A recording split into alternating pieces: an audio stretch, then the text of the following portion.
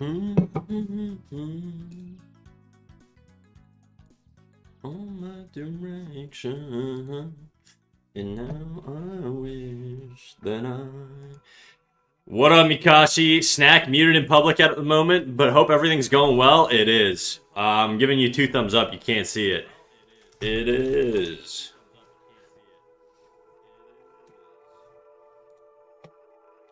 We're born and raised to lithium. A world undone from the noise.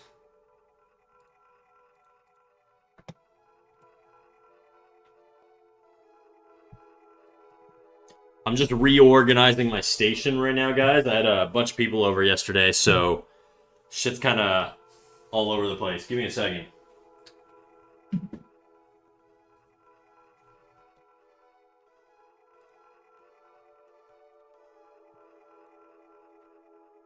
A chance.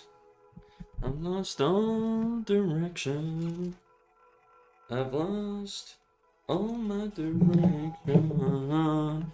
Hey, how's it going, my favorite furry VTuber? How am I doing? I'm doing fantastic now, dude. I'm doing great. I just need a little break, and now I'm good. I'm back, baby. I'm back. How you doing, Black Knight? Good to see you, man. Born and raised to lithium. The weight of the world undone.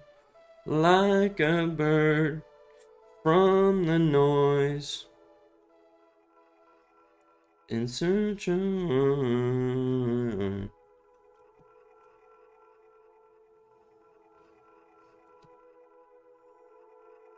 It's too bad I can't reduce the opacity on this. I be sketching? Hell yeah, dude. What are you sketching today?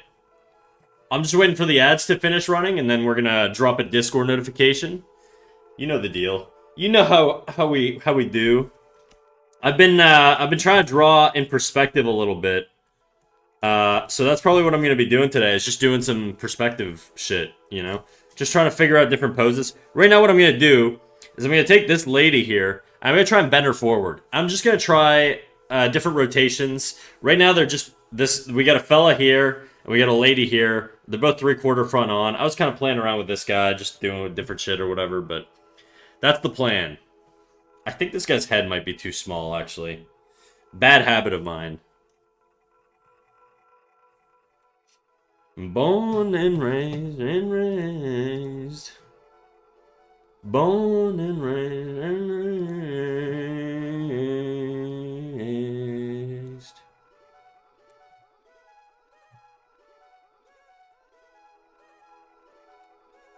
Okay, let me set up the...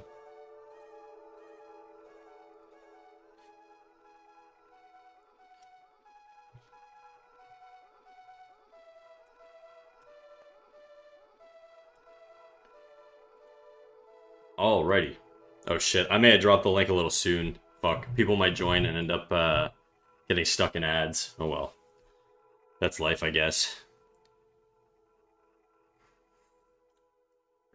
Oh, it's so warm in my apartment, bro. I just took a, like, steaming hot shower. That's probably why, but... Da-da-da.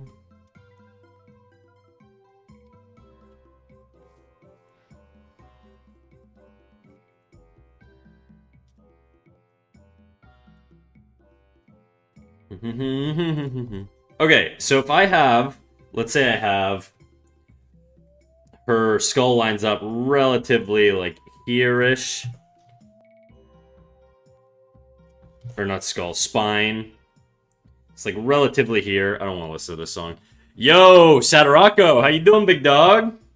I'm back, baby. I'm back. We're gonna be streaming...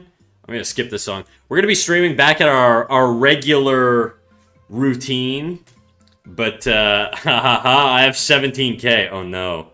What are you gonna do to me, Siren? What are you gonna make me do? Okay, I'm trying to think right now. When I pivot, Lurk, have fun with the view mouse, man. I'm sleeping. I appreciate it, Myth. Thanks for the lurk, big dog. It means a lot. I'm good. Nice to have you back. It's good to be back. You know, I needed a little break. I was just dealing with some shit in my life that I was like, I need to fucking not... I can't be alive. I think the consequence of streaming is that you kind of always... It's hard, well, for me anyways, it's very hard to mask negative emotion on stream. I think if I'm pissed off, it probably comes through to you guys, right? Like, you could tell I'm either pissed or I'm annoyed or I'm sad or whatever. Like, I feel like it comes through in the tone of my stream. And I don't like streaming like that. I think that's just sort of a sign to me that if ever I'm in that mental state, I just gotta fucking not stream, you know? But I'm great today. I'm fantastic, actually. I'm surprised I'm not a bazillion times worse. Because the reality is, I was partying last night. Hard. Me and my boys do this, like, annual thing. It's kind of annual, kind of, like, maybe twice a year sometimes, semi-annual, whatever. It's not on a regular schedule, but every year, we do this thing called Guycade, okay? And Guycade is essentially I will do nothing more than request songs today. Okay. Guycade is essentially, it's a night where we all come together and we... Diamond Hands. We bring a bunch of childhood consoles, GameCubes, Nintendo 64s, so laptops with old retro games, whatever, and we just have a retro game night. Me and the boys. Okay? So there's about a dozen guys that come over. And it's basically an arcade night with nothing but guys. Hence the name Guycade. Okay? And so, and this year, we went pretty hard. We had custom t-shirts made. Normally my buddies, because all my buddies are animators and artists, so they do, like, promotional, like videos and edits and stuff like that. Just for us, for our little group or whatever. And this year was pretty crazy. We had a lot of fun. My buddy made this like, jungle juice type mix. It's like a fruit punch with, like, this hardcore, like, spiritus 78% or 76% vodka or whatever. Some crazy amount. So people were getting shit-faced. We had, like, basically 2 giant jugs of that. Like, I'm talking big jugs. Like the size of... a little bigger than my head, you know? Like, if this is my head, like, the jug was, like, this, basically. And there were 2 of those in my fridge. I had a bunch of whiskey. My boys brought beer. Like, it was fucking crazy. One of my buddies went to culinary school, so he built, like, these, like, fancy gourmet, like, garlic and cheese hot dogs. He made tiramisu. We just had a lot of shit going on. One of my buddies passed out, okay, at some point. And once he was fine, you know, like, we gave him water. He was never, like, throwing up or anything, but he was pretty fucked up. And so we had a little fun with him.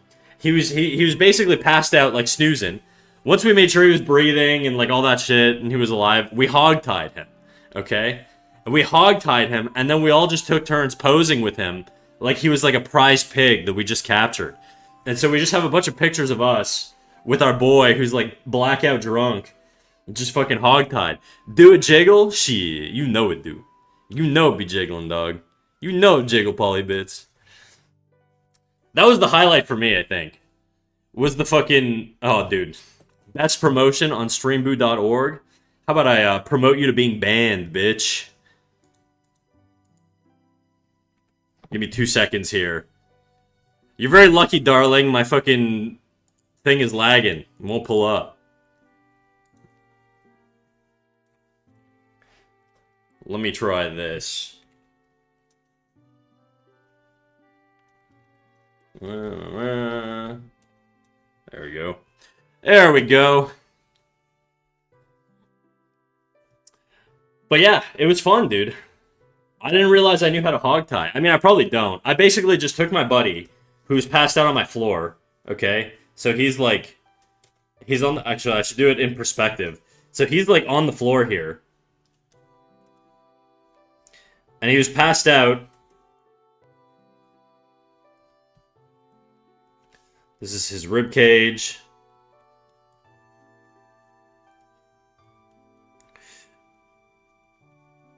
Don't do anything.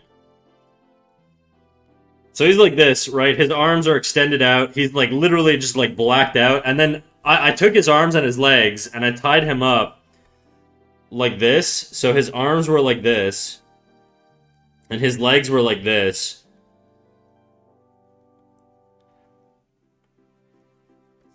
And then me and all my buddies like held him up by the ropes, and we just like we showed him off. We took a bunch of pictures where we were like pretended to be hunters, just posing with our kill. So that to me was the highlight of the night.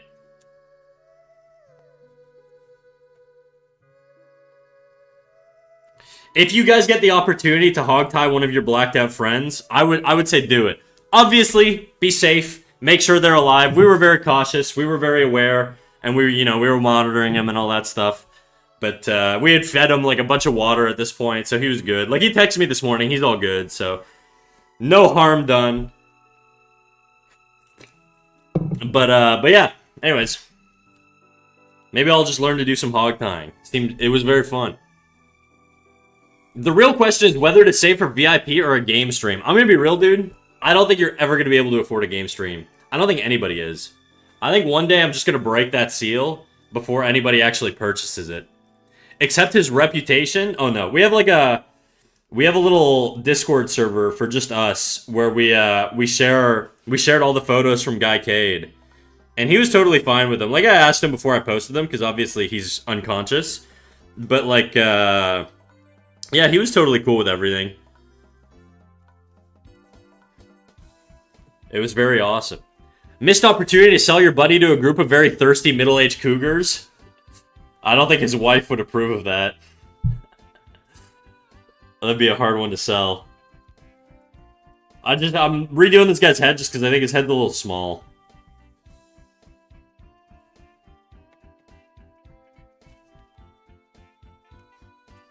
She could be the ringleader? Maybe if she makes money out of it. I could see her getting down with that.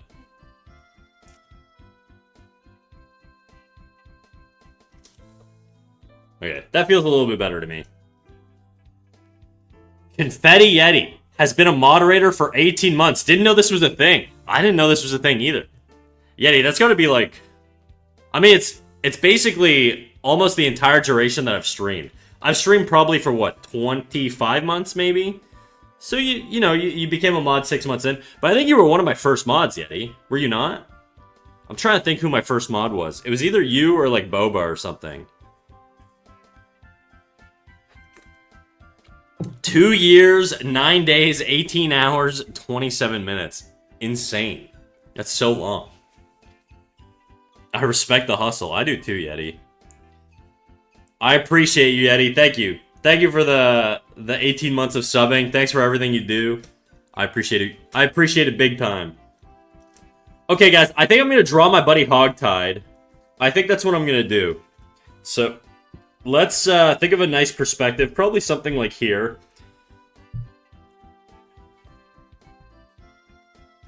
I'm going to start with the head. Actually, I'm going to do the gesture of the pose.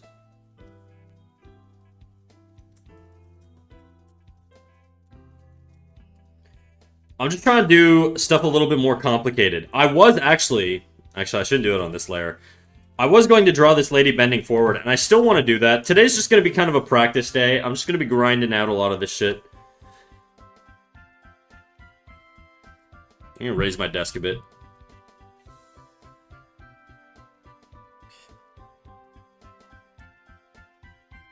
One thing I will say, not streaming has certainly given my shoulder quite a bit of a break.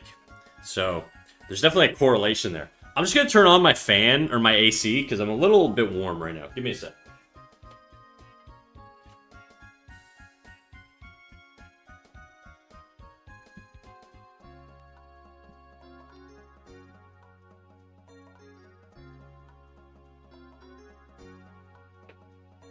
Okay, I set it to 19. Hopefully that's cool enough. It's because I just took a warm shower, and now I'm sipping on coffee, you know? Also, I'm not very liquid, and I ran out of coffee, I just realized. So, I don't know how I'm going to deal with that. I got my credit card stolen 2 weeks ago, and I've been waiting for a new one to come in. There's no bad news or anything. Like no money was stolen or anything like that. I managed to cancel the card in time. It's just kind of like inconvenient that now I have to wait for a new card. But yeah, I don't. They never sent it to like I gave them my address, and it's been like fucking 2 weeks, and I still haven't received my credit card. So I'm wondering if they sent it to the wrong place or what. So snack starts with the head, not the torso. Um, I think in this case, I'm starting from top to bottom. And I know that the head's going to be slightly bigger than this head. And so that's sort of what I'm going to be using as my frame of reference to sort of measure out the head here. I'm going under, going under. You drowning. Sorry, I stole it. Did you go gambling at the casino? Because that's what happened. Somebody stole my card, and then they spent a bunch of money at a casino. They spent like 170 bucks at the casino. And then I realized the money was being spent on my card. So I canceled the card, locked it, and then my bank reimbursed my money. So I guess I kind of lied. They did steal money. I just got it back.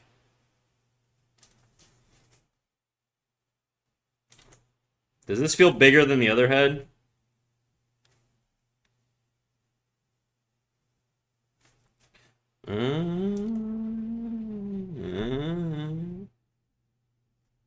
Feels a little too wide.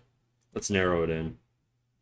I'm going under, going under. Did they win? My buddy actually asked me that. I have no idea. But wouldn't it be insane if there's a millionaire out there on my dime?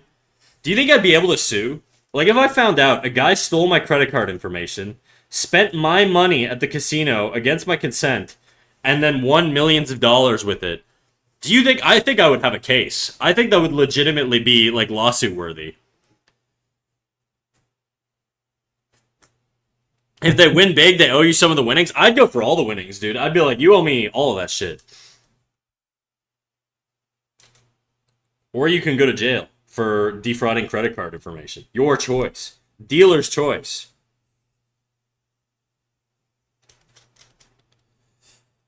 Okay, that looks about right. Now I'm wondering, from this perspective, would the rib cage be below the head here? If the neck is like there. I'm going under you, drowning you, falling forever to break through. I'm gonna add a little bit of an axis or a little tilt here, so I guess I should probably rotate this in a little bit.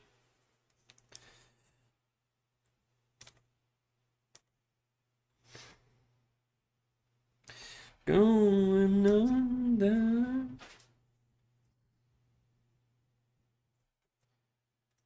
What would you do with the money? Well, depending on how much it is, if it's over 1.5 million, anywhere between 1.25 and 1.5 million, I'd retire. I've done the math. I know exactly how much money I need to sustain myself. And I know exactly how much money I need to quit my job and retire. And that's about it. And I think I could survive at like a pretty average Canadian income off of just like interest generation and stock market return and stuff like that, just based on like the patterns I've had so far. So that 1.25 million would be the point where I start considering retiring. 1.5 to 2 million is probably where I would be a lot more comfortable retiring. So that would be the first thing I do, is retire. Then I mean if it's more than that, if we're talking like multi-million dollars, then that's a different thing, right? If we're talking about enough to like no longer work, then I would probably just retire. Beyond that, probably, I guess, well, both my parents are retired, so I can't really retire them. Well, my mom's retiring this year, so she's not retired, but she's basically retired. So I wouldn't really retire my parents, I guess. Don't really know. I guess I would just ball out.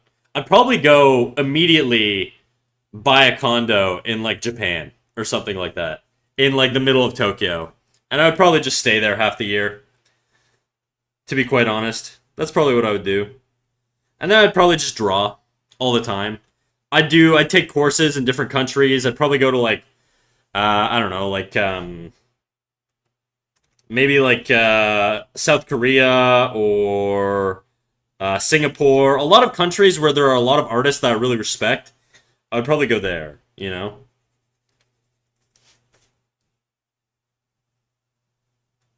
I'm trying to think of like how to do this.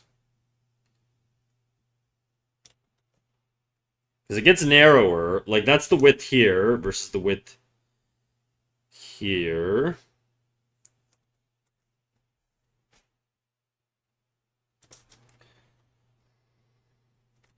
I'm just running up. I think I'm jacking off.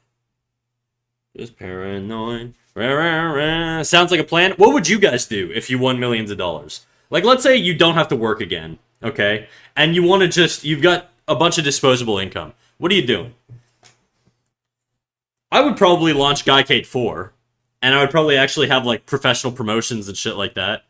And it would just be me and the homies. Maybe I'd rent out, like, I don't know, an auditorium, and we'd play like retro video game, or not an auditorium, like a an arena, and we play retro games on a jumbotron. You know, who knows? I don't know what the fuck I'd do. Sit on it, eat food. I'm talking, but the thing is, Siren, I'm talking like so much money that like even if you spent it, you wouldn't run out. You know what I mean? Like if you just had like insane amounts of money. Like not where you have to be like strategic and be like I have to plan for the future, all this stuff. Like we're way past that. You know what I mean? Buy a house, invest the rest, and make video games for the rest of my life. That's an approach. That's for sure. That's a good start.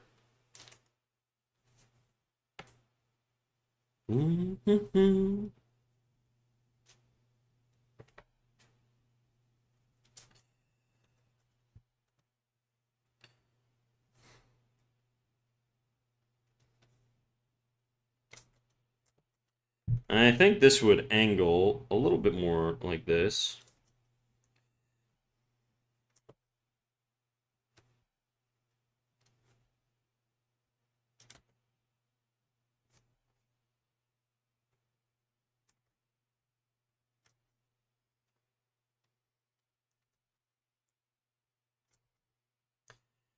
You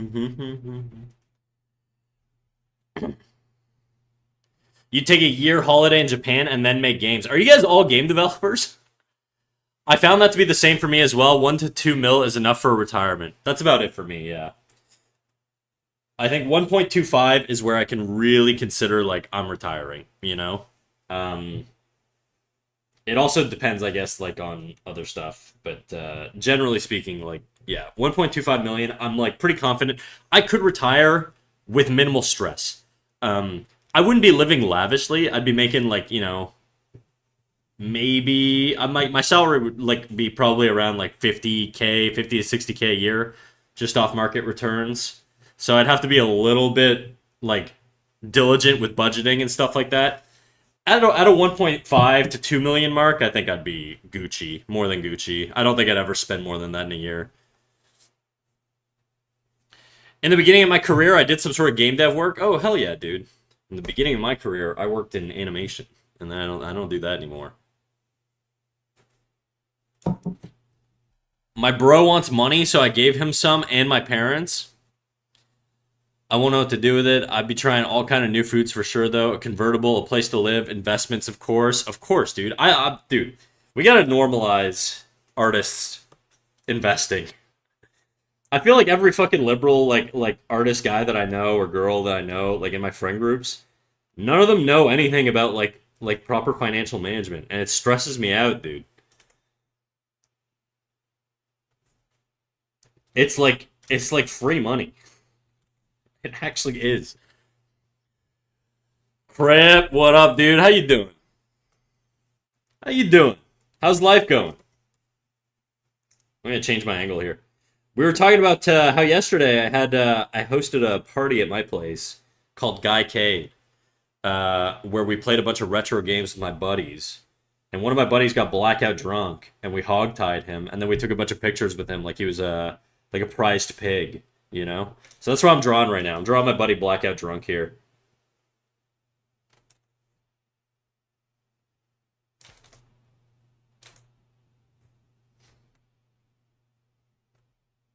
We also put on like the SpongeBob soundtrack in the background while we were gaming, so there's just like Bikini Bottom ambience. And anyways, so just imagine that there's also Bikini Bottom ambience here.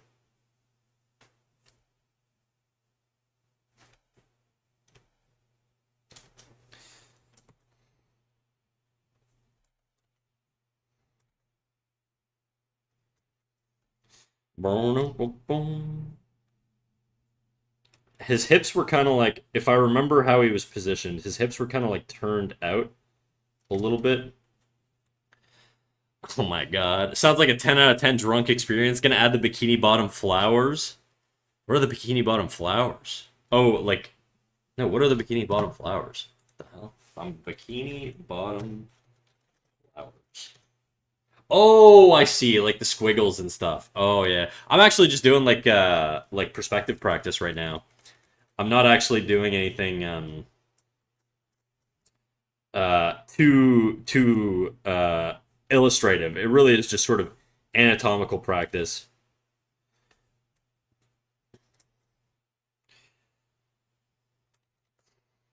But yeah, anyways, all that to say, guys, I really feel like people need to be less scared of learning how to invest. And if you don't know how, just find an investment. Like there's tons of like financial advisors and stuff like that.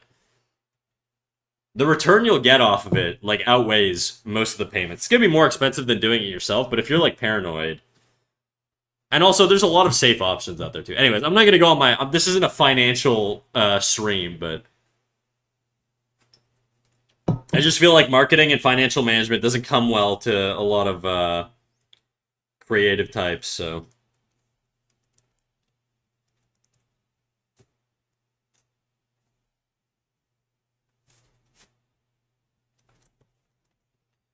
how you been, Crip? How's life going?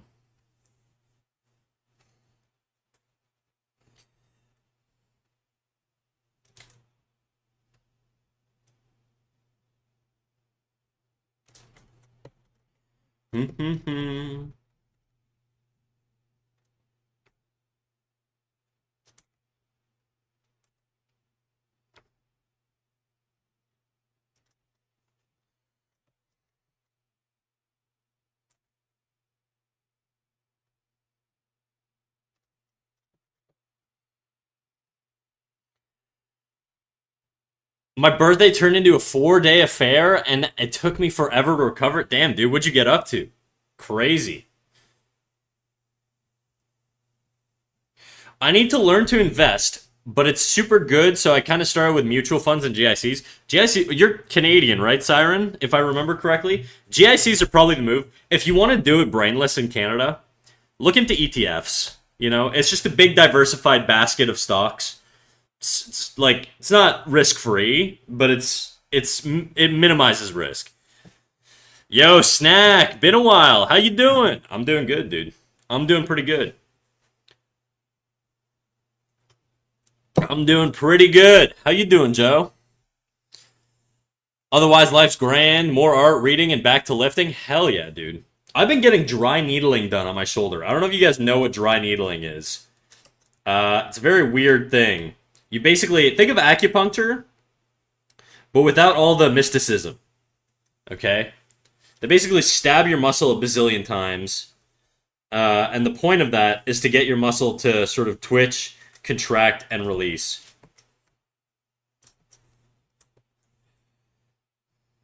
ETF, I've heard of those. Yeah, ETFs.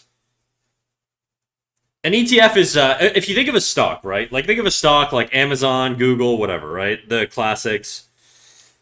Amazon, Google. These are all part of a specific industry, right? So this is the tech sector. Generally speaking, when you invest, you want to have diverse allocation of different sectors. You don't want to sort of be in one sector because, like, let's say the AI bubble pops tomorrow, and all of your money is in tech. well, you're kind of fucked. But if your money is spread out in tech, telecoms, let's say, like Verizon, Bell and Rogers in Canada, telecom. Maybe you want to put some money in banking, blah blah blah blah blah blah blah, so on and so forth, different sectors. Um, Energy, like oil, gas, blah blah blah blah blah. What an ETF does is it's one stock, but think of it as like a basket. So it's essentially one giant basket that contains all of these sectors, but you're buying just the one stock. So you're buying the basket. You're not buying these individual stocks. You own them by buying that basket, but that basket is basically, it's a product that allows you to diversify naturally, or not naturally, I guess it's investment, but like it allows you to be a little bit more diverse and a little bit more risk insulated, I guess. So that's why ETFs are important. They're similar to mutual funds if you're American, I guess. I think ETFs are more commonly bought in Canada, I think. Maybe there's no difference. But so that's why a lot of people prefer ETFs. Also, on average, statistically, empirically, they just outperform individual stock picking almost every time. You're just getting a wider exposure to a certain area. Anyways, Nox, how's it going, dude? The mouse returns. That's right. Verbanter, dude. I saw your little freaking painting. You're starting to mog, bro. Your shit looking nice. I like the texture. I really like. It's almost like a dream-like texture in the art share. For those who don't know what I'm talking about Verbanter's drawing in the art share. Just do day trading. Yeah, just gamble, dude. It's just your life savings.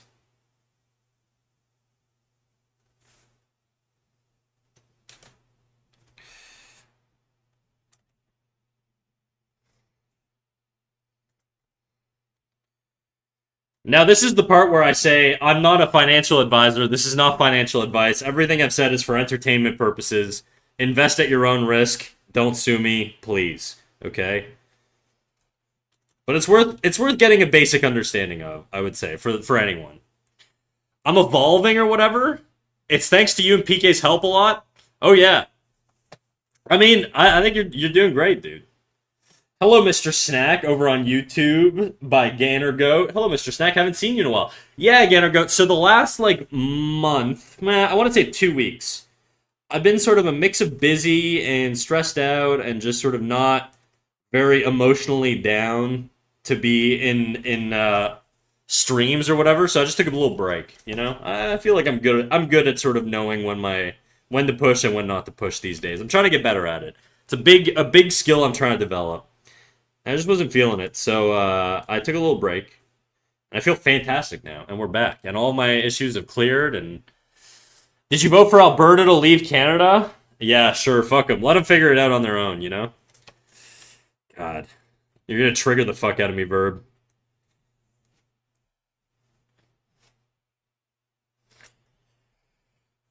Good on you for looking after yourself. Thanks, big dog. I appreciate it. Too late. I've invested your life savings per your advice. Okay, well, if you ever want to do that again, just let me give you my my e-transfer information, and then you can put your money in my bank account, and then I can invest it on your behalf. That way you don't have to think about it. What could go wrong? Millennium 150, hello. What up, Millennium? How you doing, big dog? I think I'm going to draw through here with the hips.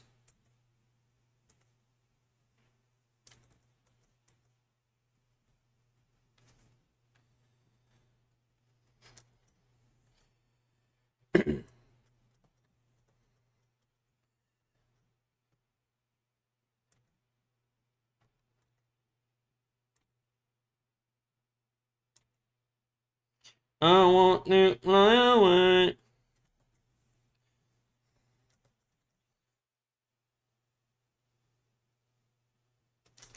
Yeah. What's going on screen here? I'm seeing a lot of colorful art and lines. Yeah, okay, so let me explain, I guess, a little bit. Basically, what I'm doing right now is I'm trying to train my brain to be able to draw in perspective a little bit more effortlessly. And to do that, I need to actually sort of know what perspective is. And so this is basically me drawing in perspective. Now, I'm looking at this, and the floor plane is actually kind of like this, so this hip needs to come back way more. Who's your favorite artist / musician? My favorite musician, or my favorite band, I guess, is probably Alexisonfire. Favorite artist. These days, Sungmoo Ho. Other honorable mention, EO58.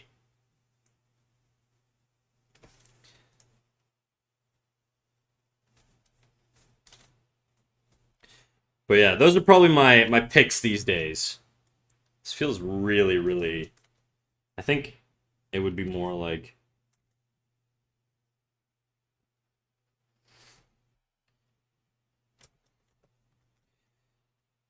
And to explain, I guess, all the colorful lines and stuff. So this is a 2-point grid, okay? It looks very fancy, but what it is essentially is it's a horizon line here, which the horizon line you could think of as your vision line. So if ever let's say you're a short person, okay? I'll give you an example.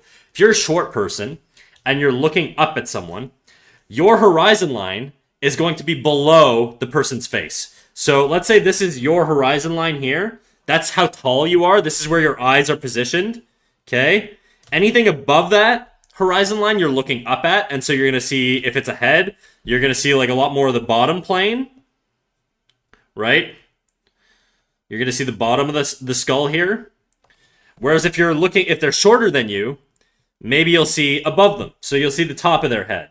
And that's sort of what the horizon line is. And all of these weird green and red lines that you see, the blue line, by the way, is the horizon line.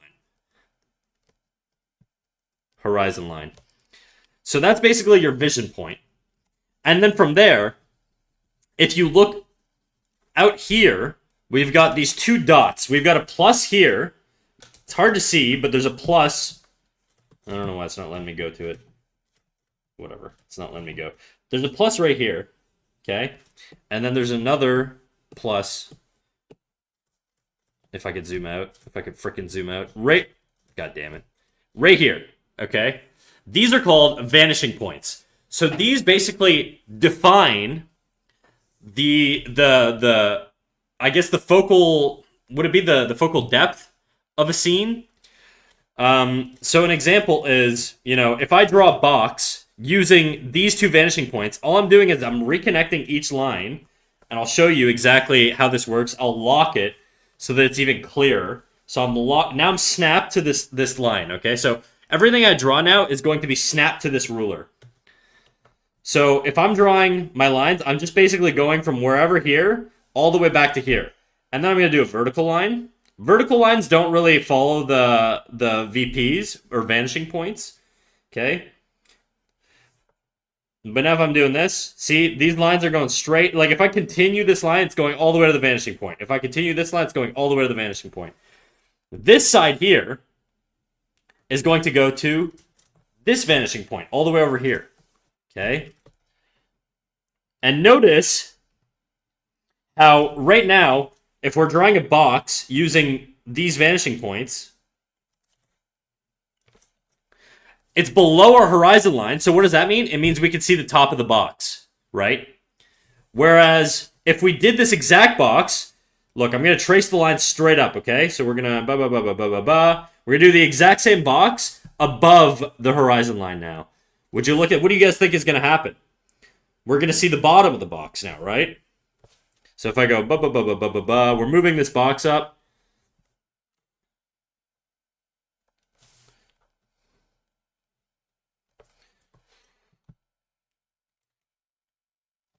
Now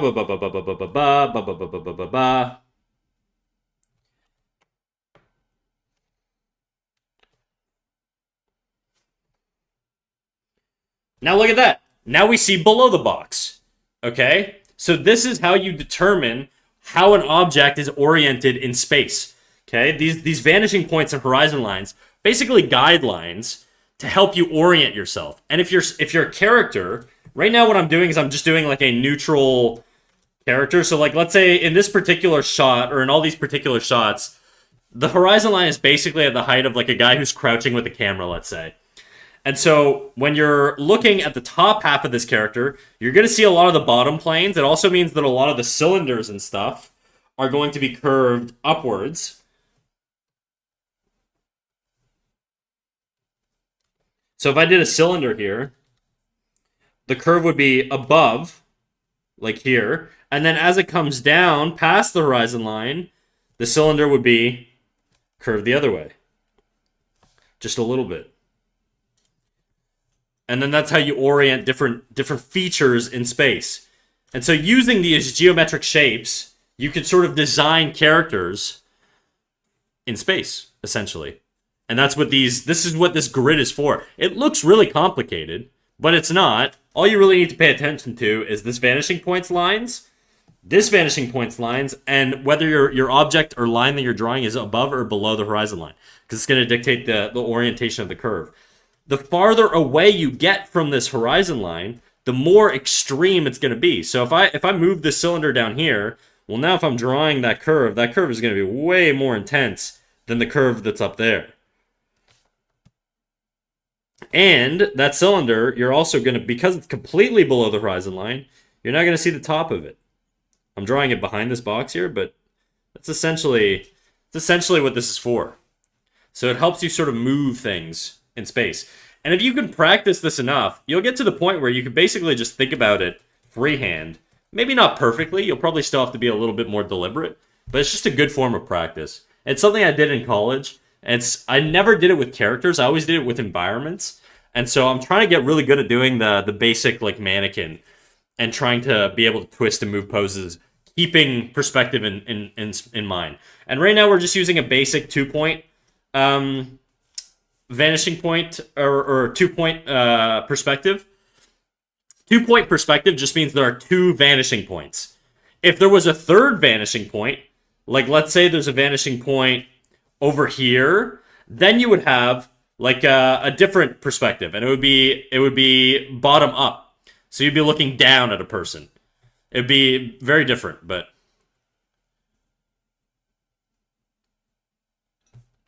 it's kind of how autofocus cameras are calibrated. Oh, I didn't know that. Oh, hey, I was in the music video for this song. The last one? Which one? What the fuck? Recently played. The one... Which one? Gone Sovereign by Stone Sour?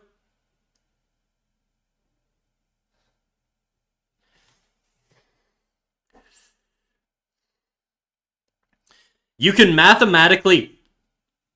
You were in a Stone Sour music video? What the fuck? I love Stone Sour, dude.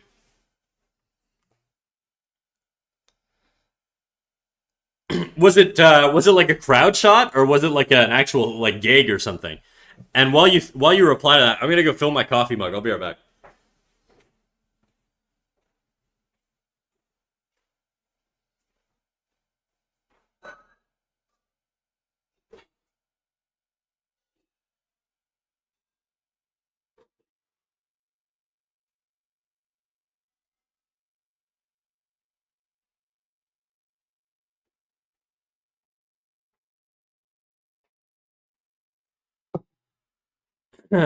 Based on lines in the image, I see. But yeah, and so, and depending on how close or how far these vanishing points are from each other, that'll determine how forced or how pushed and broken the perspective looks. It was a crowd shot, but I got to meet the band. I think I have pictures with Corey and Jim somewhere. They catered with cheap pizza and Pop-Tarts. That's so sick, dude. Hell yeah. You should send me the section in the music video that you're in. You don't have to do it here. You can just like DM it to me or whatever, but I'm curious.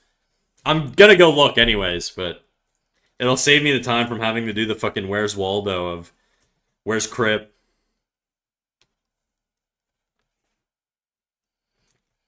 Um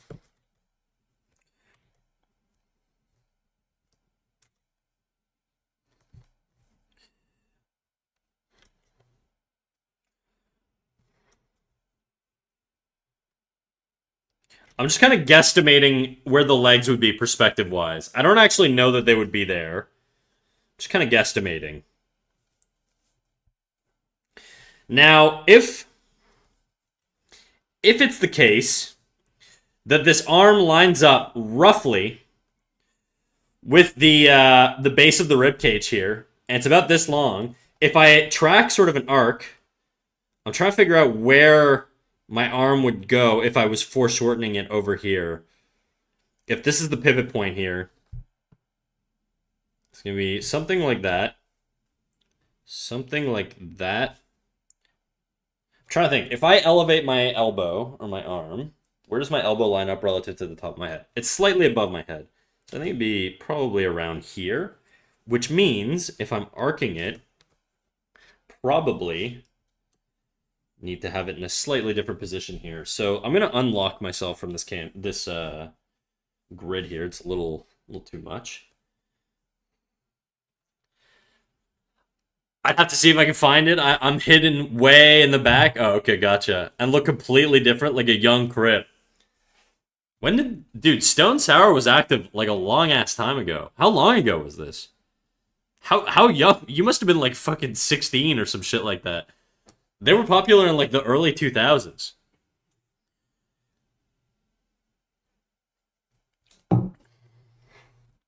Okay. Whew, whew, that is a hot coffee. Holy shit.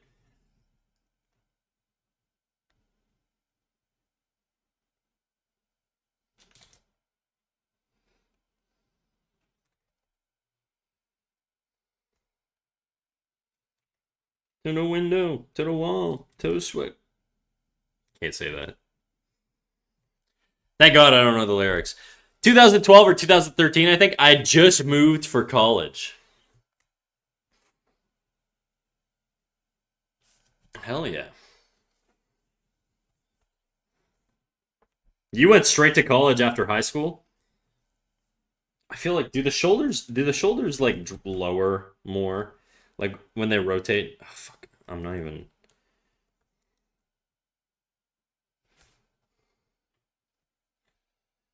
I'm trying to think the degree that your shoulders would slide down.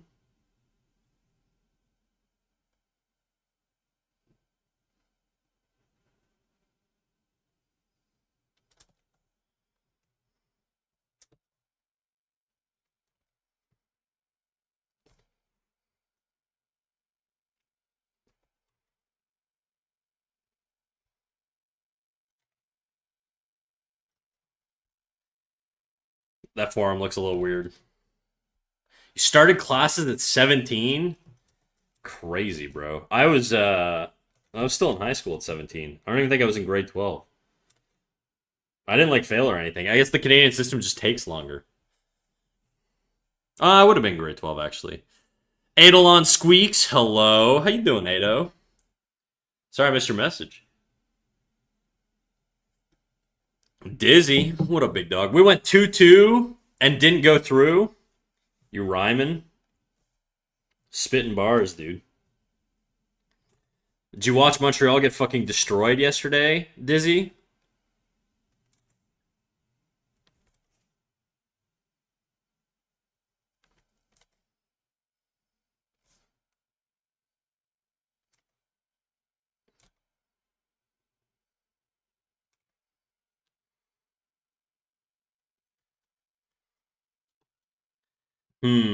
This feels weird to me. I don't like that. Young for my grade? You're like I can't remember. Are you an early? No, I guess your birthday was like recent. So you're like a middle of the you're kind of like late-ish in the year, I guess. Because most school years end in like June. Hmm.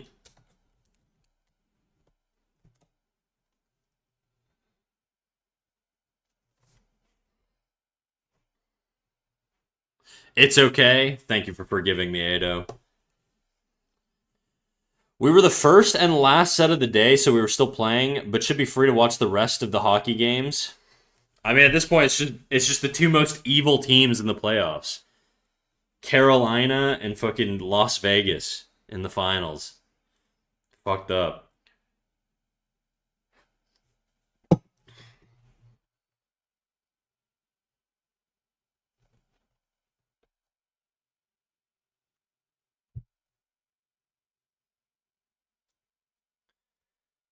Tampa made it? No, Carolina. The Hurricanes. I gotta cheer for Vegas though. You guys have is it Carter Hart? That's like the one of those like hockey players who had like the allegations against him or whatever. The evil goalie, the Darth Vader of hockey. Maybe I'm mistaken, and maybe I'm about to get sued. He was technically acquitted, I guess, but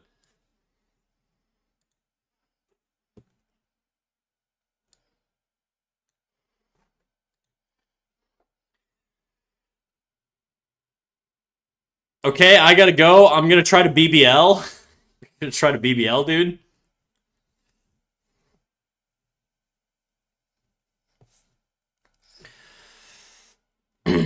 Probably. I've heard rumors, but quit keeping up with the team. The whole scenario is very complicated. I don't know the details enough to speak on it.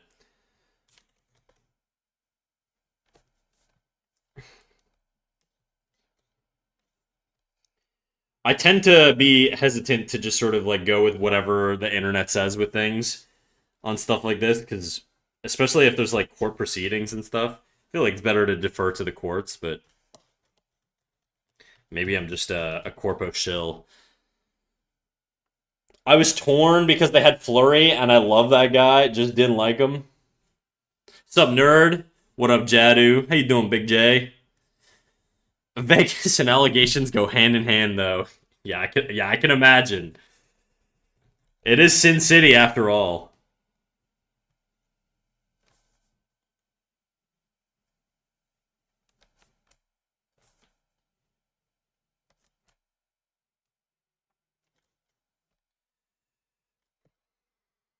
I'm good. Hell yeah, dude. Me too. I'm a lot better.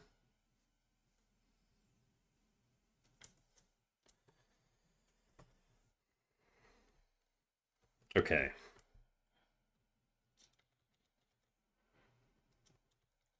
think the other arm would be somewhere like here-ish.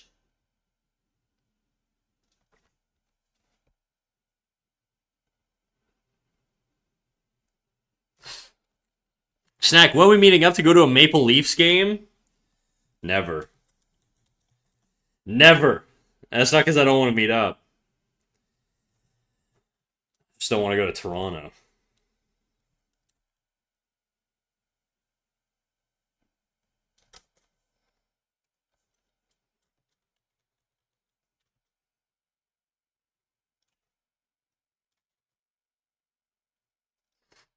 What have you been up to? I've been chilling, dude. Yesterday was Guy Cade. I don't know if I told a lot of you guys didn't miss the. A lot of you guys missed my little recap. But yesterday was it's this retro video game night that me and my boys host every year, and we made custom T-shirts, everything. And yesterday was Guy Cade, and we had a bunch of retro games going. We were playing Super Monkey Ball, we were playing Super Smash Brothers Melee, which I play regularly, but whatever. I was playing it at Guy Cade too, and then we had Mario Party. We were playing Ninja Clash, the OG Ninja Clash, or Clash of Ninja or whatever, the Naruto game. We were what else did we do? Playing CS Source, all kinds of crazy shit, dude. I remember last year you had to cancel the stream after Guy Cade due to a massive hangover. Yeah, I was a little bit smarter about it this year. I was a little bit smarter about it this year. I knew I had to stream tomorrow, so I was like, you know what? I didn't pace myself, but I just chugged a shit ton of water. You should have streamed it. I don't trust any of my friends to not get me canceled. So that's never gonna happen, unfortunately. They're not media trained. They're literally just a bunch of crazy people.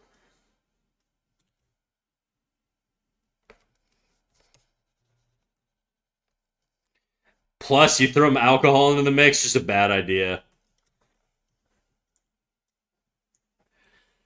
There would have been a lot of doxing. Oh, yeah.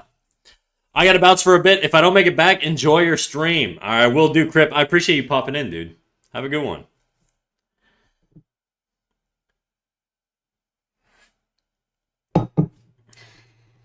This ain't right. This ain't Falco. Okay, let me. I have an idea here.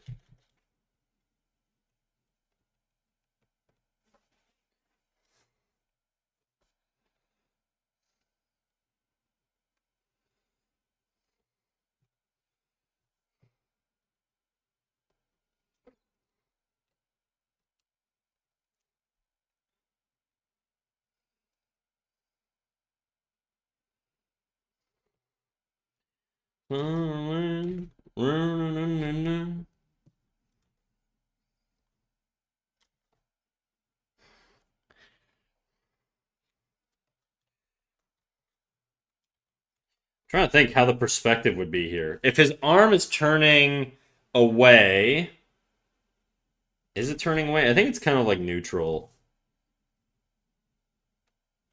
This hurts my brain. I'm going to put this arm just sort of straight. So we're going to do something like that.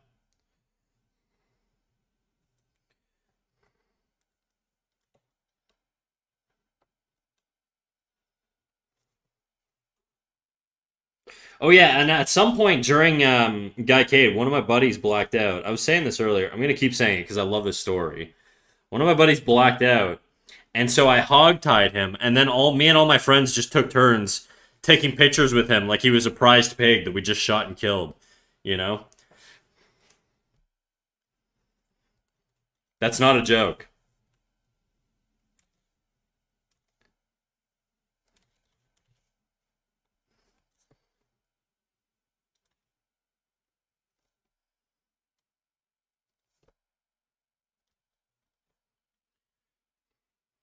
Snack it to Shibari confirmed. Oh yeah, we BDSM the shit out of that guy. With the context of him being blacked out, me saying we BDSM'd him is a little bit of a. We didn't do anything weird to him. Don't worry, we just tied him up and took pictures with him, and we fed him lots of water. My heart open. Show myself shine. By the way, what I'm drawing right now is my buddy blacked out right before I hogtied him. And scars remind us the past is real. Tell my heart open just to feel. You down for an animation critique? Give me like an hour, okay? I just want to I want to get through this pose first, and then yeah. Snack worried about his friends getting him canceled and then hits us with this. Well, the thing is, we had made sure he was fine. We had been feeding him water and shit. He was just kind of sleepy at that point. Like, he wasn't, like, blacked out from alcohol. Like, if we shook him, he would have woken up and been like, oh, what? You know, it would have been one of those. He just kind of, like, fell asleep. So blackout's not the right term. Because he was texting me this morning, and he was, like, completely fine. You know, he just had a little too much to drink and took a little snooze. For clarity.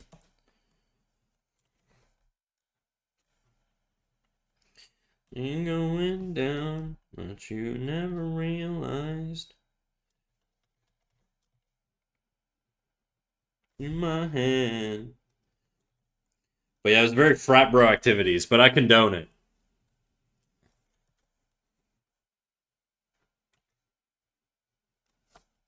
And my weaknesses can't too much. Those remind us. I tear my heart open to feel.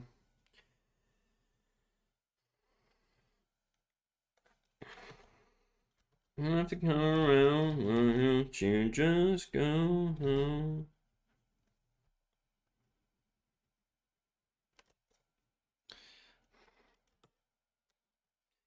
These forearms are a little short, I think. I think I could make it a little longer.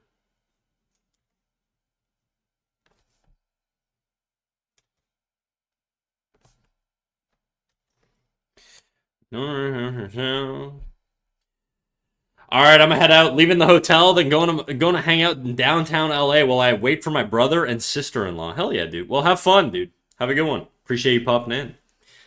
I should get back to studying French. See you snacking, everyone. Au revoir. Bye-bye, Black Knight. Tear my heart open, so myself shut. Can't do much. This don't feel right.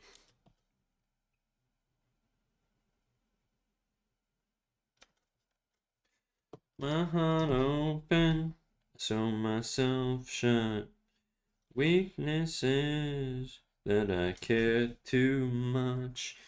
Scars remind us that the past is real. Just to fail.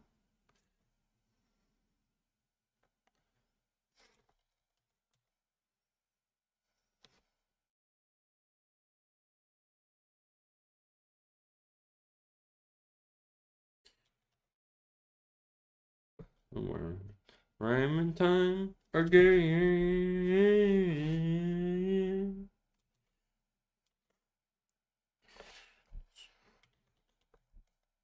I think I'm gonna have this leg kind of just come out at like an angle. He's kind of like in a weird like frog split type pose. Longing to escape from a life I live without my way. So there. Let's make our escape. Come on, let's go there. Let's just get escape. Take me higher. When I'm in sea.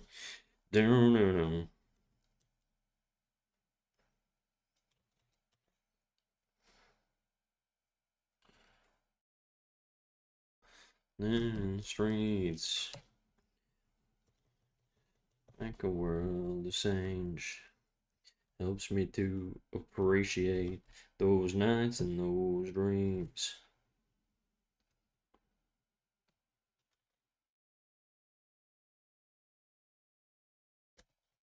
The earth of mine dreams again.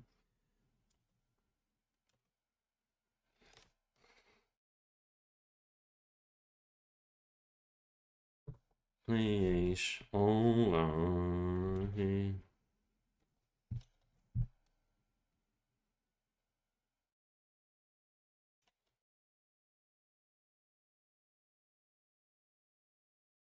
It's so scary, scary. You take me higher.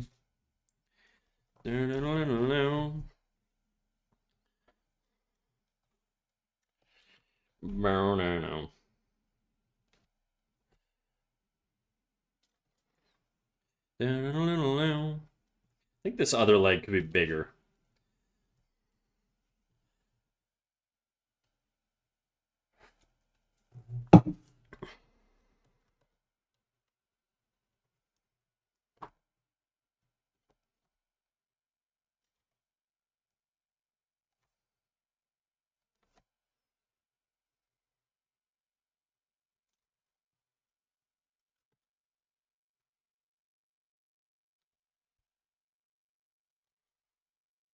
Feel like I'm alive for the very first time.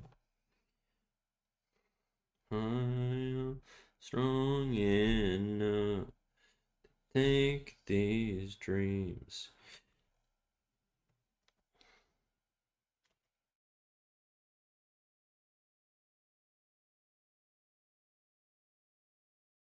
Boom, boom, boom, boom. I'm strong enough to take these dreams. You take me higher. This needs to be longer.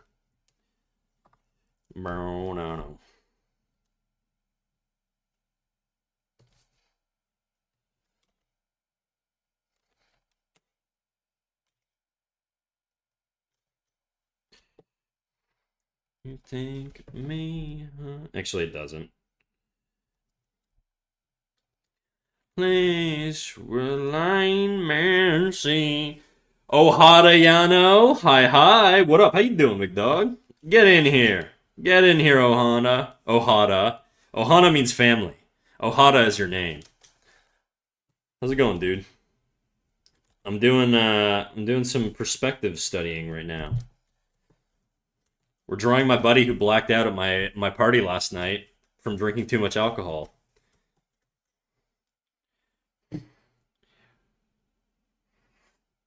Nice, nice. Hell yeah. To make them feel like it's not too... I feel like this is still kind of long. Even if I say it'll be alright. You want to end your life. What are you getting up to today, Ohada? Getting up to anything fun? Just drawing, chilling, looking for a new streamer to consume? Maybe I'm the one. Maybe it's a match made in heaven. Maybe you're gonna hate me, though. Maybe you're gonna report me and leave and rage out. Who knows? Only time will tell.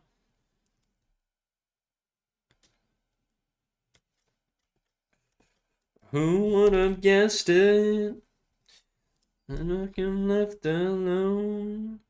Everything that I own to make you feel like it's not too late. It's never too late. And if I say it'll be alright, I hear you say you want to end your life. Just woke up a couple minutes ago, submitting art to different magazines. Hopefully something comes from it. Damn, bro, that's old school. Hell yeah. I don't think I've heard of any magazine submissions in years. I know back in the day, like all the Magic the Gathering guys used to submit to... Was it Image? I can't remember what the name of the magazine was. Some sort of magazine that all the big like Wizards of the Coast dudes used to publish in. So that's sick, dude. What kind of art do you do?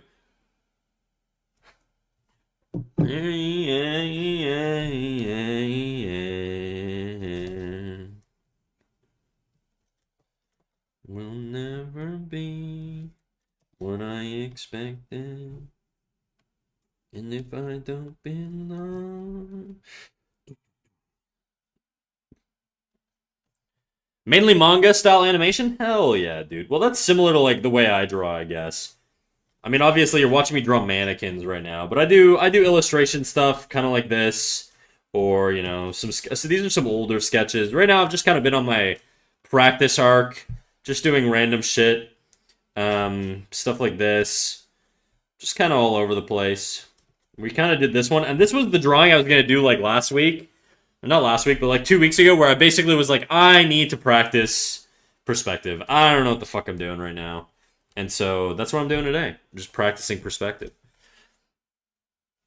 I do my ink work traditionally, scan it, and color it in Photoshop. Hell yeah, dude.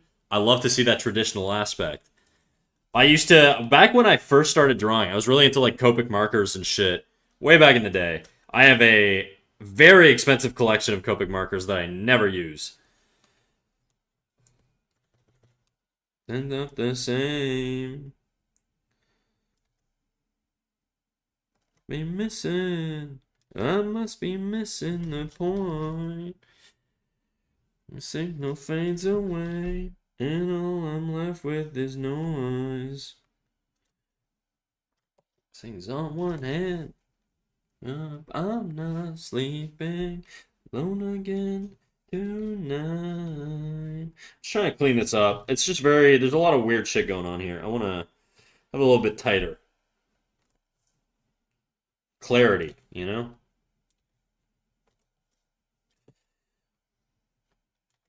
I don't even think you would see the top plane there.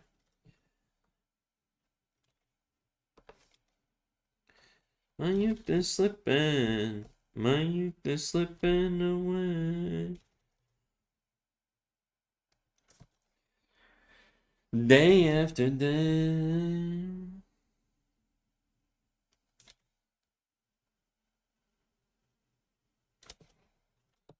That don't look like a proper cylinder.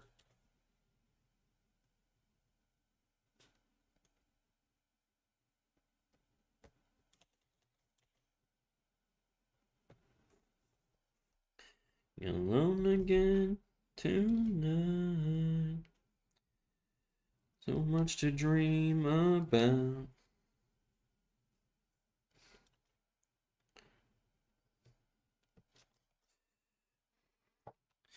How I feel betrayed. Okay, I gotta ask. All right, ask, dude. Sometimes I'm all answers.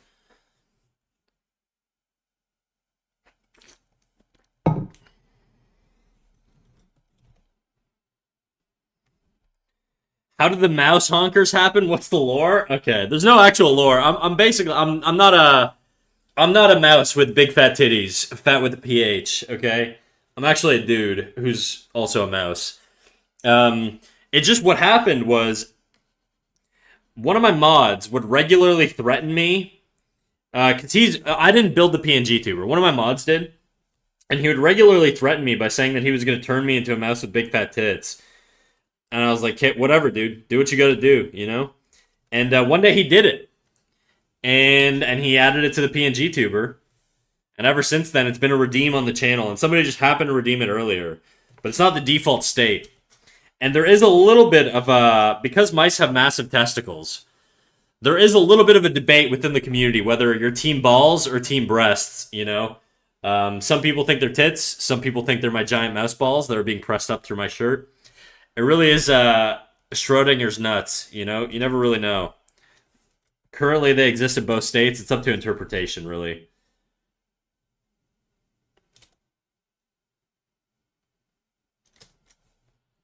Either way, you grew a pair. Oh yeah, you got to keep warm in the winter. You know.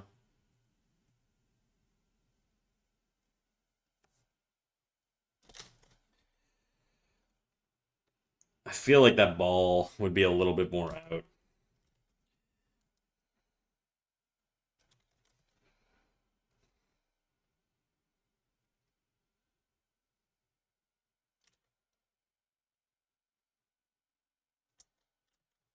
If the fear, wheel and steer. Before it seems to have a way, haunting mass appeal. Maybe I begin to find a way.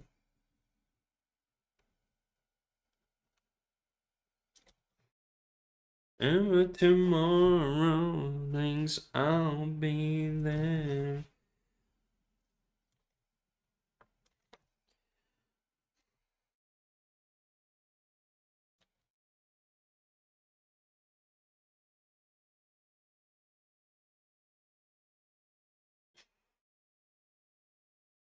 Still feel like there's some weirdness going on here.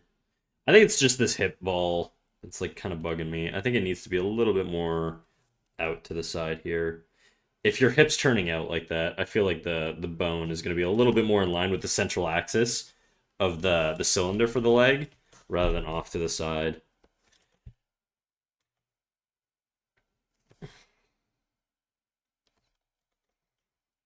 Else gets around.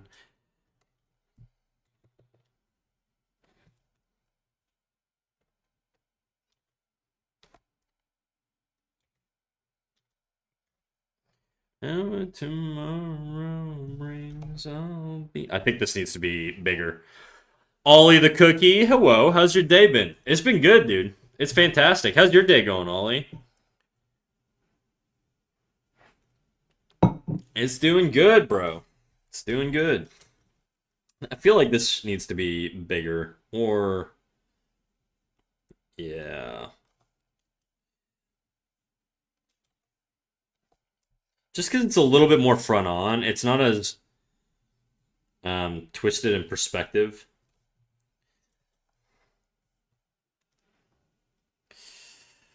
Right then, twos, water over wine. Wheel and drive.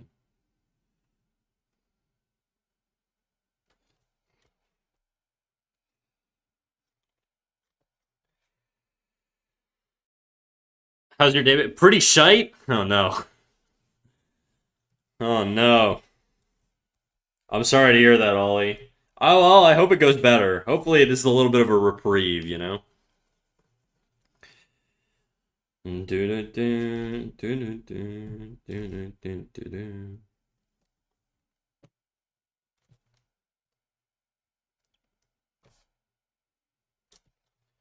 I've almost beaten Ganon.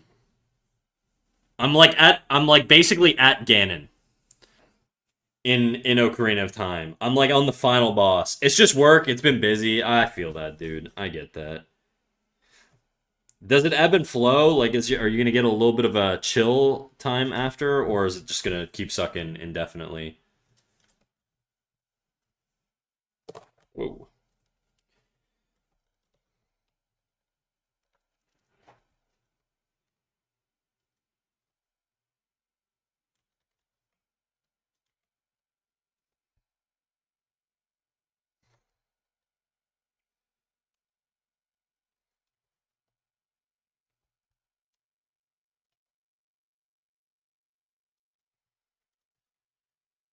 I'm on my break now. Oh hell yeah! How long's your break, dude?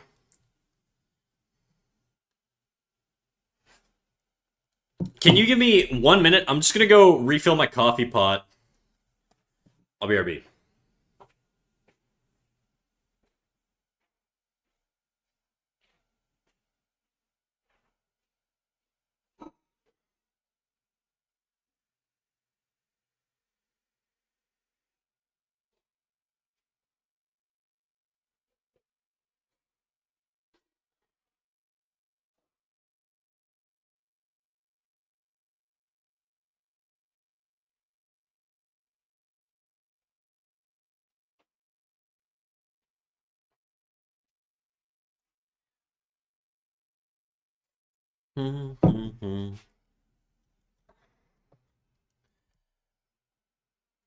Another 26 minutes till I have to go back. Oh, you're on your lunch break. Oh shit, I thought you were on like vacation.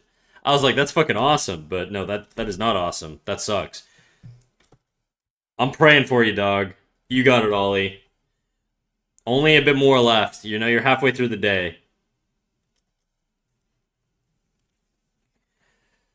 Snack, I've been stuck on the whole posing thing, but what would you recommend would be a great resource or exercise to do to get into understanding turning the pose into 3D shapes? Man, you're asking me literally as that's exactly what I'm doing. I mean, I'm a fantastic resource. Alternatively, depending on how much money you're willing to spend, Pete, there are really, really, really good courses by Sungmu Ho that I've been using on Colosso. This is not sponsored, by the way. I really, really think that they are fantastic. They're in Korean, but they have subtitles, so you know you can manage, you can figure it out. If you've ever watched anime, it's the same thing. You'll live, you know. They are a little pricey. I'm talking 200 to 300 USD.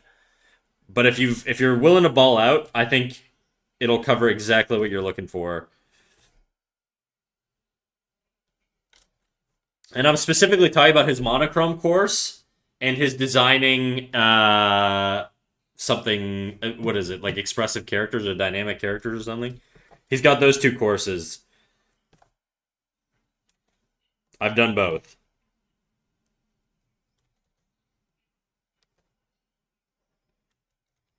I feel like this shoulder is a little big. But yeah, otherwise, I'm a fantastic resource. What do you want to know, big guy? Big boy. What do you want to know? Huh?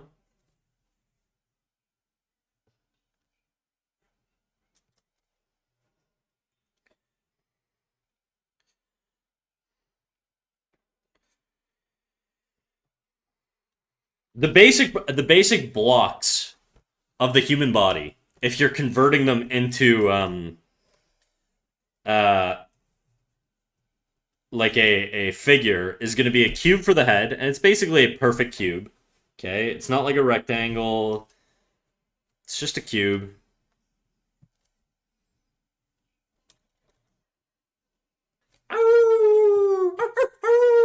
No we. Fuck. Geeky Ramen, thank you for the follow. Welcome in, Geeky. No, hello, Z. Right? So something like that. Then the rib cage is going to basically be another box, and you're going to have it on a if you're doing a neutral character, it's going to be on a slight angle. And all you're really doing is tracking these perspective lines here. You see these green lines? That's what I'm tracking for my horizontal lines.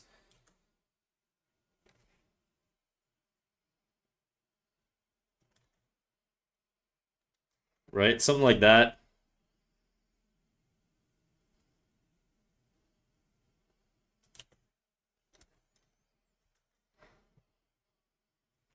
The slight angle. I might have made it a little too long here.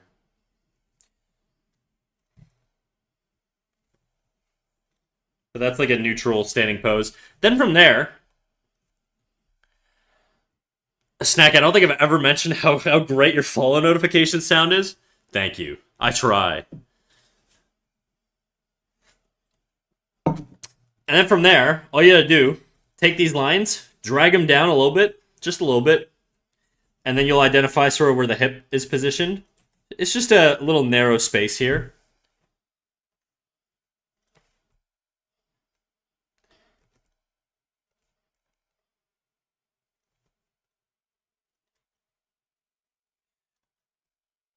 And then same deal with the legs, blah, blah.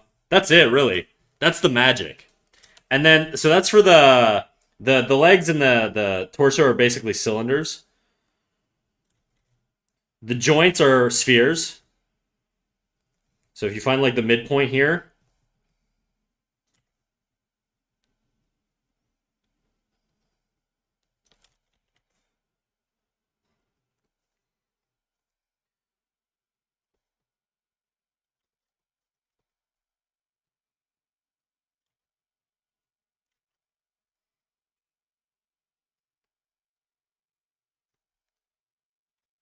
that's it, dude. I think my torso's a little too tilted. Like, I get drawing the character to front view or a side view or something, but never got into posing them at different perspectives, which I have done practice showing how boxes are an angle.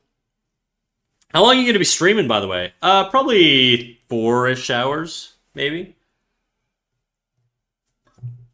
Probably 4-ish hours, yeah. I'm going to change the tilt on the torso here. It's a little too tilted. Just something a little more subtle. So the way, Pete, that you identify, you know, perspective is with vanishing points and horizon lines. And that's what I'm doing here.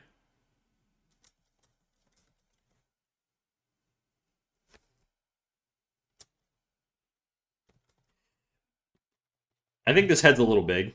It's going to be bigger than this one and this one because it's closer to us, right? Why, hello, y'all. What up, Ori? How you doing, dude? I was lurking in your stream like beginning of the week. I feel like I feel like your stream schedule is very different now. I don't know if it's like a work thing, but I see you at different times that I don't that I'm not normally available at. Yeah, dude, my schedule's fricked. Okay. That sucks, bro. Well, how you doing, dude? How you doing? How's life going? I work mornings and nights. Oh, damn. I live that life, bro. It's rough. I did when I worked at McDonald's, I was part of the overnight crew. And so I do the 11 to 7 a.m. shift. And then they'd schedule me for like a fucking morning shift, like not too long after that. They wouldn't stack them one after the other because legally you need like 11 hours apart, I think, or something like that, of rest between shifts. But yeah, it's I can relate. It's brutal.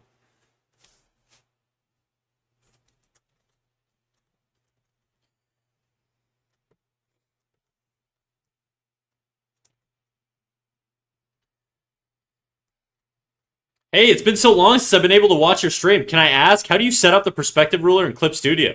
I've just started using it, and I don't understand quite yet. Okay. Yeah, no problem. So, step one. Yeah, if they don't give you a certain amount of time, you get paid overtime hours. Yes. And if you work at McDonald's, not recommending it or anything, but if you work at McDonald's, if you do overnight, you get like $2 more an hour on top of minimum wage, which is not it's not awesome, but you know, it helps if you're willing to compromise on your sleep, I guess. But to answer you, Jesse Monlou, number one, okay, go to layer, okay, so go to layer, here up at the top, right here, layer. Next, go to ruler slash frame, 2, ruler slash frame. Then click on the third thing, which is going to be create perspective ruler. And then you'll get a little pop-up. You can't see it here because I only have my window capture set to capture my canvas. But there's going to be a little window pop-up. It's going to ask you if you want 1-point perspective, 2-point perspective, or 3-point perspective. I am doing 2-point currently. 3-point would be if you're doing like dynamic up shots or down shots or whatever. And 1-point would be if you're doing like a front on, just like very straight on shot. Think of Wes Anderson. A lot of his environmental shots are 1-point perspective. Most things are 2-point perspective. Very dynamic stuff is 3-point perspective. You can do dynamic stuff in 2-point as well. But right now what I'm doing is 2-point. And then you select that. So what that's going to do is it's going to create a layer, okay, that has this little symbol here. You click on the symbol, then you click over here on the operations command, and then what you do is you go in, you'll see all these settings here, and you can basically toggle different perspectives. Like I could add a floor grid if I want. I could add, you know, an x-axis, a y-axis, or I can add like a x grid. I can add a y grid. Well, I guess they're both kind of I can basically add z depth. You know, z depth on this one, on all of these really. I don't really use the floor grid, but I use these two. And then what you can do is now you could just go in here. If you're under the operation selection, you can select your vanishing point, and then you can move it around, and you can play with your perspective. You know? You can make it tighter, you can make it farther out, blah, blah, blah, whatever you want, really. I'm going to keep it where it is. But, and you can take your horizon line if you want. You can rotate your horizon line so you get like a crazy Dutch angle. You can do all kinds of stuff. You can make it higher so you have like more of a top-down perspective type deal. So now you're looking down at the characters. All that good shit. Not sponsored. Clip Studio, please sponsor me. But otherwise, yeah, that's it. Hopefully that helps. If you didn't get all that, when the VOD's up, you're more than welcome to look at it again. That's what I would advise you to do. And then whenever you use it, though, by the way, by default, this little command is going to be on called Snap Lines to Selected Rulers. I usually turn that off because if it's on, what happens is it doesn't let you freehand draw. It only lets you sort of draw along the grid. I don't know why it's not doing it right now. Did I not toggle it on? Yeah, Snap Lines to Selected Layer. Now when I go to draw, it's only going to let me draw along the grid. So I can't freehand anything that isn't tied to this grid. It's fantastic if you're like trying to plan out like a rough or something like that. Like let's say you're doing a building, then you can do like blah blah blah blah blah. Building, blah blah blah blah blah. Here's my house. You get it. But generally speaking, it is kind of annoying for organic figures and stuff like that. So I tend to turn it off. I turn it on and off, and just depending on what I need. But yeah, that's what I would. If you think that'll be annoying, then turn it off. But that's it. That's the gist of it, baby. Oh yeah, that snap shit sucks. Yeah, it is kind of annoying. It is very annoying. And it's on by default. And then every time you want to sort of change your settings, you just click on your perspective thing, and then you go object, and then you play around with your settings, blah, blah, blah, and then you're good. That's it. That's it. That's the magic. Also, we got a little follow just there. Who gave me a little follow? Joseph Virtuoso. Thank you for the follow. Welcome in, big dog. I get it now. It's much more comprehensive. I thought I had to set the vanishing point manually. No, if you had to do that, I wouldn't be using it because I'm lazy. Jesse, my boy. I would never... Me? Put effort into drawing a grid manually? Fuck that, dude. That's for college students and people with a lot of time on their hands. Not for me.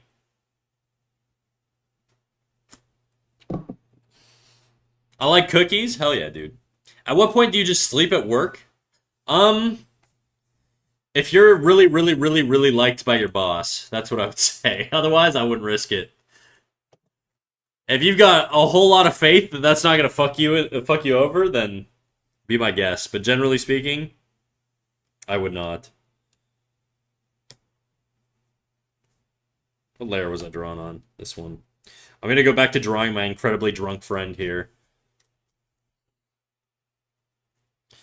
HDMZ, how's it going, big dog? Knox, welcome back. Unless you were here the whole time. I gotta line your stuff tonight. Oh, you doing some work for Ollie? Hell yeah, dude.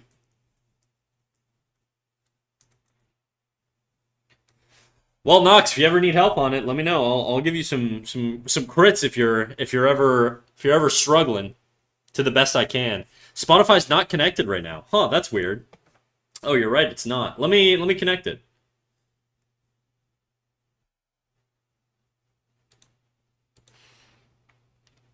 Did I do it wrong? You did not. My app is just kind of fucked right now. Give me a sec.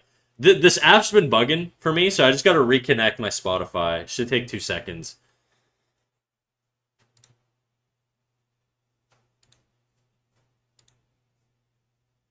Oh, I just realized there's no music playing on YouTube right now. There we go.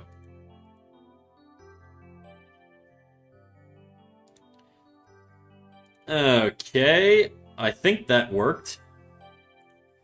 Now I'm gonna queue up, don't worry, I'll queue up your song for you just to see if it's working, to spare you the channel points. Let me see if it's working now.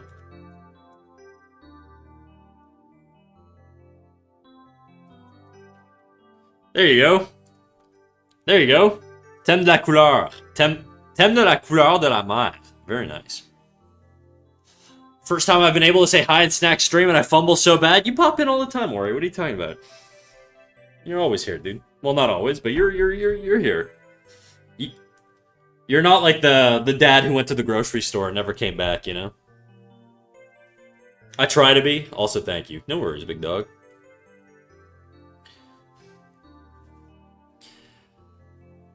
Well, thanks so much for helping me with that. From now on, I have no more excuses for practicing perspective. Honestly, dude, I think it's really useful to just have the grid active. Maybe not all the time, but often, you know, just to get an idea.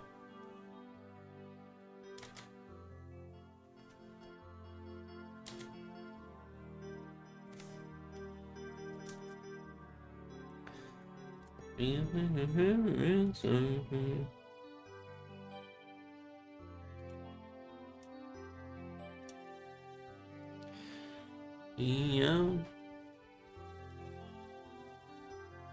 Okay, how big are... The shoulder balls are pretty big. They're pretty small here. I haven't really made them consistent. I gotta figure out what size to go with. I think small makes more sense, so I'm gonna go smaller for the shoulder socket.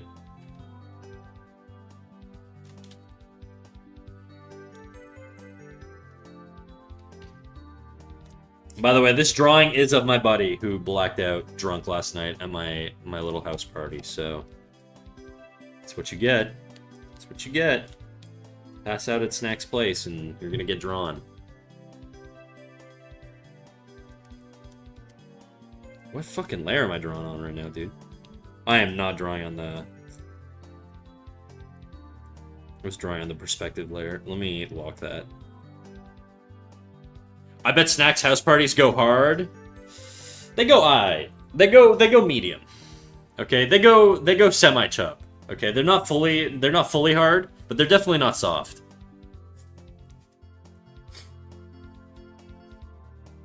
I do have neighbors, you know. The Snacks House Party have good snacks? They do, actually. My buddy went to culinary school, and he made these, like, garlic butter hot dogs that were fantastic. He made a bunch of tiramisu. We had a shit ton of chips. My other buddy made, like, some jungle juice mix of, like fruit punch, cherries, and like, spiritus vodka, which was, like, really, really intense, so everybody was kind of shit-faced, but...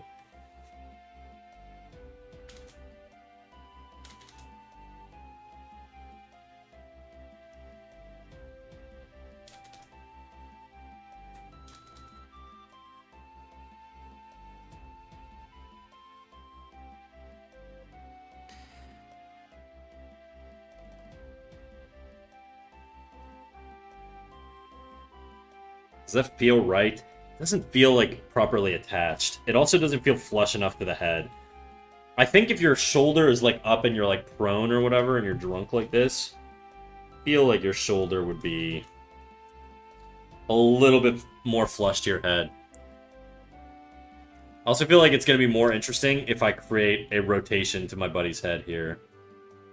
So have his head do something like this instead.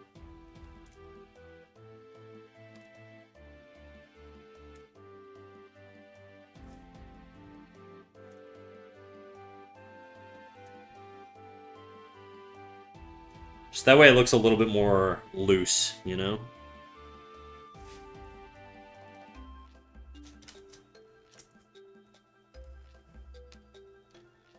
Anyways, we'll figure that out later. I'm not going to do that too sweet, but I do want to add a little bit of twist to things, just because everything's very flat right now.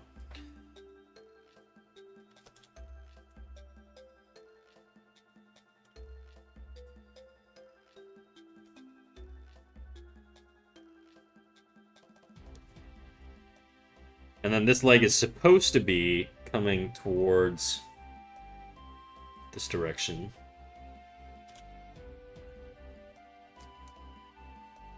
I think it'd be coming out a little bit more.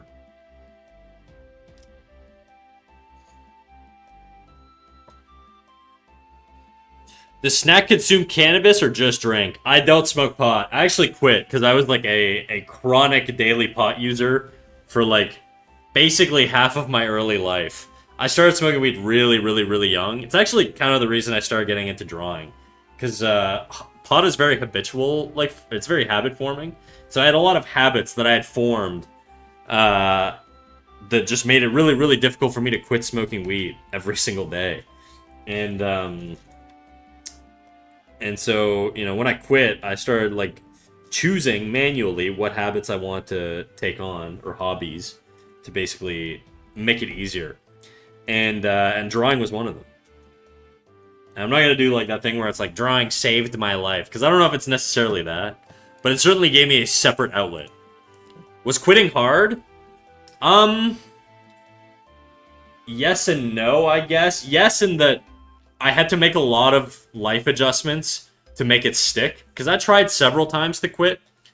And it wasn't until I really sort of separated myself from, like, all my stoner friends and stuff for a little bit, which, you know, makes you a little antisocial. But I had to basically, like, cut a lot of stuff out of my life to make it stick. And I needed to pursue a lot of things that were not really tied to the things that I used to do, right? So things like gaming or watching anime, stuff like that, those were, like, big activities I did when I would get high all the time, right? And so stopping those were, like, kind of important, because every time I would watch anime or play a video game, it just, like, would make me want to smoke weed, you know? But it's not like, when I say it's hard to quit, it's not like fucking heroin or fentanyl, you know what I mean? I wasn't, like, dying from, like, withdrawal symptoms or anything like that. I did have withdrawal symptoms, because I also used it as a crutch for sleep issues, which you really should not do with pot. It is not a sleep aid at all. It's the complete opposite. It's basically a sedative. So it stops you from actually getting, like certain phases of sleep. It completely numbs your brain. Like, you ever drink really hard and then you sleep for like 10 hours, but you feel like you slept too? It's because alcohol is also a sedative. It's just a worse sedative than marijuana. But marijuana suppresses REM sleep, so you don't actually dream very well, or to the same degree that you normally would. And so when you quit smoking weed, if you were a chronic smoker, weed comes back, or like sleep dreams come back in like really, really, really aggressive forms. Like I basically had night terrors for like 2 weeks straight. Now I would wake up in like cold sweats because of how hyper vivid my dreams were. But that was like the worst of it. But that's because I was a chronic user, you know, like every day, multiple times a day. And I don't have anything against people who smoke pot. I just was not somebody who could moderate it. I started way too young, and yeah, it just made it. Yeah. Anyways, all that to say, no, I don't smoke weed.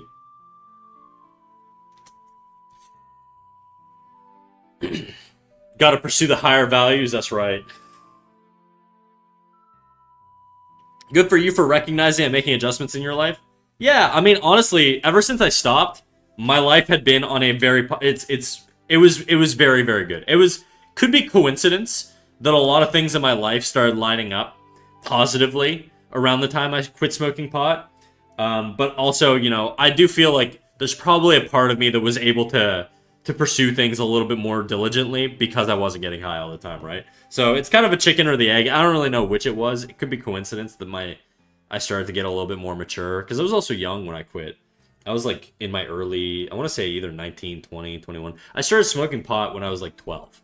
So I was a really, really, really early like smoker, you know?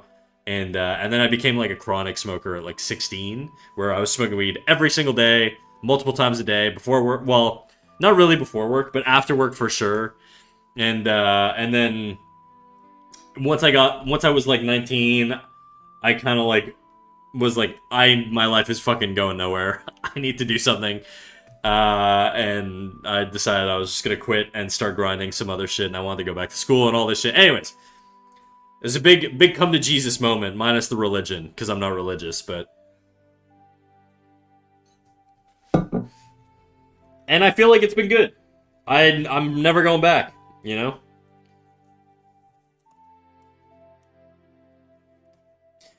Now, with alcohol, I never had, like, addiction issues, you know? I never struggled to sort of moderate my alcohol consumption. If I did, then it'd be the same deal, right? But I feel like that would be a much harder drug to kick. Anyways, to answer your question, was it hard to quit? Yes and no. Yes, in that you have to make a lot of social sacrifices. No, in the sense that once you set up your environment well enough to sort of facilitate that quitting, the actual quitting part is not that hard. You're not going to be suffering physically to the same degree you would with other drugs.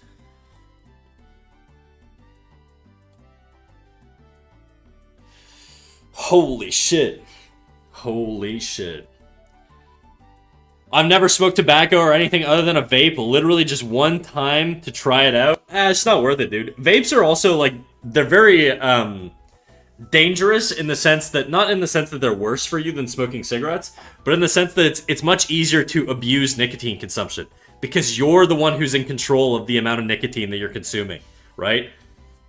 That shit just wasn't a thing when I was young. Like, if I was a stoner, like, when I smoked weed, weed was illegal in Canada. Weed was legalized in, like, 2017. So I'd quit before then. I'd never smoked legal weed. And because it was, like, harder to access weed, and we didn't have, like, it wasn't as mainstream, I guess. Like, it was still kind of taboo back then. And I feel like because of that, you didn't have, like, all these, like, vapes that could just, like, extract maximum amounts of THC and just, like, I don't know how much more fucked that would have been in that environment versus, like, you know, just buying, like, weed off your dealer. So, I'm kind of thankful for that. Okay. You're such an interesting mouse. / positive. Thanks, dude. I'll take that.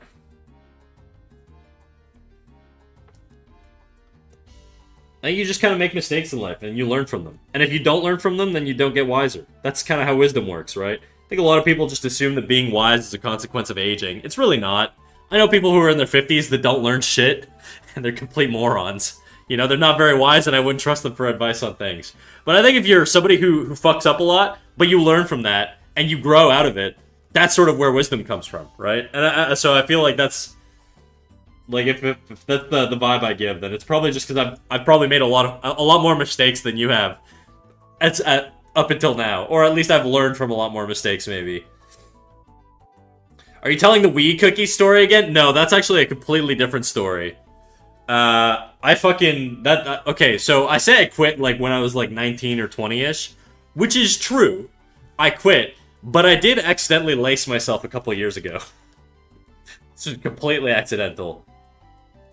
But it was a one-time thing. My brother and my dad are still massive stoners, okay? And my brother one day brought over a bunch of cookies to my dad when I was living there, okay? This was when I was working in animation. So I was working from home for a studio, and I was working on a show. And I was taking my lunch break. Thank God I was home, dude, and thank God it was a Friday. Because it was in the middle of my lunch break, and I'm rifling through my dad's, like, freezer. And I see, like, this Ziploc bag at the back of the freezer. I'm like, ooh, cookies. Don't mind if I do. And I'm a big eater. I like to guzzle down some food every now and then. And I reached through the bag of cookies. I think I had like 3. You know what? I reread my text messages. I think I had 3. Okay? I ate 3 cookies. And I was like, oh, these are kind of like floral tasting. That's interesting. That's unique. You know, my dad bakes a lot. And he always bakes with, like, fucking fruits that I've never heard of, or, like, some weird hippy-dippy shit, okay? And so, my dad regularly makes these weird-ass, like, pastries. And so, I didn't think anything of it. I was like, huh, I guess he's just, like, experimenting with some sort of weird lemon zest or some shit. I don't fucking know. But they tasted weird. And then, I go back to work, and I'm working, and I'm animating. And at some point, I become very, very consciously aware of all of my internal organs, okay? I'm like, huh. That's weird. I can feel everything inside of my body right now. That's fucking not normal. And so I'm starting to, like, get a little freaked out because the feeling's getting a little stronger. And I'm at work, okay? and I'm like, what the fuck is happening to me right now? I thought I was fucking having, like, a stroke, okay? For, like, 5 minutes, I was, like, genuinely contemplating calling 911 because I didn't know what the fuck was happening. You ever, like, watch, like, a show or play a video game where the main character gets, like, poisoned, and then their hands are moving in slow-mo, and there's, like, an after image, and it's all, like, super blurry and shit? That's how it felt, okay? I was, like, staring at my hands. I was like, why am I so sensory? Like, why are my senses so fucking weird right now? Why am I aware of shit I should not be aware of, you know?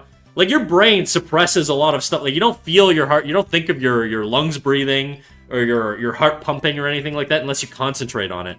But when you're on drugs, like, your senses kind of get a little bit, like, I don't know, weird. And so you become a little bit aware of things that you're not normally aware of. So anyways, I was very aware of what the fuck my body was doing, and it was very strange and I didn't like it. And then it clicked.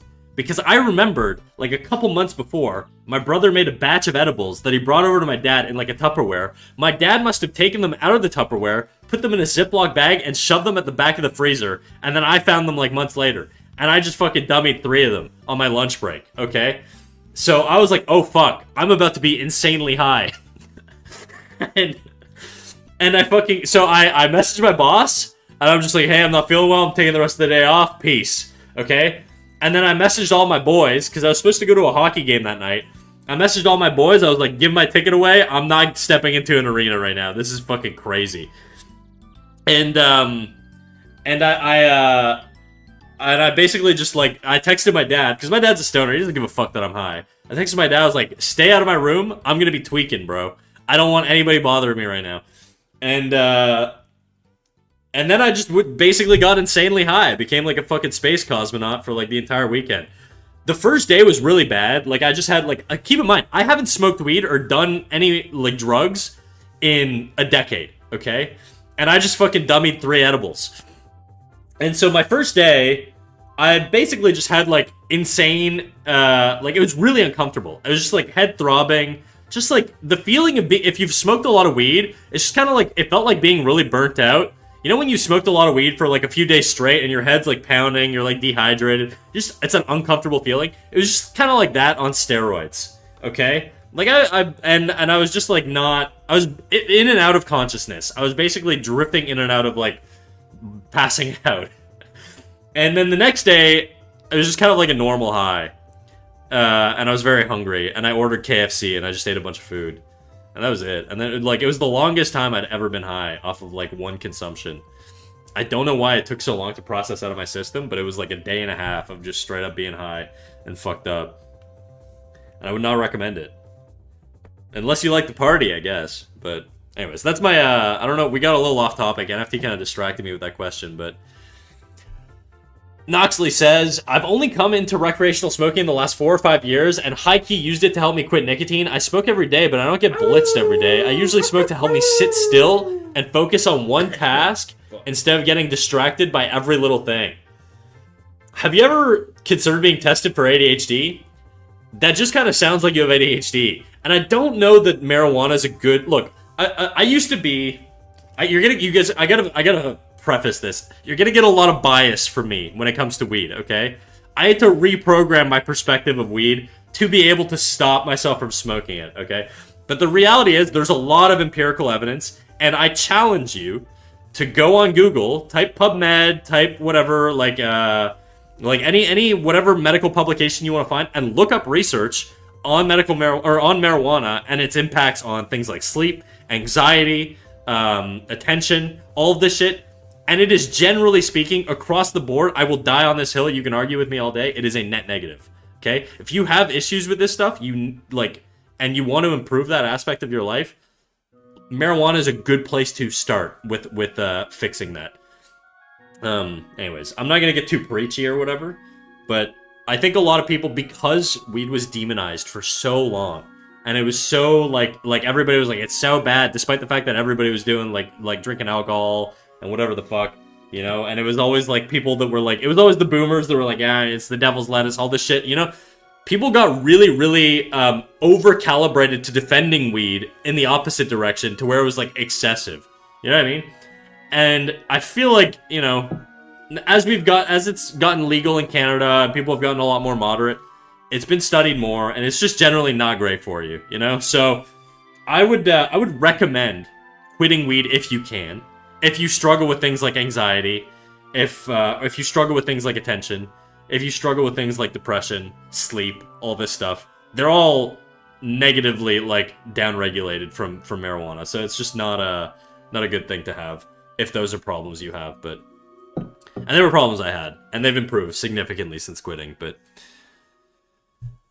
all right, let's read some messages, dude. I got into fucking preacher mode. All that to say, to each their own, and everyone should do what's best for themselves. Yeah, for sure, dude. I think if you can moderate it, and you like to just unwind or whatever, there's no problem with that, or having a beer or whatever after work, you know?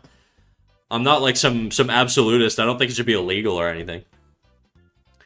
I was actually way better off after I quit weed. On rare occasions, I'll get high, but it went from a 3 to a 4 a day once every 4 months. I'm not sure I understand what you're referencing there. Like 3 in terms of, like, your life being bad? Or 3 or 4 times a day to once... Oh, I see the frequency that you were smoking. Gotcha. Never mind. I understand now. Still never tried it, though. Even with the weed stores that I walk by. I mean, look, if you're an adult, and if you're watching me, you should be, you know? So if you're an adult, you can do whatever you want, really. Don't listen to me. But you should. Wisdom comes from that post-nut clarity. Exactly. That post fucking things up clarity. If you can grow from your mistakes, you'll become wiser for it. It really is that simple. If I were to try weed for the first time, I'd rather go for edibles. I never want to smoke all that. Huh? Drugs can do that? The issue is edibles are a lot stronger. So if you want to sort of test the waters with something, you probably don't want to go with the crazy shit out of the gate, you know? I guess you could take smaller doses, but...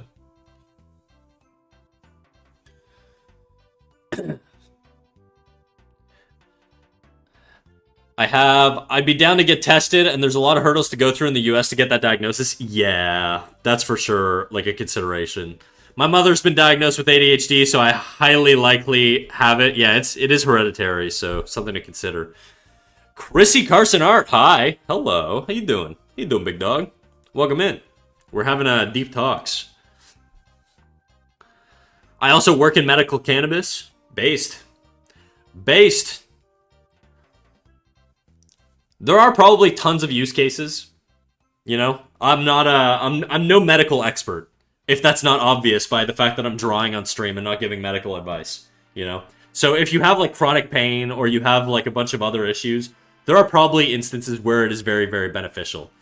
But I think the stereotypical things that I hear people say they use it for, like anxiety, sleep issues, depression, those are like not going to be benefited from smoking pot. And if you feel like they do, good. You know, maybe you're it's not like a case where every single person that smokes weed is going to get negative effects.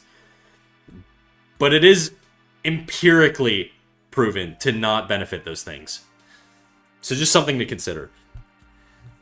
I'm happy weed's legal because I think I have bigger issues to be policing, but I've never used it and won't date someone who regularly uses it.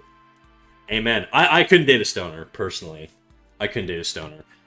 Mostly because of my history, obviously, with marijuana, and it's just not my crowd of people anymore. It used to be. I don't, and to be clear, I should clarify. I don't mind somebody who smokes pot every now and then. Like, I've dated people who smoke weed every now and then or whatever. That doesn't bother me. But if I'm setting a time to meet up with you and you're showing up high all the time or something like that, I don't really want that. You know, that's the difference. I think if, you know, it's the end of the day and you want to watch a movie or whatever, you want to go smoke some weed before, knock yourself out. That wouldn't bother me in a relationship. But I think, you know, if you're meeting me for very mundane, normal activities like grocery shopping and you're high and it's like, oh my god, that'd be a problem, right? So it just depends. The dreams I got after quitting weed were really freaky. I never knew that weed stopped you from dreaming. Yeah, it suppresses REM sleep, so it actually stops the part of your brain that essentially lets you dream. It also means that you don't get as restful of sleep, and so you can feel a little sluggish. So it's not a good sleep aid. Anyways, I don't want to get too preachy. I feel like I'm getting a little too preachy on this. I do need to figure out this this anatomical mannequin guy here. I'll read a couple more messages, and I think then we'll just move on. For sure, different things for different folks. If your life's better without it, fuck yeah, good for you. If it helps you in some way, hell yeah, good for you. Basically. I've never smoked weed. It doesn't bother me that my friends do, but man, it was boring when it was all they wanted to do. Yeah. Yeah, I suppose. The thing is, when you're a stoner, you tend to just hang out with other stoners, right? That's how it was for me. And I feel like, you know, if it is, you know, unfortunately, the thing that your parents always worried about growing up, where it's like the people you surround yourself with is going to sort of influence a lot of the habits and decisions you make, is relatively accurate. And so if you surround yourself with people who like to draw or whatever, you're probably more likely to end up in scenarios where you're drawing more. Whereas if you're surrounding yourself with people that do a lot of drugs or commit crimes or, you know, whatever, then you're probably more likely to find yourself in scenarios where you're going to do those things too. Doesn't mean you're going to do those things, but you're just raising the statistical odds that you're in a situation where that's more likely to happen, right? Hello there. What up, Silver Comment on YouTube? How you doing, big dog? I do think because of the racially charged over-policing has made people become really chill about its use as a rebound, but I think it's got significant negatives that are overlooked because of that. Yeah, well, I think when it was illegal, and I speak as a Canadian, I don't speak as an American because it's illegal in pretty much most of the US right now. I think there are some states where it's legal, but generally speaking in the US it's still illegal. But as a Canadian, pre-legalization, there was a lot of what's the term? I'm trying to think of a term for where you overhype the benefits of a thing, I guess. Essentially, people spoke about it almost like religiously about how positive it was because there was an initiative and a push to have it legalized, right? And so you have to sell it. You have to sell legalization. You have to get the masses to adopt it.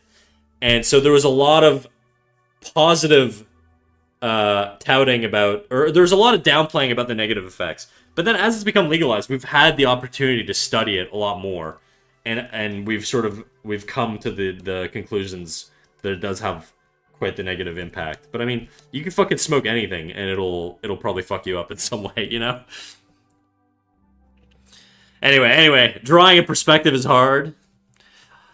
I don't like a lot of other stoners. A lot of people I work with go home and rip wax every day to get absolutely skulled, and I'm like, I just want the voices to be quiet. Okay, yeah, fair. I'll be back. I need to do some IRL errands. Do your thing, big dog. Get them groceries. This is a 2-point vanishing point perspective, right? Sure is. Good eyes, Pedro. Check it out. We got our 2-point grid here. I'm drawing my buddy who got incredibly hammered last night and passed out on my floor before I hogtied him, and then me and my buddies took pictures with him. I'm well. How about you? I'm awesome, Silver Comment. I'm doing fantastic today. It's a good day for me. It's a good day for me. Not for any particular reason. It just feels good, you know? Also, we've got ads coming up in 3 minutes. What I'm going to do is I'm going to run an ad break right now. I'm going to refill my coffee mug, and then we'll resume after the ad break. If you're on YouTube, you're probably not getting any ads, but if you're on Twitch, sorry. BRB.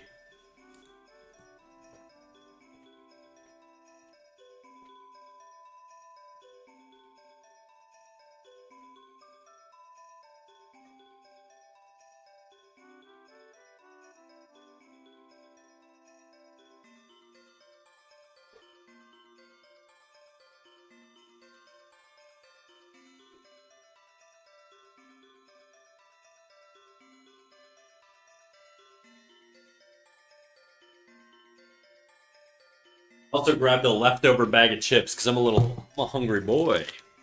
Evil Artist Man. Hey, it's me, Silent Artist Man. Oh, you've now evolved. You're Evil Artist Man now. Snack, where do you get your critiques? I have problems sourcing my critiques. Where do people even find reliable critiquers? I have no idea. I don't really get critiques. I just kind of self-critique.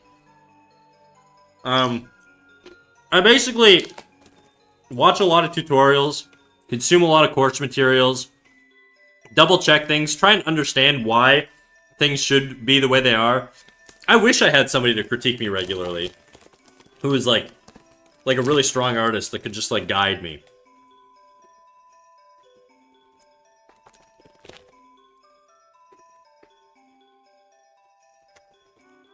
I'm fine too. I love watching people study art. Hell yeah, dude. Dude, this is weird. I'm eating these chips, and I was 100% certain they were barbecue, because I didn't read the bag because I'm an idiot. They're fucking jerk chicken. What a weird flavor.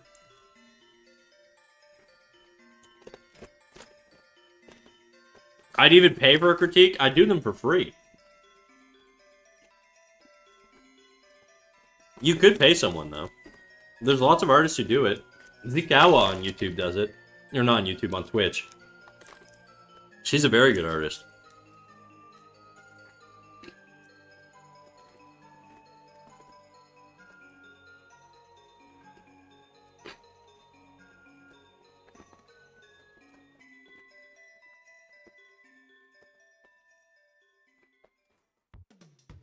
Always gotta check what you're eating. Amen, Silver.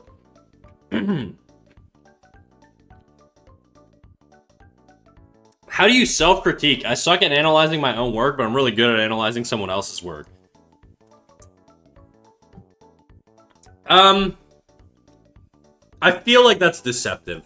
I think a lot of people are very confident that they know what's wrong with other work, but it's not always the case. Because I feel like sometimes your eyes deceive you a little bit in art, and that's a big thing to like wrap your brain around, where you have to like train yourself to visually see things in your own work that like is identifiable, I guess. I don't know.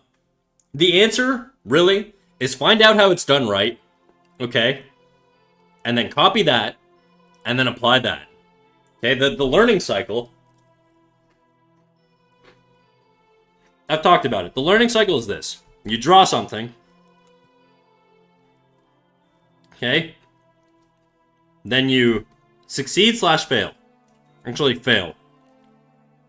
If you fail, you go back and you find theory, you reinforce it with theory.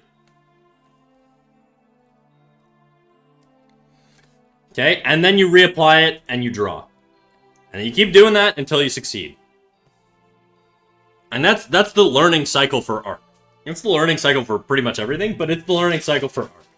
Okay? You draw, You fail. If it's failing, you study the theory, you understand why it's failing, and then you rework it. Do you ever go to Lightbox? I don't. I'm Canadian, so I don't think they do it in Canada. Learn what you need to know. Then when you don't know something, take your time to study it. Exactly.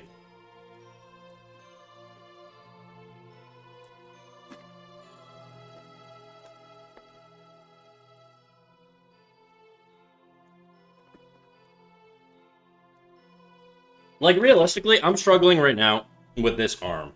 Alright, my goal is to have this arm be sort of like foreshortened, coming at the camera a little bit. Now, I can draw this, and I can try and feel whether it's right or not.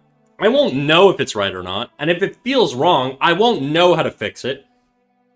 But what I can do is I can search on the internet, or I can lay down on my floor, okay, in the exact same perspective angle, or I can find a reference image, or I can, you know, find a tutorial of a guy drawing in perspective, whatever. And then I can see how it's done right, or at least in a way that I want to implement into my art flow. And if you do that enough, you're eventually going to correct a lot of your mistakes. But that's sort of the way you do it. Now, sourcing references and all that stuff, you have a human body. I presume everybody in my chat is a human and not a bot. Okay? If you have the mobility to do it.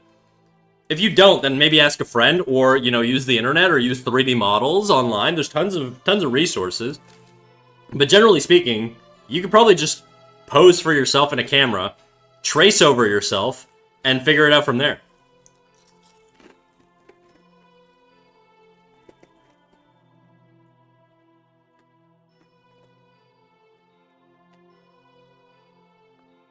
I'm finally going back this year, and I'm pretty excited. Yeah, you'd have to travel to California. Oh my god, that's like the complete opposite end of the world for me. I'm in the East Coast.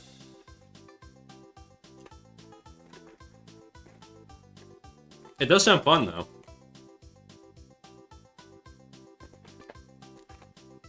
I'm just dummying some chips right now. I'm gonna sit down while I pig out.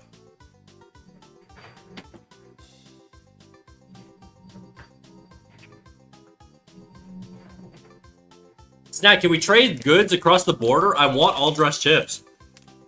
Knox, if you can find me, I'll buy you a bag of all-dressed chips. What type of chips? The jerk chicken ones. The weird-ass ones.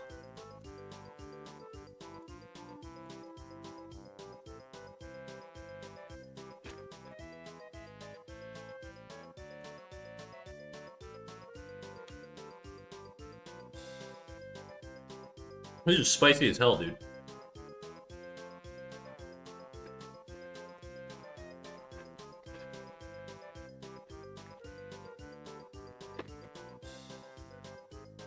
These are President's Choice. They're like weird.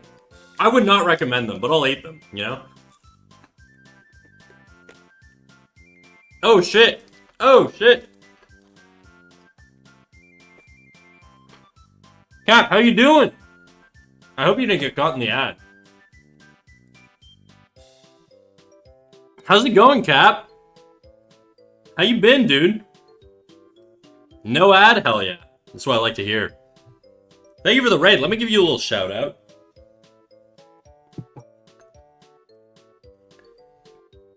Let me give you a little shout out.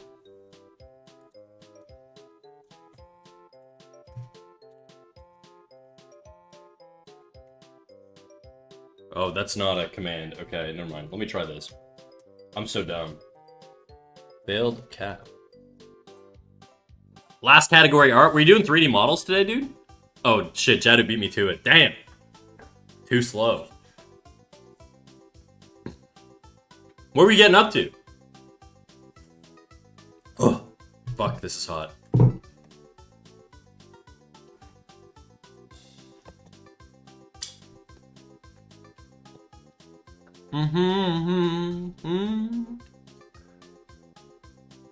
Do you have anything you want to share today, Cap?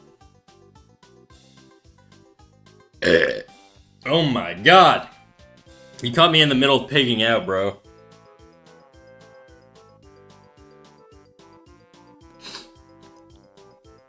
Fan art of Kusanagi since the new Ghost in the Shell anime is coming out? Oh, hell yeah, dude. Is she thick as hell, or are we going lore accurate?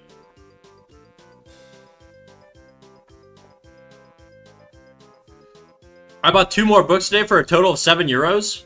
7 pounds? Is that pounds? I'm very Canadian. I don't know what that is. I think it's pounds.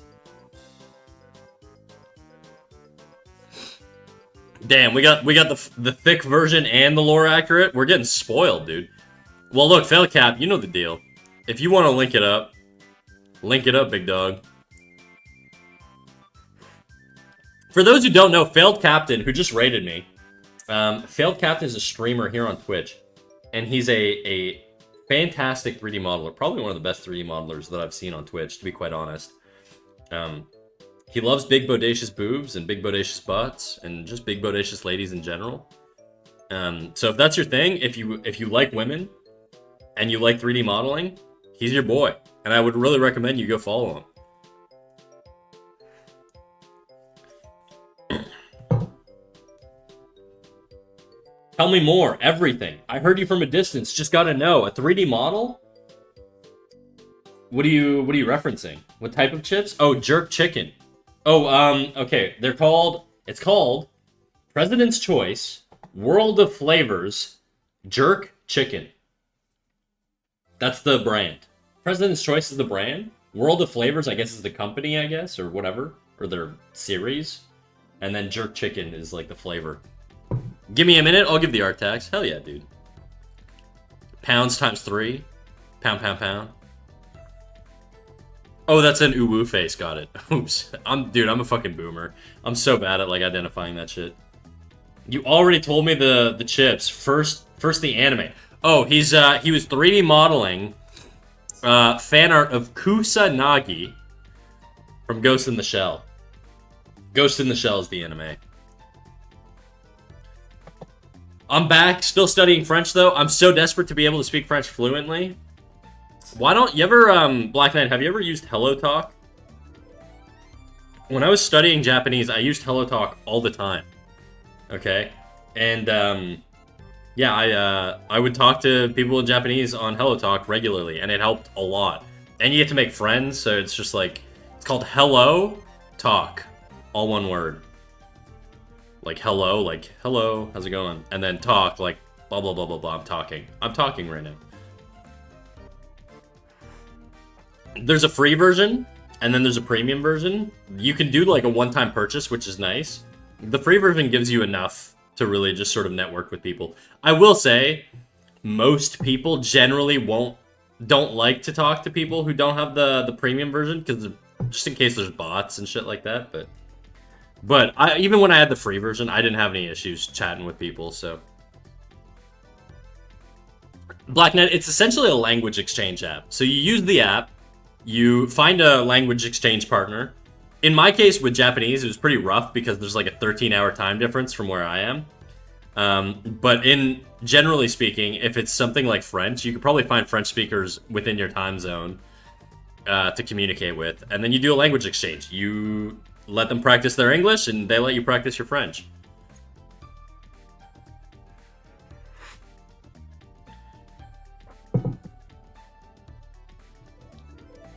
But yeah, I don't think I can eat those chips, bro. Those chips are too fucking spicy. And it's not that I can't eat them, it's that I need to actually keep talking on stream, and I can't be demolishing my mouth while I'm live. I'll demolish my mouth off screen. Like God intended. Okay. Oh shit, these are nice, dude. Okay, let me pull this up.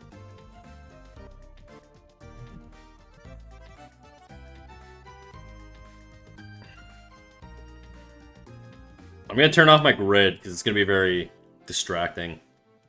Bye-bye, grid. Check this out, guys. This is sick, dude. I like the cubes, too. Oh, this is sick.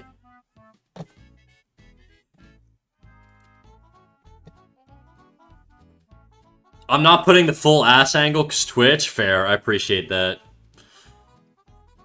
And Imgur doesn't like that either. Well, you guys could go find him on his Twitter. I'm sure there's a lot of ass on his Twitter. Actually, I know there is.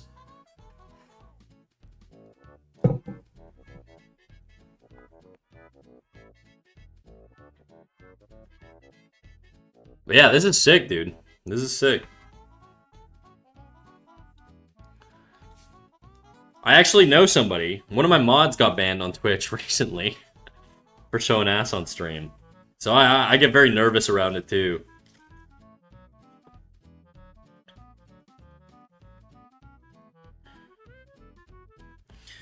So I'm gonna move it here. We're gonna move it here. Also, fail cap, you know the deal. If you got stuff to do, if you got places to be, if you got things to see, don't let me stop you. And if you want to link up, you know, Twitter, Instagram, Reddit, Blue Sky, OnlyFans, whatever you got, dog, link it up. I'm just kidding. Don't post your OnlyFans, but.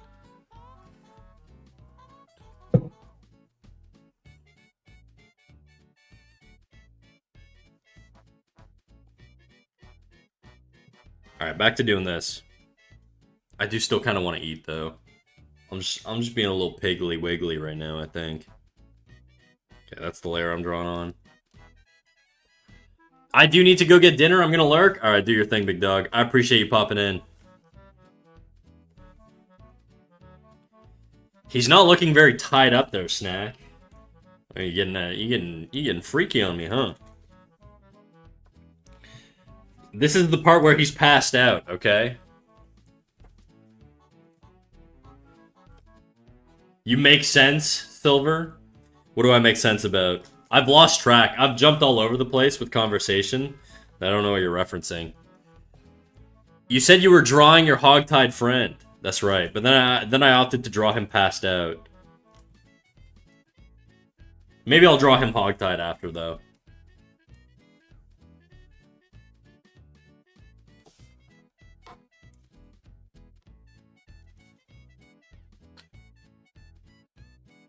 Is calling.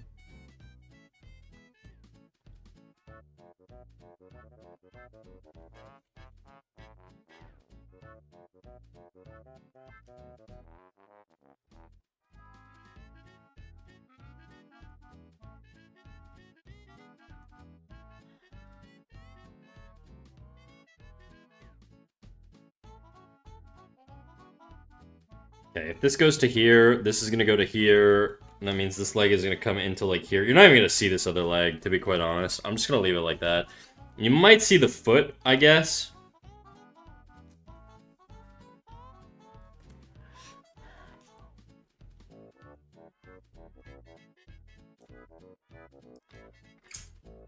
No need to worry. Reminding you would take a bit. I'm patient, sometimes.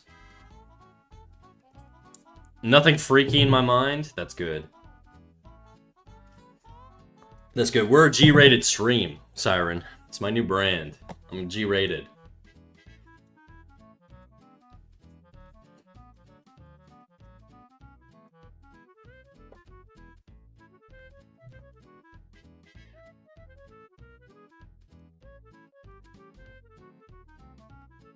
The G stands for goon. Goon rated. Okay, yeah, exactly. I never said what it stood for.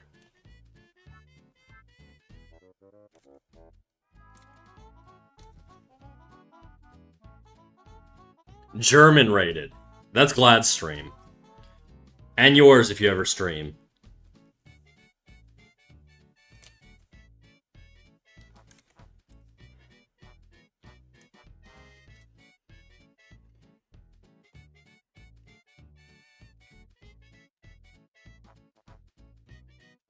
I'm drawing with a different pen. I was like, this feels so weird.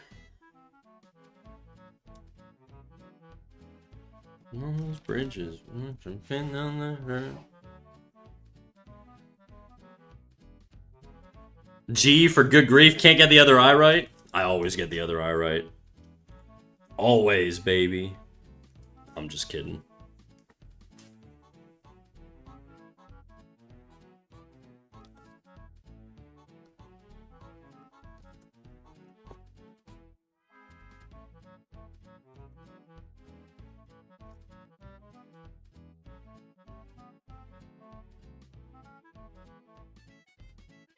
Speaking of goon, as a gooner myself, I don't understand the gooning over Ingrid's game over screen in Street Fighter. I have no... I've never played Street Fighter. The boys were playing it last night, though. Ingrid Street Fighter.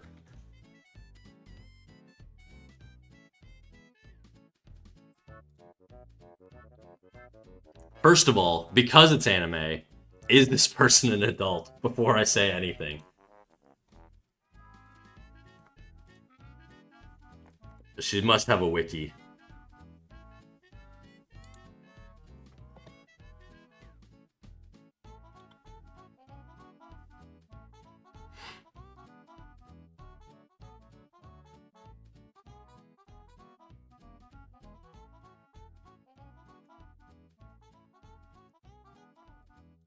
I have no idea. Legal. Thank you. Thank you, Silver. Okay, now I don't know what her death screen is.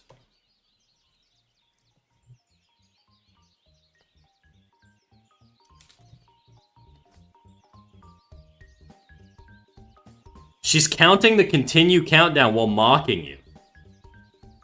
I see. And what's the Gooner? Send me a link, dude. Send me a YouTube link. Just a short one. Like, if you can find, like, a 30-second one, send me that.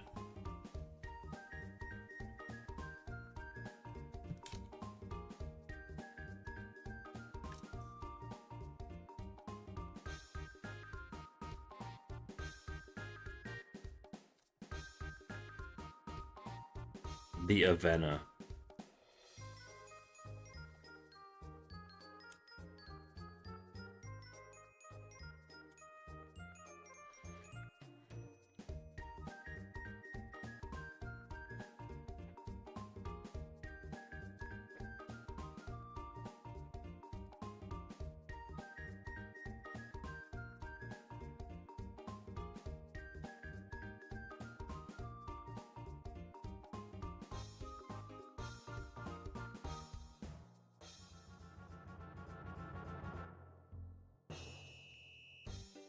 Okay, we got an X link. About to be a sex link.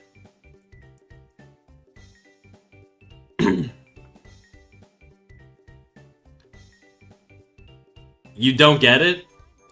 What's there not to get? Gooner babe? Gooner outfit? Doing kawaii poses?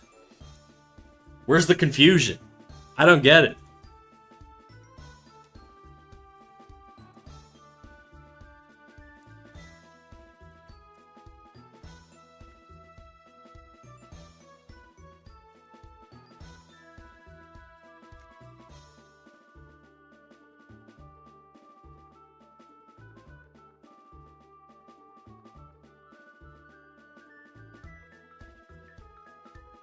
BRB, do your thing.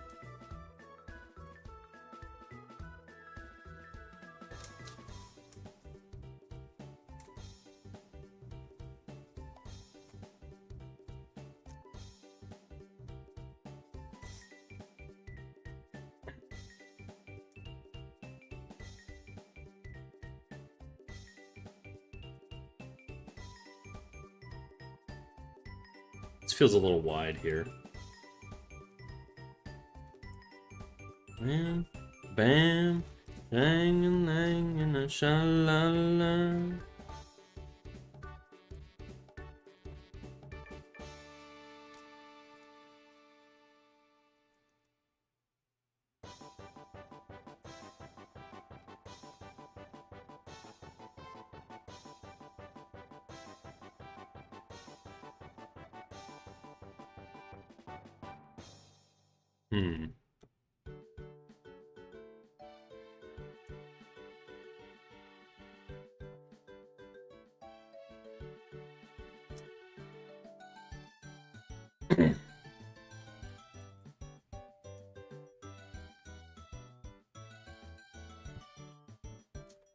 Maybe I'm just too deep in Goon that all I see is a regular lady. You're lost in the sauce, bro.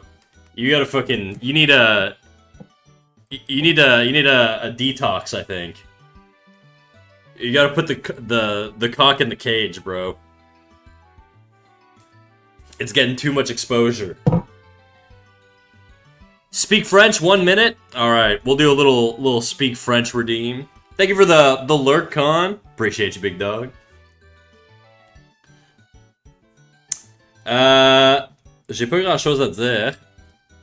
Comment t'allais-tu? Snack, ça serait Oh, I hate this song.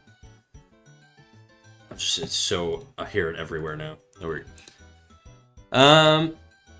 Comment allez-vous would be better. Comment allais-tu fonctionne pas.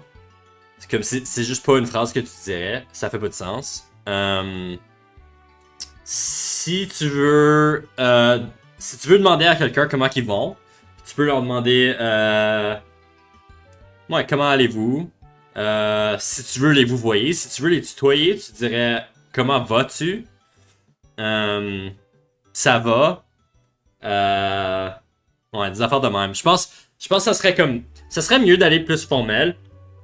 Juste au début quand tu rencontres quelqu'un. Puis là, aussitôt que t'es plus confortable avec quelqu'un, tu peux switcher puis tu peux devenir comme plus informel. Mais en général, je pense que je commencerais par vous voyez quelqu'un. Puis là, d'habitude, les gens ils vont te corriger puis ils vont te dire comme t'as pas besoin de me vous voyez, c'est correct, tu peux me tutoyer. Donc dans ce cas-là, tu switcherais puis tu serais plus informel. Mais anyways, I think it's been about a minute that I was speaking French there. Je n'ai pas choisi la vie. J'ai pas choisi la vie de Goonie. C'est la vie de Goonie qui m'a choisi. Amen. Amen, mon frère.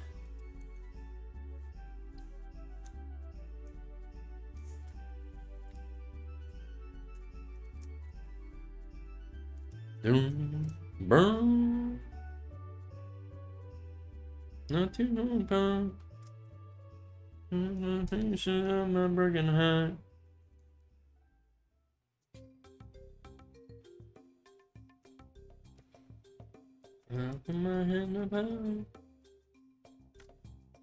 No.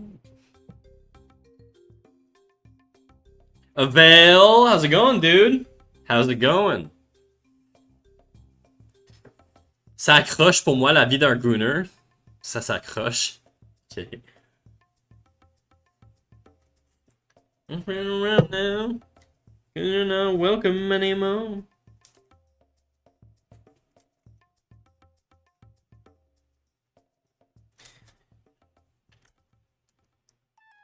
Okay, I do think the shoulder sphere needs to be a little bit bigger.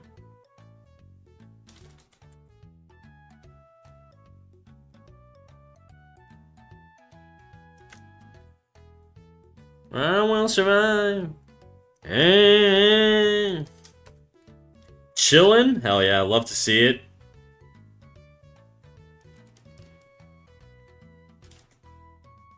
Welcome anymore.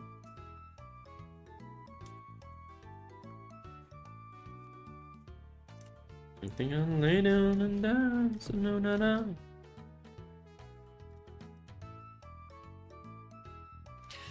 What do the French Canadians think of Orleans Cajun? Do they see each other as long-lost cousins? I'm gonna be honest, hearing Cajun French sounds weird. And I try not to be like a dickhead about it, because the reality is, every time a French person from France hears me speak French, they say the same thing.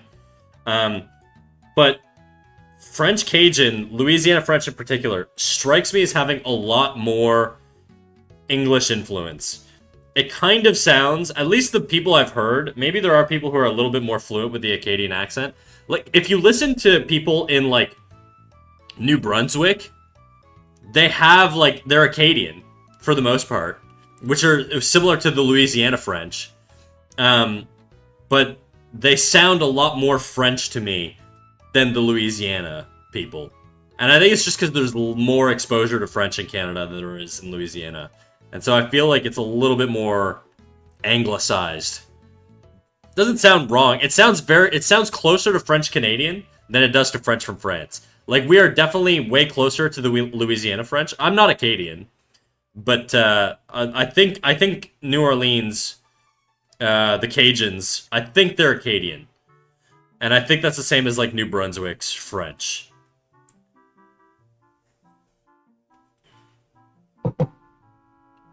How was Guycade 3? Did you kiss? It was fucking awesome, dude.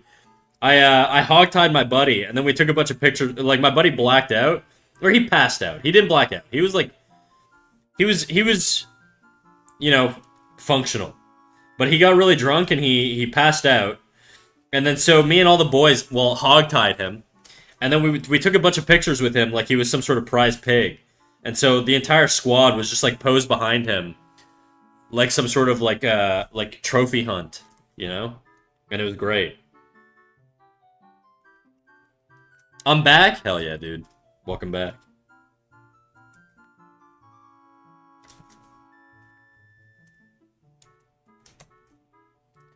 Is it hard to hog tie? I mean, I probably didn't do a very good job. I just kind of basically, like, tied a basic knot around, like, the wrist. I tied a basic knot around the ankles, and then I tied both of those together. That was it. And I didn't do it on the back. Like, I think a hog tie, you normally tie someone belly down. I just did it on his back, because I didn't want to fucking kill him, but... Alright, I'm gonna stay at my desk here. I didn't look up like a tutorial or anything. I just kind of improvised. So it probably wasn't like a proper hog tie. Nah, hog ties belly up. Oh shit, belly up, legs together. Yeah. So in his case, it would have been like he would have been passed out, and then I would have tied his arms like this, and then his legs like this. His legs were like they'd be folding out, so he's kind of like this, and then I just sort of tied him up.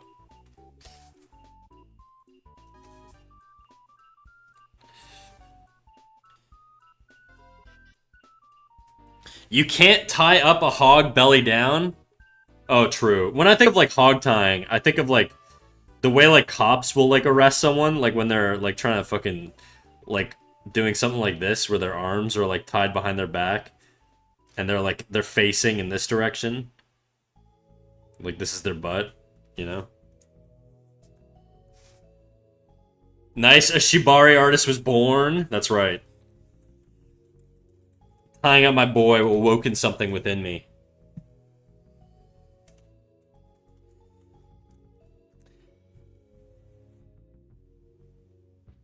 Yeah, you can't of in the cold food, of hot, out, eat the food, belly down. I couldn't have said it better myself. That isn't a hog tie, that's more like, I'm gonna hog you if you catch my drift tie. I don't think his wife would like that very much. At least I hope she doesn't.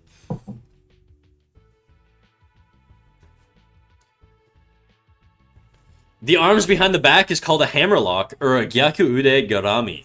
In Japanese, if I remember correctly. You remember. What are you throwing in an IIRC like you don't know? You just dropped like the exact Japanese like word and term. And you're like, I may, if I'm not mistaken, you know, maybe that's what it is. No, you know what it is. You know what it is. I see you. I see you, Ado.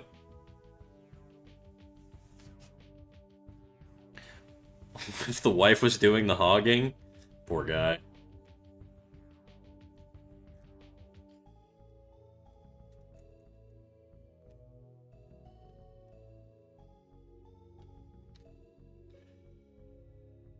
Yeah, I may have seen that one a long time ago. Yeah, it rings a bell.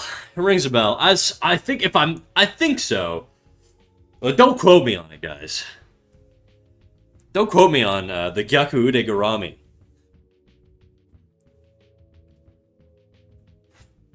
Just a fleeting memory.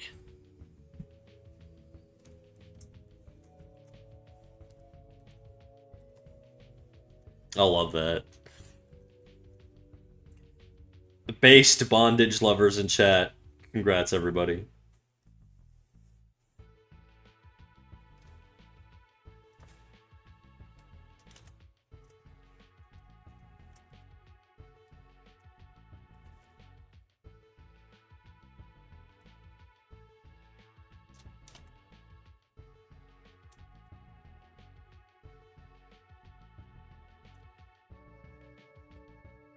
I think this tube needs to be bigger.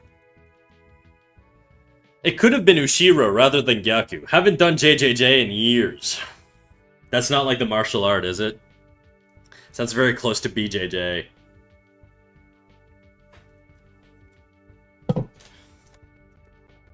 I'm sure they're both equally as erotic. In Japanese jiu-jitsu? I see.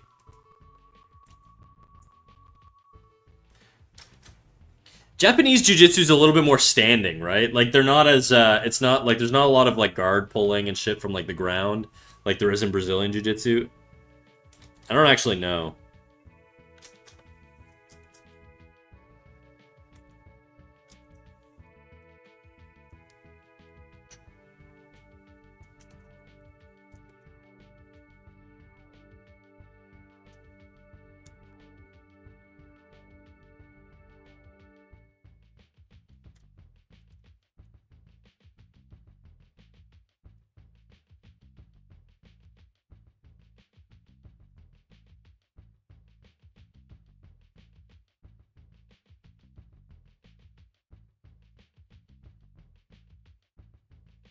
Blowjob jutsu, classic.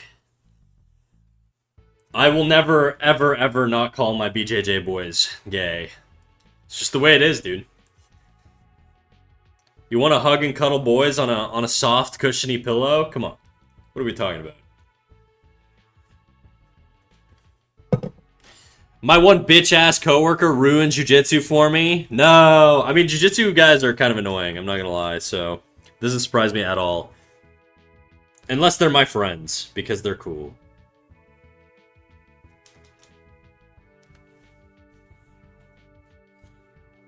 Good stuff, you sexy rodent. First-time chatter, by the way, everybody. Insane first-time chat. Welcome, welcome, cringy popsicle. How's it going, big dog?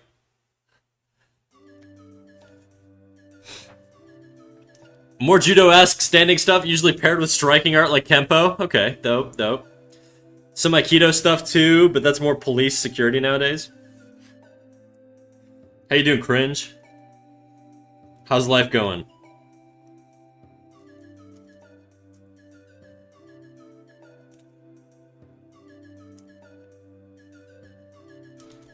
Doing well, how's you? Pretty freaking awesome, dude. Especially after a message like that. How could I not be blushing?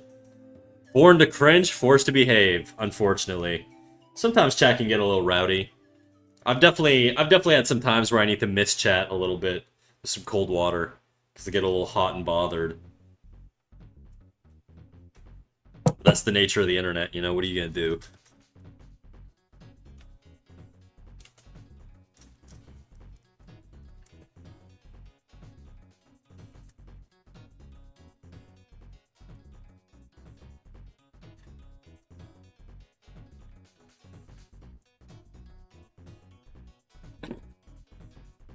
I'll get Boba my cleanse command so you can better wrangle us. Actually, I was originally supposed to do a mist bottle emote for like the longest time, but I'm lazy, chat, so I just don't do none of that, you know? Everything is so messed up.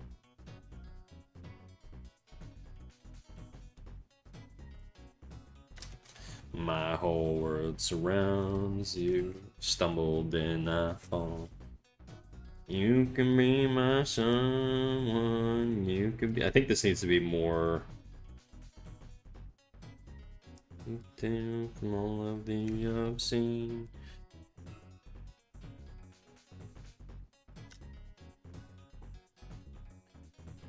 Oceans in between us.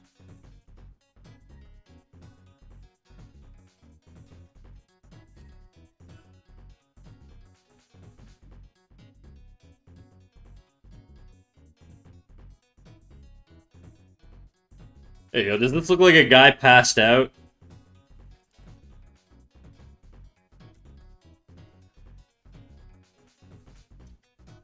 If this is like...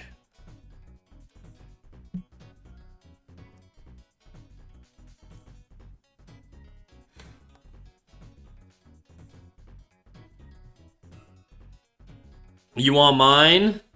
I have to do like a full collection of emotes. You're more than welcome to send it to me.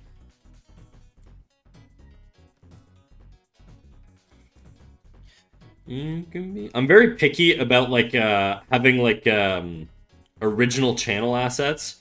So I commission them pretty much all to Boba.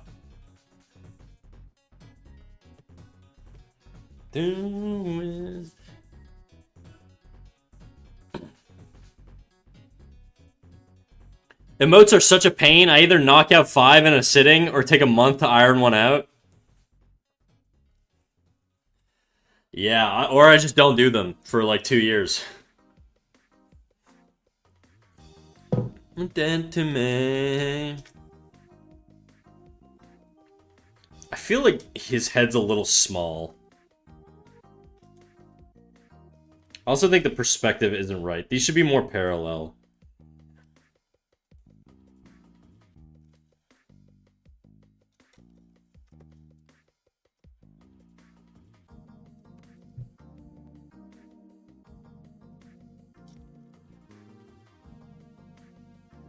Told me how to...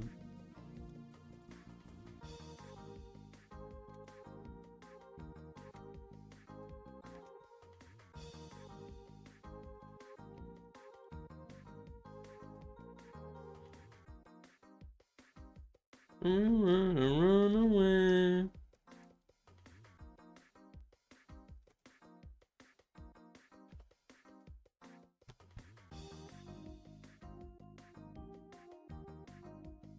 Hmm.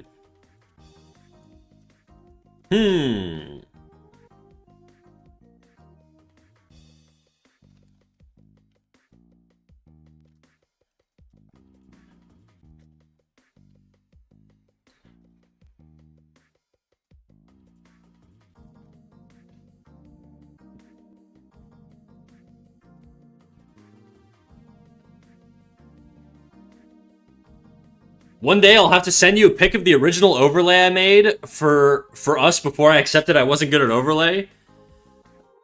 You send it to me whenever you want, dude. Be my guest. Alright, I gotta hunker down and lock in on this work. Yeah, do your thing, dude. Do your thing. Snack, got any advice on learning faces? I feel like every time I try to draw a human face with real emotion, I botch it. Emotion's difficult. And emotion is mostly in the sort of eyes, brows, and mouth. I mean, that's basically just saying everything on the face. Depends on the emotion, right? Most of the time, people struggle with pushing things too much. So sometimes I'll see people, like, let's say they want to do an angry face, right? So they want to do an angry face. They're thinking, like, oh, I'm going to do an angry face. Well, my character is going to be angry. So if he's angry, his mouth has to be open. And if he's angry, he has to have brows. But then they'll do the eyes completely neutral. You know? Or they'll do the nose completely neutral. That just doesn't read as, like, angry very well. If you want angry, you have to push things to extremes. Like, almost try to do it too far. Well, I'm gonna take my leave. Do take care and stay hydrated. I appreciate you popping in, Silver Comet. Thank you for the chit-chat. I hope you come back. Have a good one. So if you want to do angry, you know, you really want to push this shit. So if you're doing angry, you push the brows real aggressive, okay? And then you have the eyes be coming out of the brows, something like this. You know, really, really push things. The nose, instead of being in a neutral position, is now flared.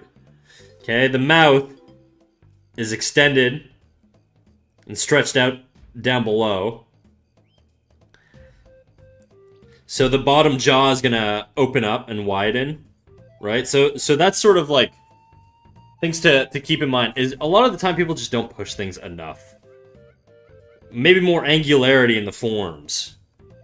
Maybe even more of a wrinkle here or there, or like coming from the side of the nose here, or the eyes, or whatever, you know?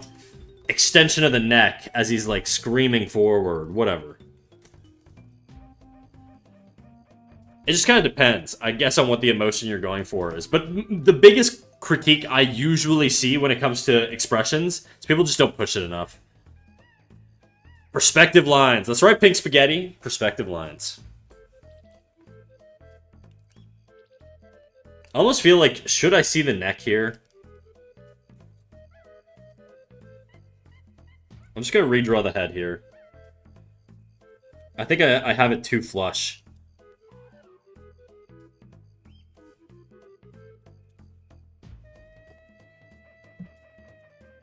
And maybe I'll turn it the other way.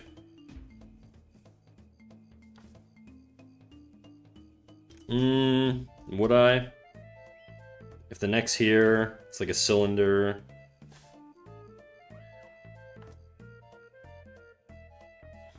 Probably see like just a little bit of the neck, you know? For my passed out boy. Wait, how do you get the perspective lines in CSP? It's not overly complicated. It is, yeah, the head needs to move. You go to the layer here, the layer drop down. You're not going to see it because I'm only capturing my canvas right now, but you go to the layer drop down. Then you go to ruler/frame. It's going to help, I guess, if you have CSP open. But you go ruler/frame. Then you just do create perspective ruler. I'll take a screenshot so you can see the sort of...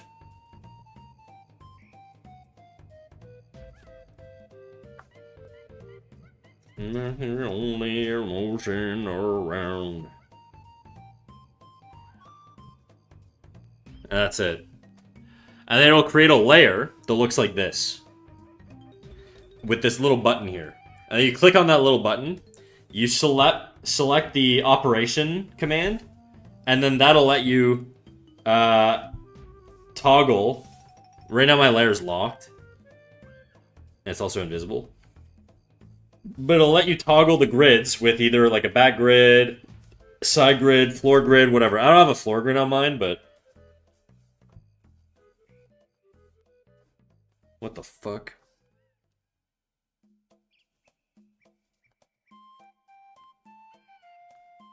Oh, you can even make fisheye? Oh yeah, you can do 2 point, 1 point, 3 point, whatever,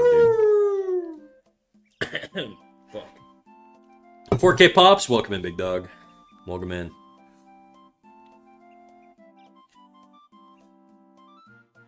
But, Nox, anyways, all that to say, is there an emotion that you want to capture that you struggle with, you think? He holds the key. Every life eternally. Pink Spaghetti, thank you for the follow. Welcome in, welcome in. In my head, no time for mourning. Ain't got no time. I'm in there on a Sunday morning.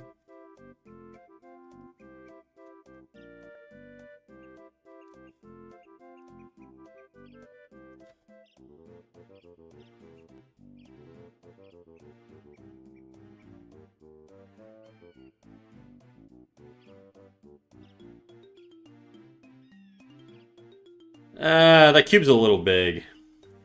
It's too long.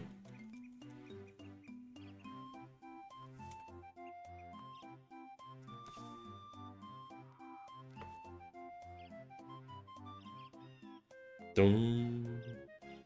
Dum dum dum dum dum. Dum dum dum dum. Dum dum dum dum. Hey, I'm back. Welcome back, Joseph. This is wrong. I created my own vision.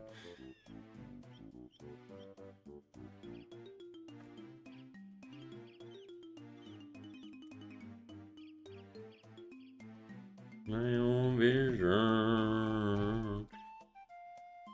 Now it feels like this arm is a little too flush on that other side.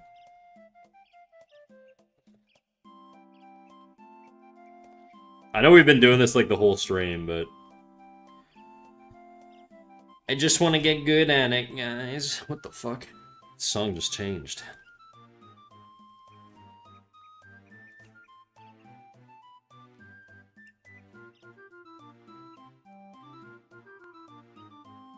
You're real to me? Thank you. I was starting to doubt.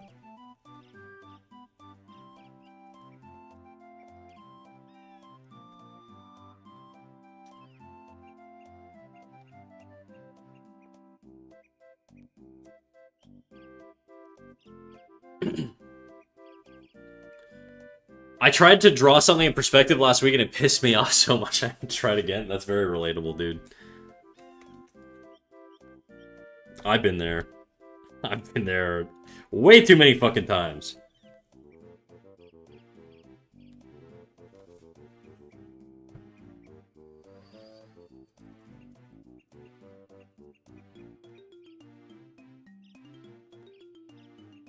Also, what up, Danny?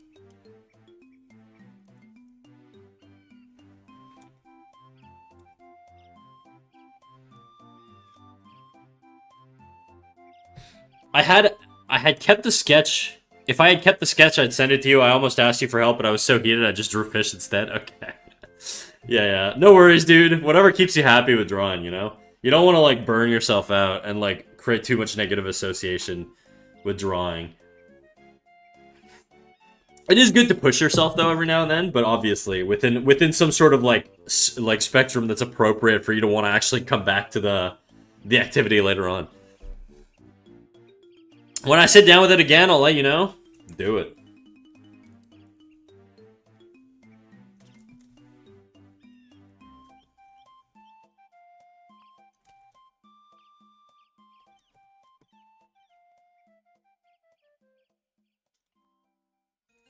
The second I start thinking I'm bad at art, it's time to pivot. Yeah, for sure. I will say, like, part of drawing is also, like, that emotion never stops, like, haunting you. No matter what. It's always gonna be there. And it is an annoying one.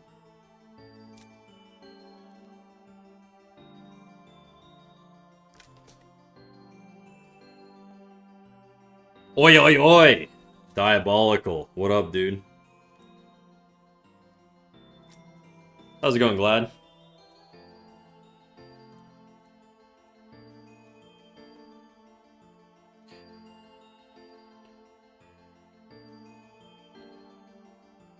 Noodling around with the fisheye perspective tool with the fisheye version, holding shift to make a curved line that follows the perspective curve. Yeah, it's dope. Also, if you need to turn off that line, there's a little setting in the perspective grid, like options that pop up, that'll lets you turn that off.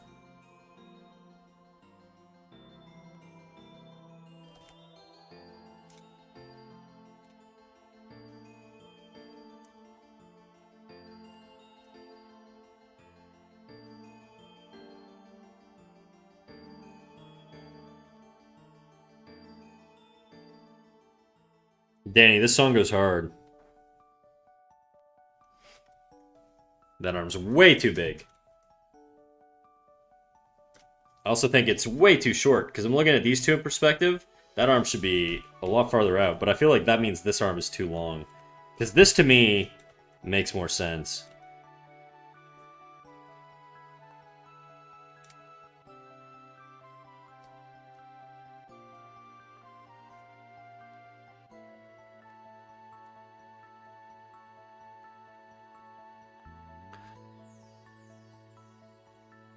For sure, but there's a difference between feeling like I'm not where I want to be and should have never picked up the pen. Yeah, definitely. I think if you're in that latter camp, yeah, put it down. Put it down, big dog, and then, you know, go make some tea, smoke some weed, I guess. Just take it easy.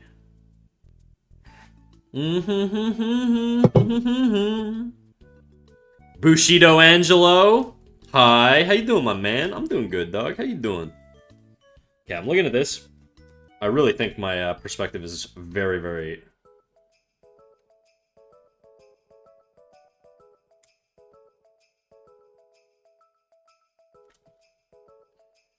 Everyone...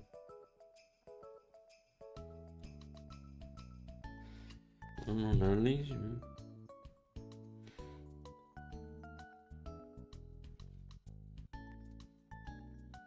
For a reason.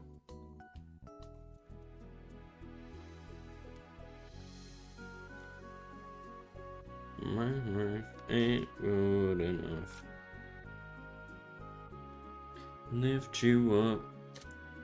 My life to better suit your mood. So soon. Just like the ocean under the moon.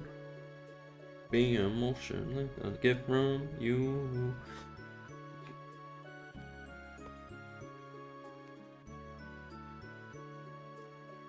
Forget about it.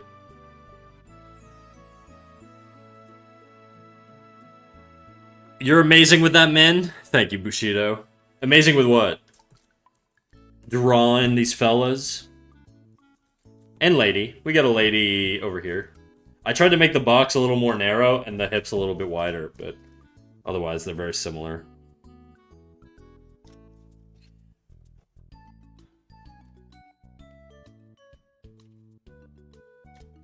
Okay, this arm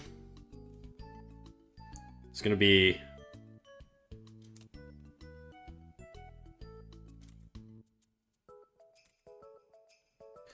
ain't good enough. My lift you up. My life to better suit your mood. And so soon. Yeah, drawing? I'll take that compliment every day of the week, baby. Thank you. Going straight into the ego bank. The emotion that I get from you. And that can be so smooth. Yeah.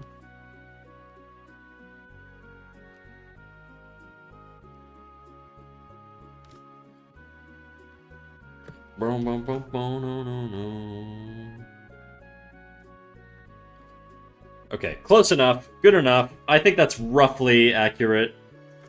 This probably needs a foot.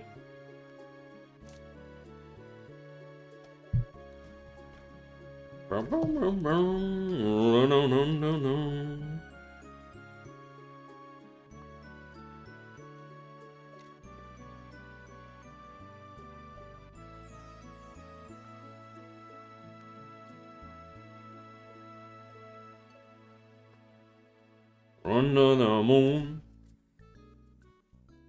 and I get from you.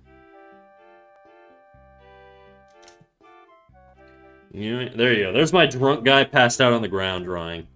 Do a jiggle? Shit, Danny. You know it'd be jiggling, dog.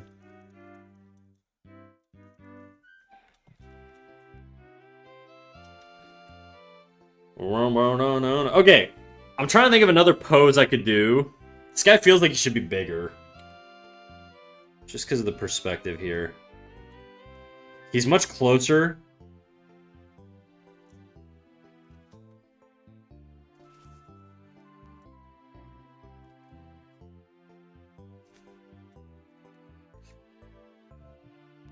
Do a crouch? That's exactly what I was thinking of doing next. So, yes. We're going to do a crouch. And I'm going to try and think of a perspective. Maybe I'm going to actually have him crouching. What I'm going to do, I'm going to draw a cube. I'm going to lock my perspective grid here.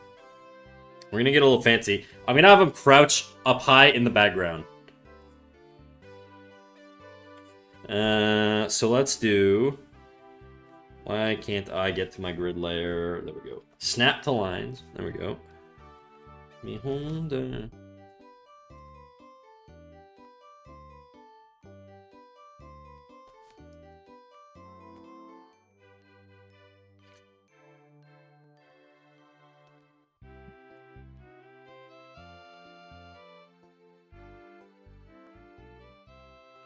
And now when I'm dreaming of your face, I'm here without you, baby.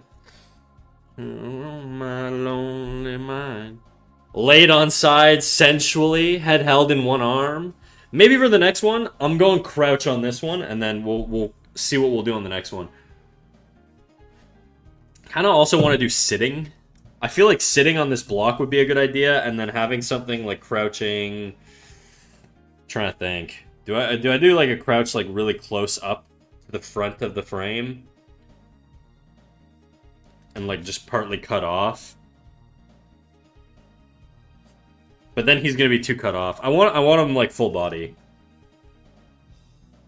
But I'm gonna elevate him and we'll put him like here.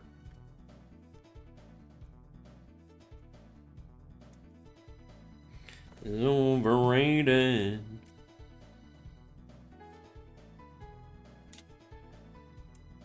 Oh my god.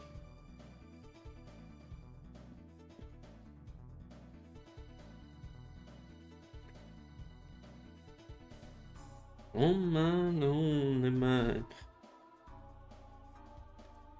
And I dream about you all the time. Me in my dreams. It's only you and me. What kind of crouch? Like on two legs or with hand supporting? You know what? I'm gonna say TBD on that. We're gonna see whatever feels right in the moment is what I'm gonna say. I'm not gonna go with like a plan. I definitely want to have him crouching. So we got the character here. Now I'm gonna just check his size measurement. So I've got this guy here for reference. That's why I have like these two characters on either side of the screen in neutral positions. It's just so I can get size measurements in depth. So I'm gonna go to my measurement layer and then I'm gonna calculate this guy's size as he would go back in space. Now he's not super duper far back in space here, but he is a little far back. And he's probably gonna go roughly from, I want to say, if this box lines up more with these two columns here. So we're gonna line them up there. And I dream about you all the time, and without you, baby, and with me in my dreams. Actually, we're gonna do it off this one. Tonight, girl, it's only you and me. And we're going to draw a line going straight up, and he's going to pop out around here. So now I got to measure his size. So if that guy's that tall, that means at full standing height, he'd be about that tall. He's on an elevated platform, which is going to increase the height by quite a bit. Probably about a knee length. So if he's fully standing back here, he's probably about this tall. Roughly. I'm just kind of guessing. But because he's crouched, he's going to be bent over, so his actual height is going to be a little smaller. So now I'm going to switch to a drawing layer. I'm going to lock my measurement layer.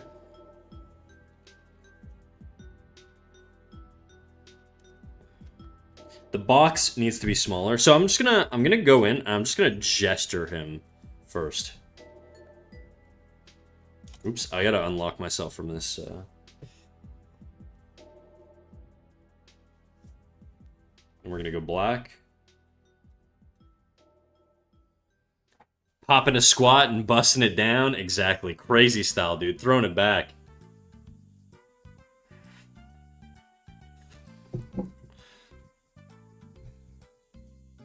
Okay, he's going to be a lot shorter.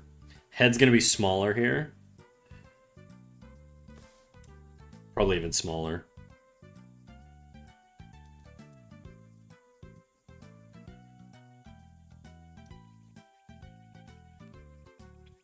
I want him to actually turn a little bit more 3/4 towards the camera. Because this guy's front on. I don't want everybody just going either that direction or that direction. I want someone... let's have him look at us.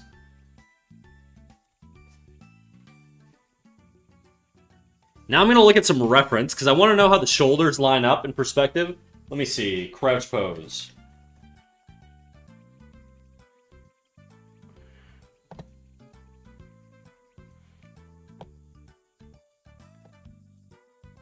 This one's not too bad. We'll put it in here. I just kind of want to know where the ribcage lines up roughly with the head and all the positioning stuff. This is a much more top down. We're almost like bottom. We're not bottom up, but we are a little bit below him here because the horizon line is here. So it's not going to be the same perspective as this, but same concept.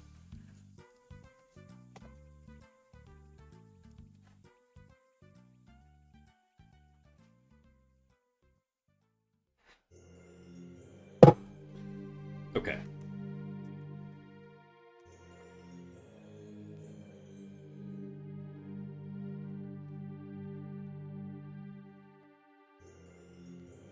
Okay, the box seems to be tilted towards, so it's going to be a lot shorter. You're going to see a lot more of the top of the box for the rib cage.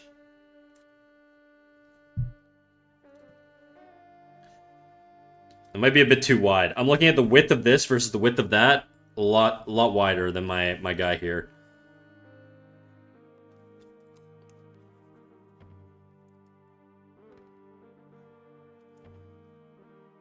Just double checking stuff, you know.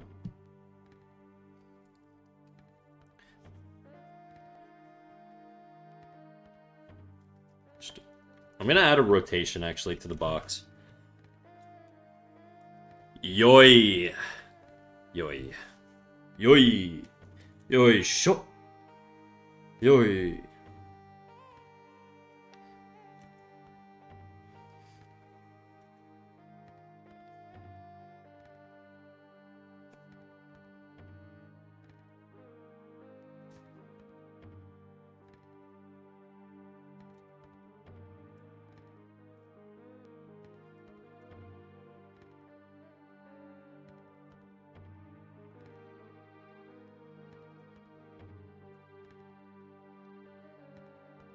Oh my god.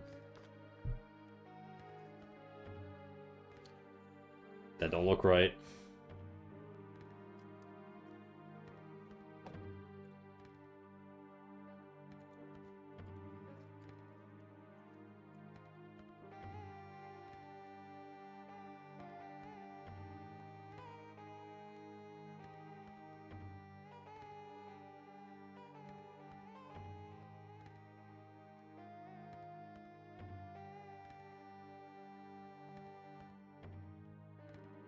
I'm trying to think. If my pelvis, if I'm crouching, I'm gonna crouch for a sec, just to. I'm crouching. What's my pelvis doing? It's kind of arching back. I don't have good mobility in my hips, so I'm trying to think. How am I? Kind of tilted back actually, so it's probably gonna be a little closer. We're also gonna add a pinch here. You're gonna see a little bit of the bottom of the hips. Is my guess.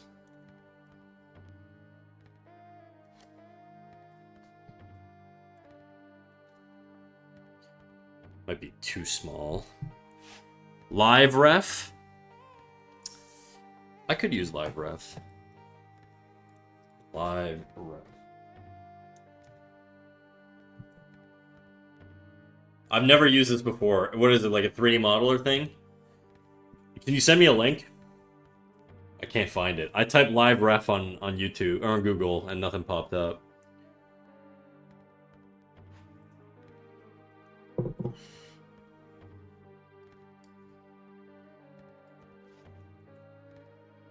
I'm just gonna type art reference. And that works.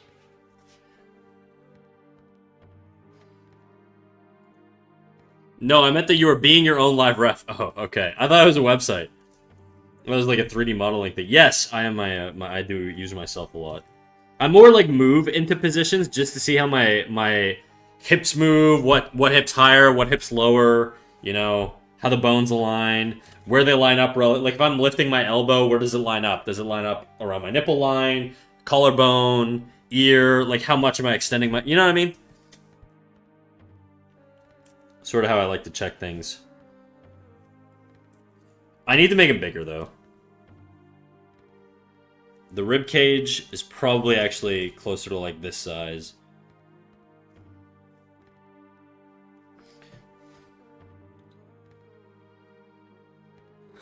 I do. That's how I do it too. Good, dude. That's how I feel like. I went to animation school, and that's just sort of how they taught us. But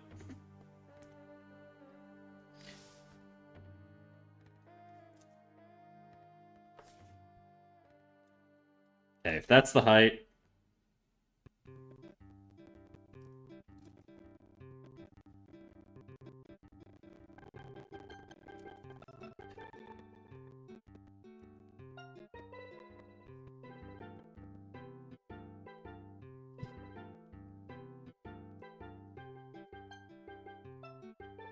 This might be cheating, but I used a wooden mannequin model on a Pose website as my skeletal base. That's not cheating. You can do that. Doesn't really matter how you get the ref. Unless you're like, you know, stealing one-to-one something else, and you're like, this is mine. But otherwise, most things are fair game. Nobody really owns a Pose.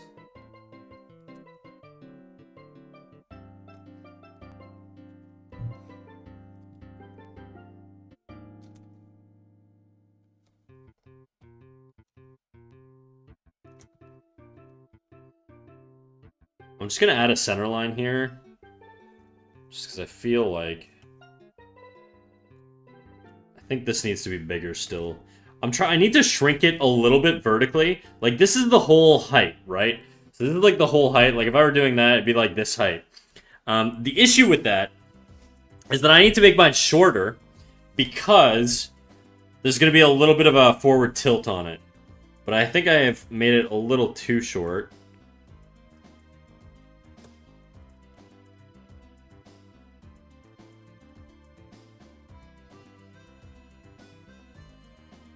I do want a little rotation, so I want to show a little bit of the side plane here.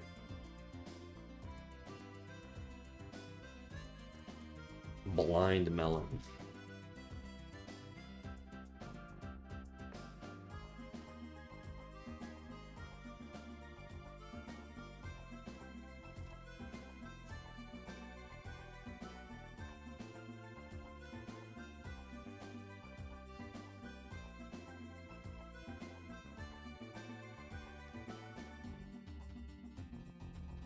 This could still be a bit bigger.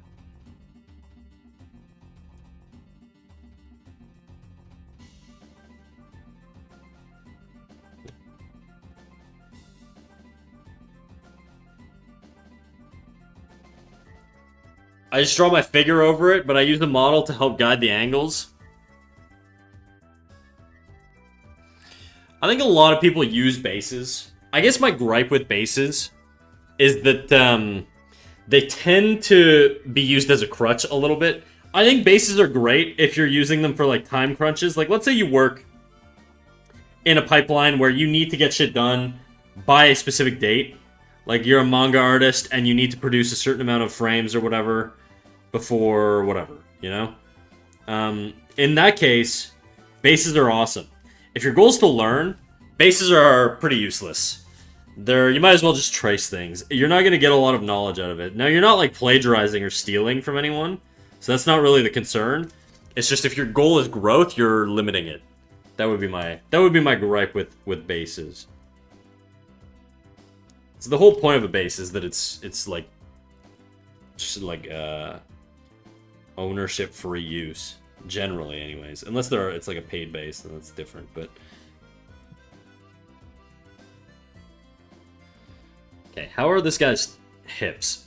This leg is up, this leg is down.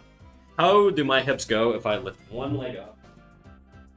Okay, the leg that's up is gonna have an elevated hip, and the leg that's down, I'm gonna do something like that too. I'm gonna add more of a twist to mine.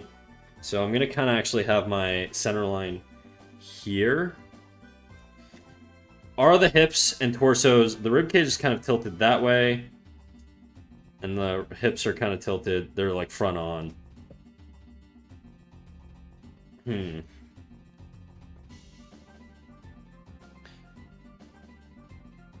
haven't found any crouching yet, but this site looks pretty neat. Bodies in motion. I think I've seen this before, yeah.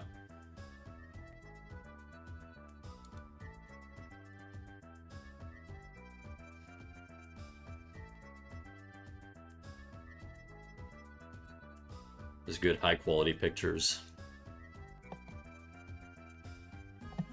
Okay.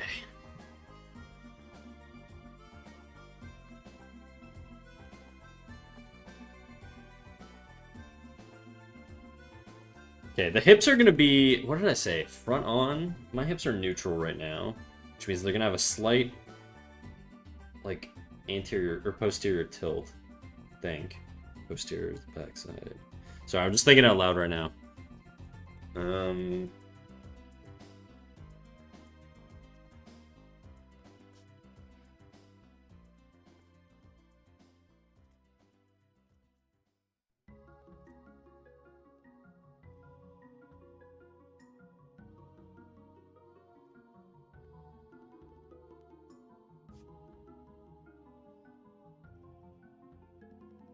Snack, I've been practicing flowers lately. Hell yeah, dude.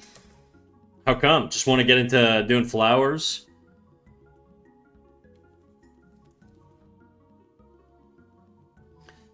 Oh, the scans are free, but only if you're subscribed. How does that work? Why would that doesn't make any... Like the subscription's free? What's the point?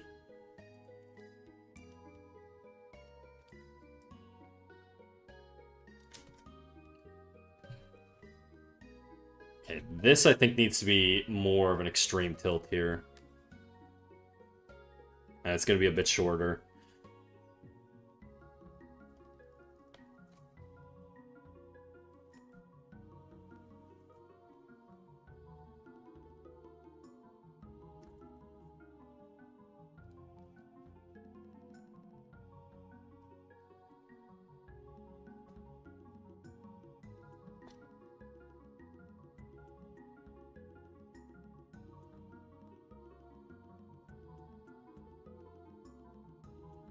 I hate that everything's a fucking subscription model now, dude. It drives me crazy.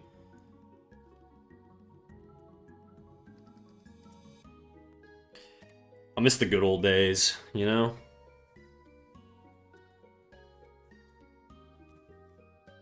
Pre-inshitification. Nice tits, nerd. Like that? Thanks. Grew 'em myself.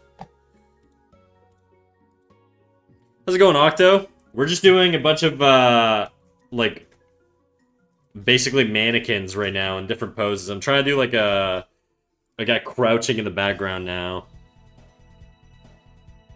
I'm trying to keep things relatively in perspective as best as I can.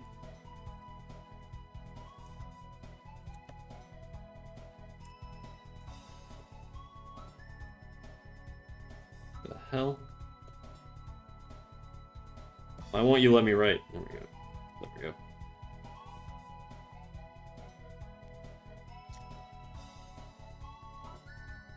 Seems like a very uncomfortable pose. There are still free reference sites. It's Pose Maniacs and clothing sites. I'm specifically trying to practice this mannequin though, right? So I need something that lets me match the perspective. Okay, let's say I have the leg here-ish. And then we'll have it come out, because it has to counterbalance the weight. A lot of his weight is this way. Kind of actually want to add a little bit of a tilt to this. Give up forever, didn't you? Oh, nice. Looking good so far. Thanks, dude. How's your weekend going? Closest to heaven. I'll never be. Go home right now. This moment, all I can read is your life.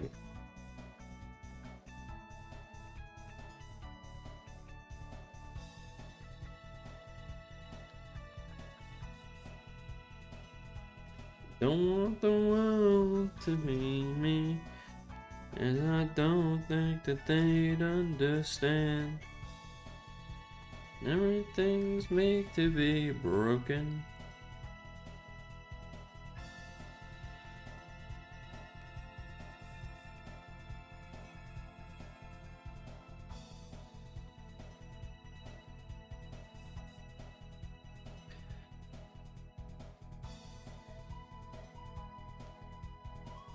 Try searching 3D poser. I mean, part of it is also that I want to just sort of be able to make the mistakes here, you know, and troubleshoot things. And then if I run into issues, then what I'll do is I'll look for some reference images. Where do I want the head to be? I want the head. If the torso is tilted this way, pelvis is tilted that way, head can just kind of be straight on, I think.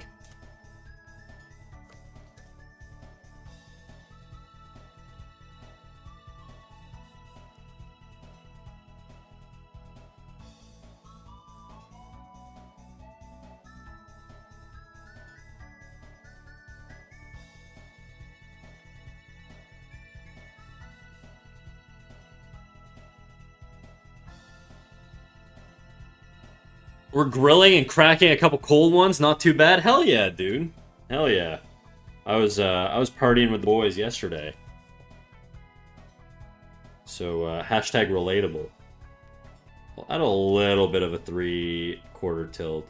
Just a tiny, subtle one. So it doesn't feel so flat. I also think the head needs to come closer.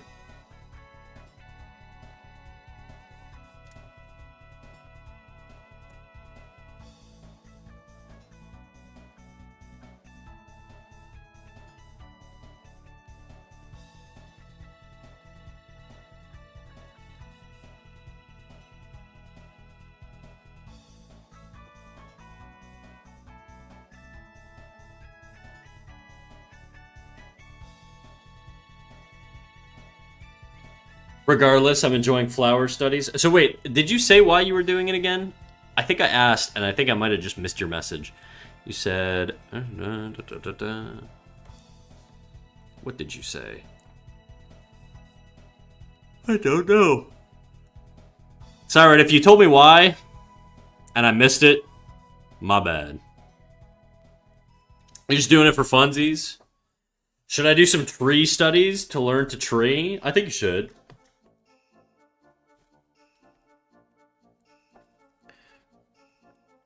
I think we have to actually show the bottom plane here. Because we are a little bit... We are above the horizon line, you know?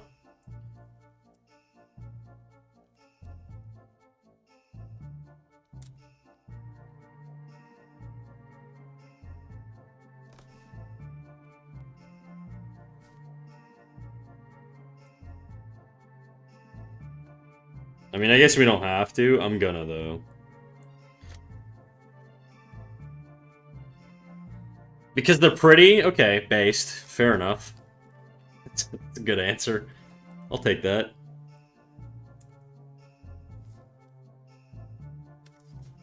Ugh, I don't like that.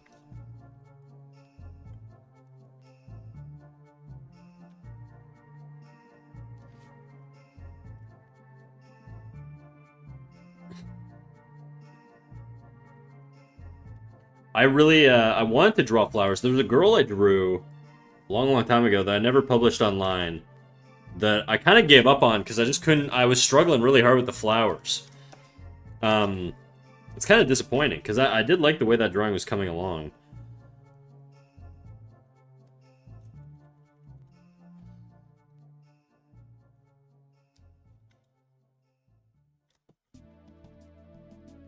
That looks weird. Looks very uncomfortable, whatever this pose is.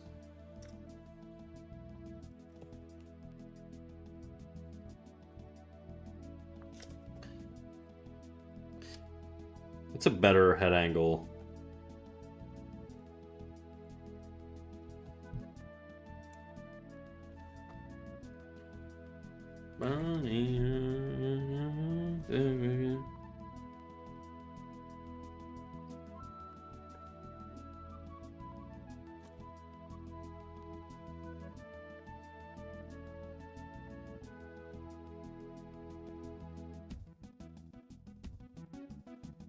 Okay, that feels a little bit better.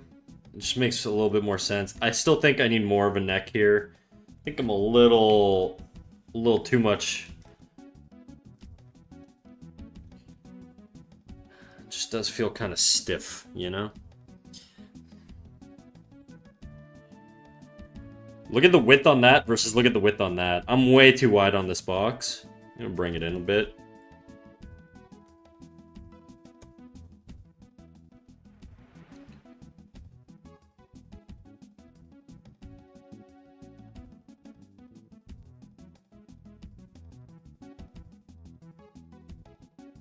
Feels a bit small. Remember, we said he's probably around this height. Which means I've got this character being a little too small. I do want him to be smaller than that, but not, like, crazy small, you know?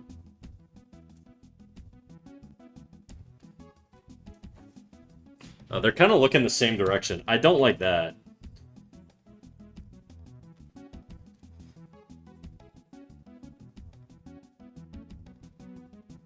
What a character. I just got home. Can I get that crick, or are we still vibing? You know what? We'll take a little break, and then I'll give you a critique. And then I'll come back to this.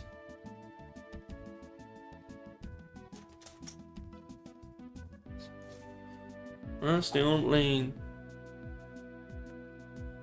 I'm gonna take a seat though before I give you some feedback. I've been standing for like 3 hours. Ugh.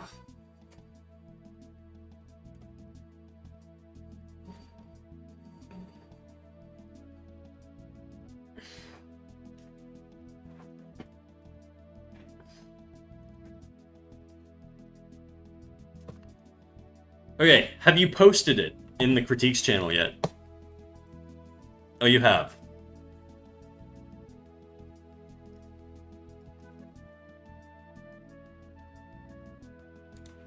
This is a study, I assume?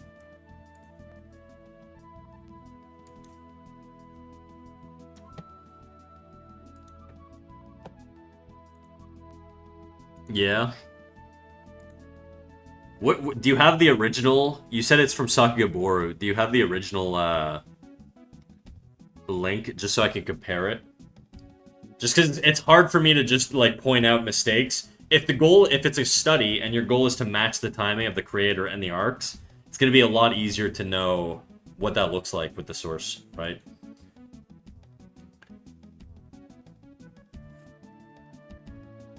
Because as it is, like, it doesn't look terrible. Like, I could see it being in an anime. It feels like it kind of, like, hits a wall and doesn't settle like, it settles too quickly. And it's a little jittery at the end. Like, you're kind of jumping from one frame. Boom, boom. Yeah. It sticks.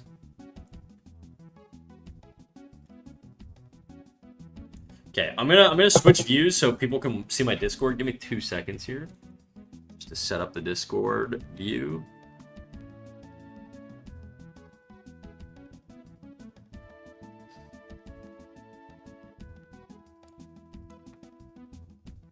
Okay, let's do that.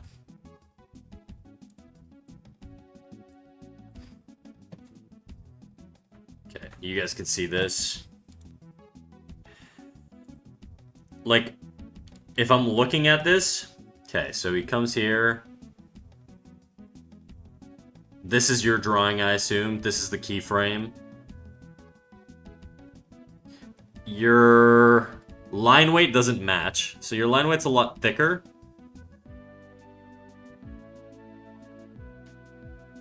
You're also losing things like overlaps here. Like, see how this line here doesn't fully connect, whereas on yours, it's all one form. There's no 3D edge.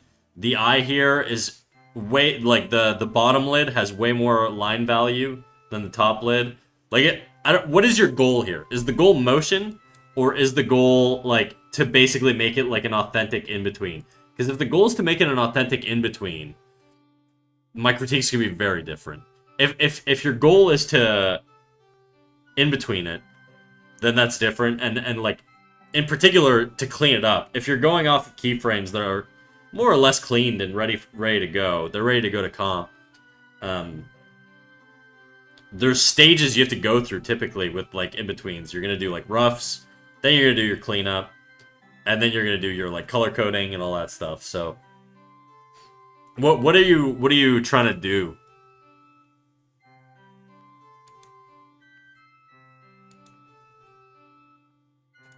And then motion here. Like, that one's not terrible. The rib cage is a little small. Like, he loses. You're just not tracking volumes very well. Like, he's moving. Look at all this movement from here. Okay, look at the movement from the shoulder. Let's track the shoulder for 2 seconds. So the shoulder goes from there to there. Look at that giant movement between this point here on the shoulder and like this point here where it was previously in the last frame. Okay, look at that. And then look at the movement on the back here versus the plane before. Your back goes from one position to basically just moving a tiny little bit. There's not enough movement. You need to fill in this volume here. The shoulder is leading a little bit too much. Like, when you're doing in-betweens, the goal of in-betweens is not to now decide, I'm going to lead with this, I'm going to lead with that. I'm going to have this fancy motion in there. That's all decided in the keys and the breakdown. So if you're working off of keys, your job as an in-betweener is not to get freaky with it. You know what I mean? You're doing like the final steps. Like all the bulk work has been done. I guess my goal was to develop the skill to be able to in-between properly, but I realized I'd only done relatively simple animations and nothing in a professional flow. It's going to be volume tracking then. I don't think your volumes are terrible on your head here. Your forms, though, on things like your jawbone here, like your jawbone is curved. And then if I look at the key... where's the key? It's a lot straighter. It's not, like, fully straight. And then this earlobe curves down and then up, with the apex of the earlobe being on the outside. Your earlobe doesn't have a curve. It just goes here, sharp angle, and then out. You need to curve and then down and then apex on that corner. So these are tiny little details that you need to track, right? You need to notice all of these, like, you have to observe all of this stuff. Is essentially what I'm saying. So if that's that there.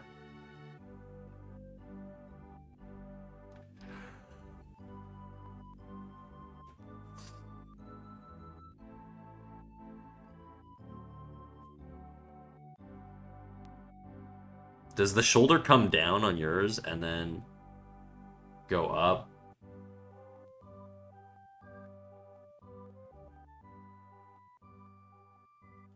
So, okay.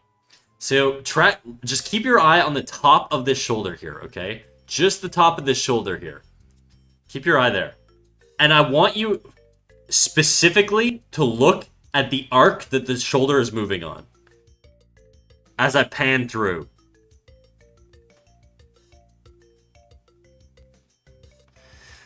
That's, you see how, I don't know if you saw it. Let me do it again.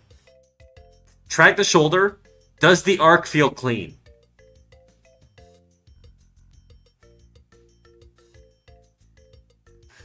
Your shoulder starts off arcing up, which is fine. You're getting like this upward arc, right? You're getting an upward arc like this. I hope you can see my cursor right now. You're getting an upward arc like this. Then the arc changes direction, which is fine. It comes up to this sort of like settled pose, which is fine. I think that's an appropriate path. Then it goes down pretty aggressively. Like we're starting up here, right? That's the height. And then it goes down. And then it goes up. And then it goes down. Up, down. So your arc is going like this. It's going curving up, going down, up, and down. And then that's why it feels super jittery. So your pathing isn't clear. That's why that shoulder feels jittery. And then, so that's for that first little bit. Then the other thing I would say is your character's sticking. So as he gets here, if I pan between these two, look at this exact spot right here, okay? Right where I'm moving my cursor.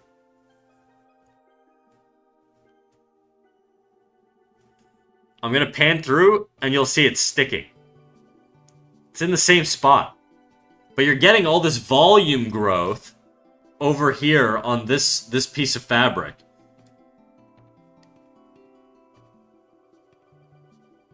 And look at how much movement you're getting between the key pose and your final pose here. Also, that shoulder's not angled. It's rounded, right? If you look at the key here, it's a round curve. Whereas on yours, it's more of an angular curve on the shoulder. Very, very subtle, but, you know, small things to pay attention to. But yeah, look at all the growth you get here. Like, look at the spacing difference between that shoulder and that shoulder. And then look at this shoulder and this shoulder. They're, like, sticking. At this point, you're not changing the angle of the rotation on the rib cage. That's all determined, like, in the key and breakdown phase. You're just trying to bring together what the animator put in his piece. So yeah, so you need better spacing there.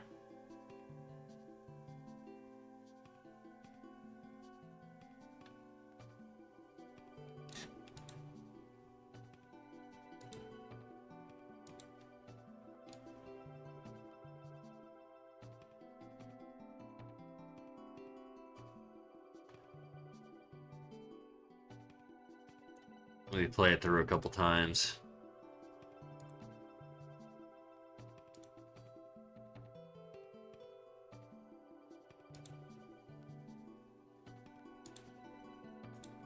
Okay, let's check out your timing. Starts off, you're slowing out, getting a little faster. Okay, good, good. Getting a little slower. Good, good. A little bit slower. Good, good. Way too slow.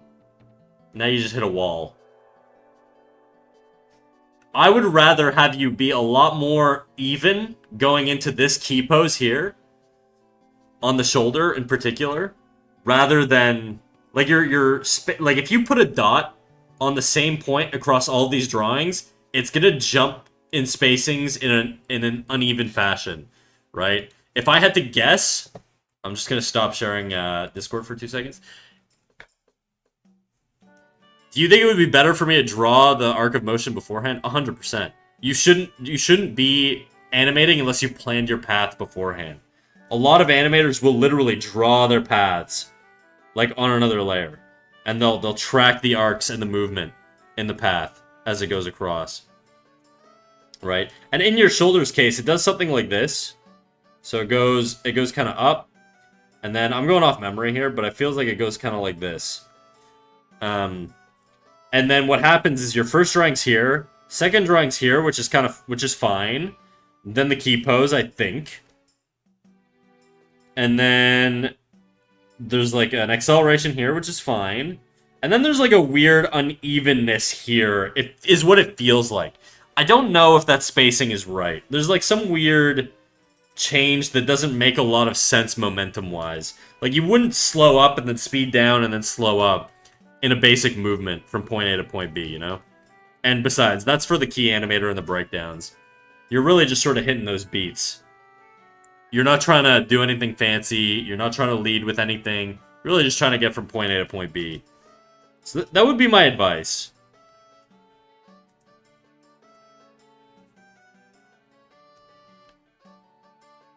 I don't know if I did it right, though. As for spacing, I based it off the charts and keys. Oh, I didn't actually even look at that. Let me look at that. Dally, thank you for the 3 months, dude. I appreciate you, dog. How you doing, Dally? We're actually going over some animation stuff right now from one of our mods here, Jadu. What Jadu did is he took some key poses of Sakagoboru, and he's doing in between. So the colored ones with the Genga coloring are the original key poses, and then these ones are his attempts at in-betweening it. So, this is what, A4? 1, 2, 3. Okay, so he's slowing out from the beginning, but he's not slowing into the key at the end here.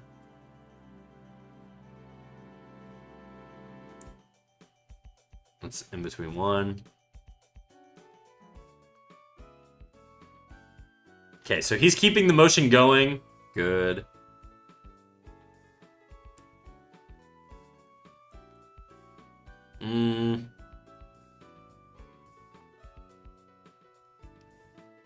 I don't really know what the Japanese notation is for this. My guess is this is the key. Oh, I don't know. I really don't know. I don't know how they do their notation. The consequences of me being a digital cuck using my Toon Boom Harmony. We don't really use this notation system, so I'm not super used to it. It's hard for me to say, dude. Sorry. I don't think I can offer any good insight on that one.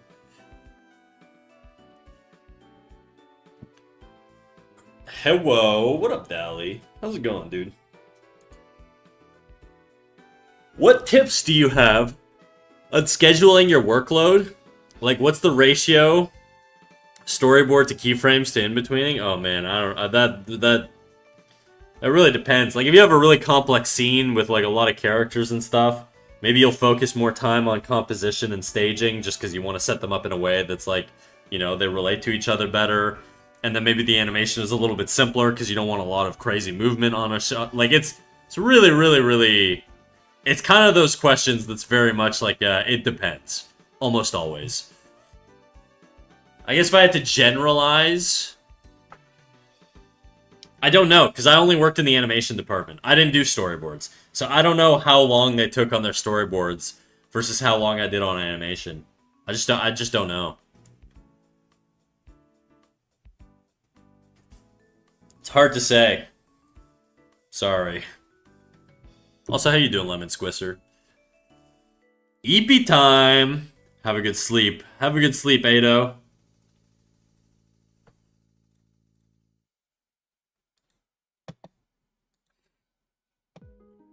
Oh my god, I'm gonna sneeze.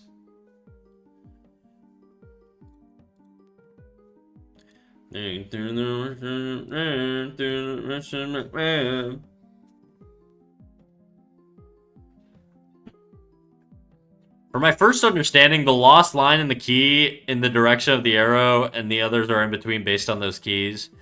There are a lot of different methods to not, though, so it could differ from studios for all I know.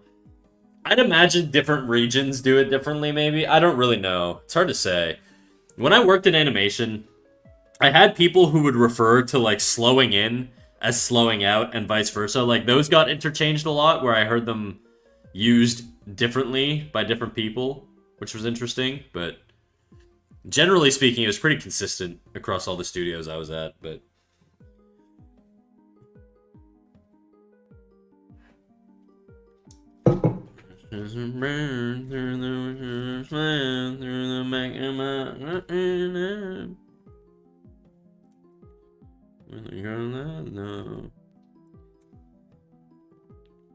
I can't do this song, bro. I've listened to it too many times.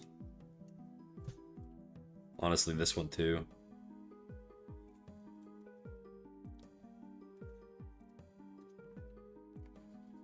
Bye-bye, Paramore. Oh.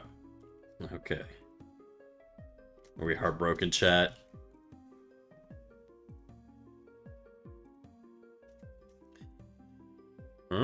I'm so lonely. Should I correct what I did, or should I do a new thing with the things you mentioned to keep in mind? I would just correct what you have. Like, it's not that off. I would just, like...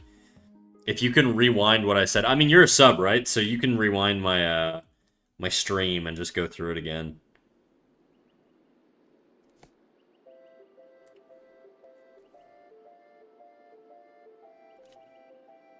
The VOD will also be available on YouTube later, so...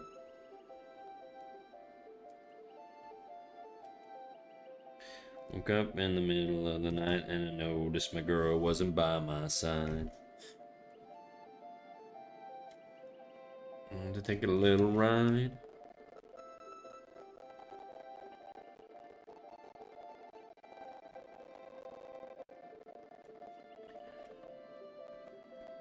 We need more rows? More rows? What you talking about?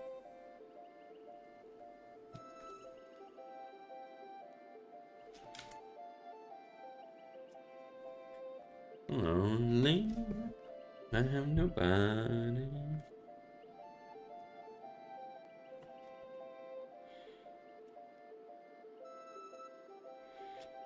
My life. Is that like skewed?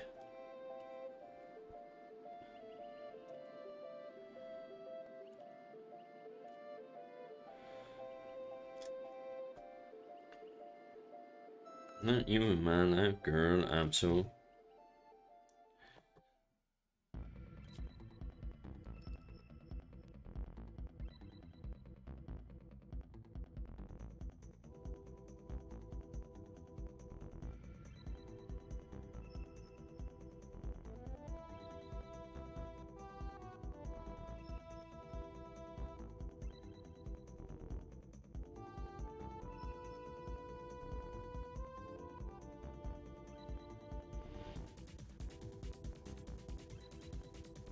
on the V.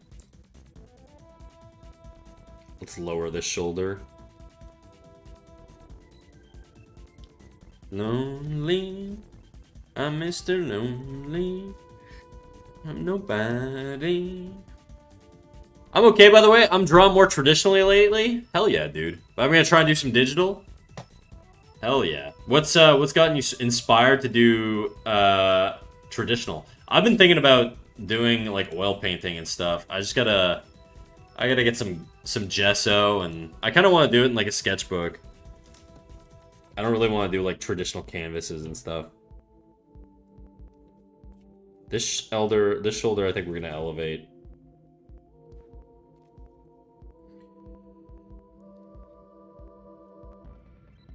Oh, lonely, Mr. Lonely, nobody. I think this neck.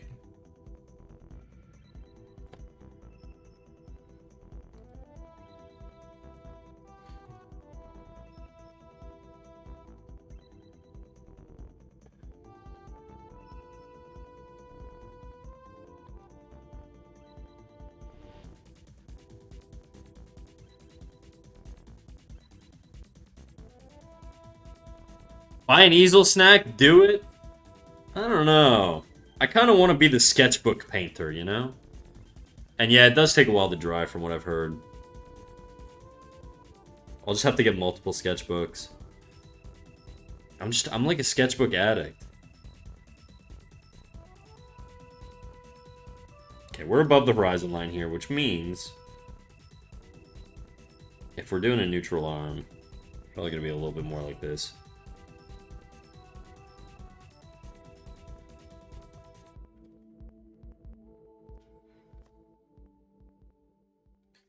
Do I want this arm bending out?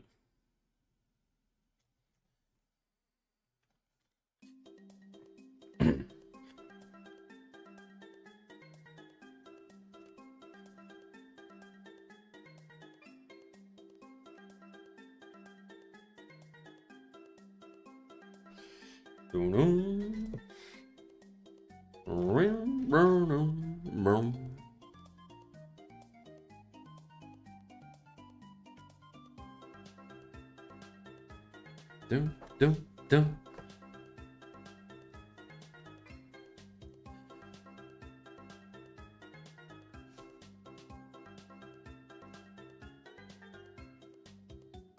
That arm's a little too thick.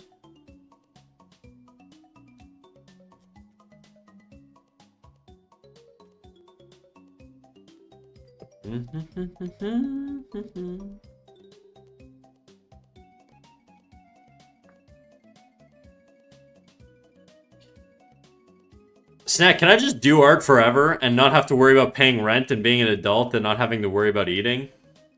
Wouldn't that be nice? I wish you could. There's the second best thing, though, is you could just give me all your money and then I could do that. And then you could live vicariously through me. Wouldn't that be something? JK. JK. I'm JK. Don't worry. Or am I?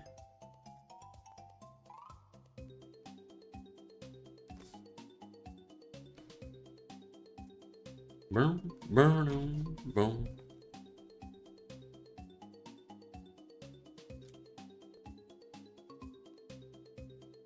Okay, we're below the horizon line now, so you're gonna see just a little bit of the top of this.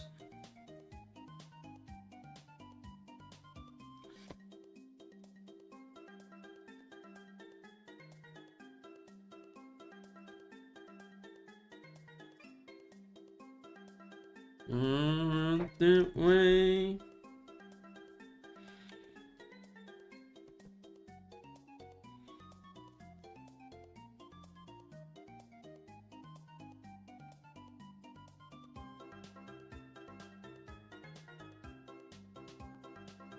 Up in the minute, nothing. Sure, what's your bank account username and password? Now you're thinking. Now you're thinking.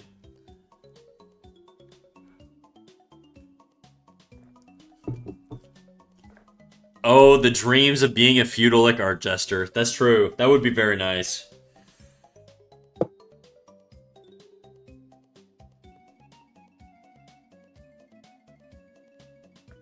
Still know.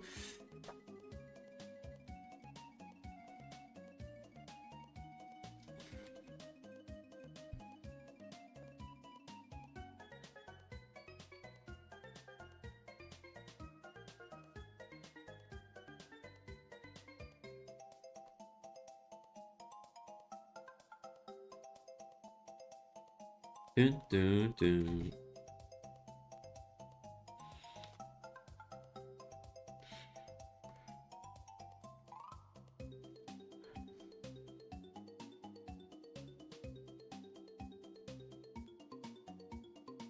Thinking from the phone.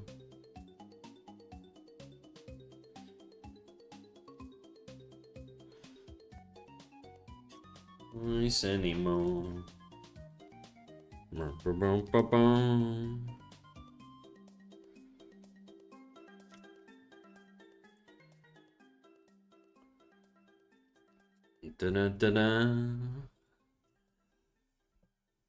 Instead, I have to aspire to be a product manager or bank jockey. Tell me about it, bro.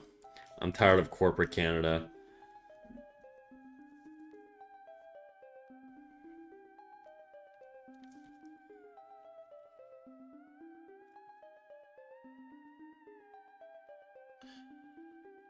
Why can't I turn off the radio? Why can't I turn off the radio?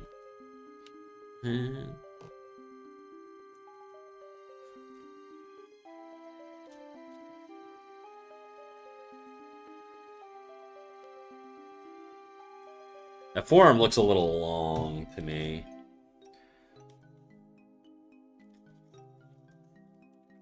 I'm sick of love songs.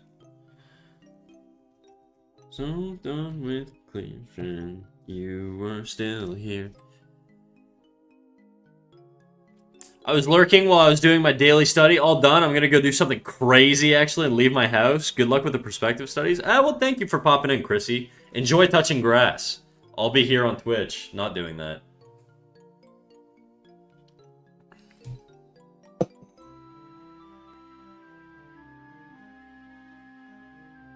You can also use casein and pigment to make paint. It's more matte. I actually bought a full artist grade art collection. When I left my last job, all my colleagues came together and they got me like a $200 gift card to like an art store. And I just balled out. But I didn't have enough left over for Gesso, or whatever the hell it's called.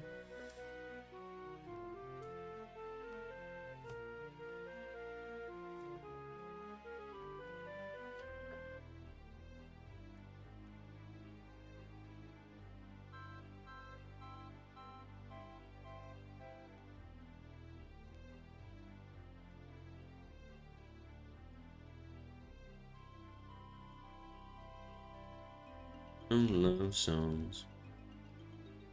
I think the shoulder should come forward, actually.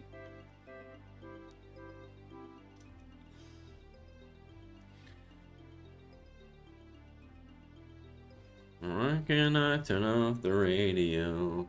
Snack, you skipped my question? Uh-oh. Naughty, naughty me. One more question. If you were to try and plan an animation, how would you decide what's a key pose? Like the keys I took were literally him standing up, so it's not like any particular frames stand out as unique. They do, though. They do. I'm gonna look at it again.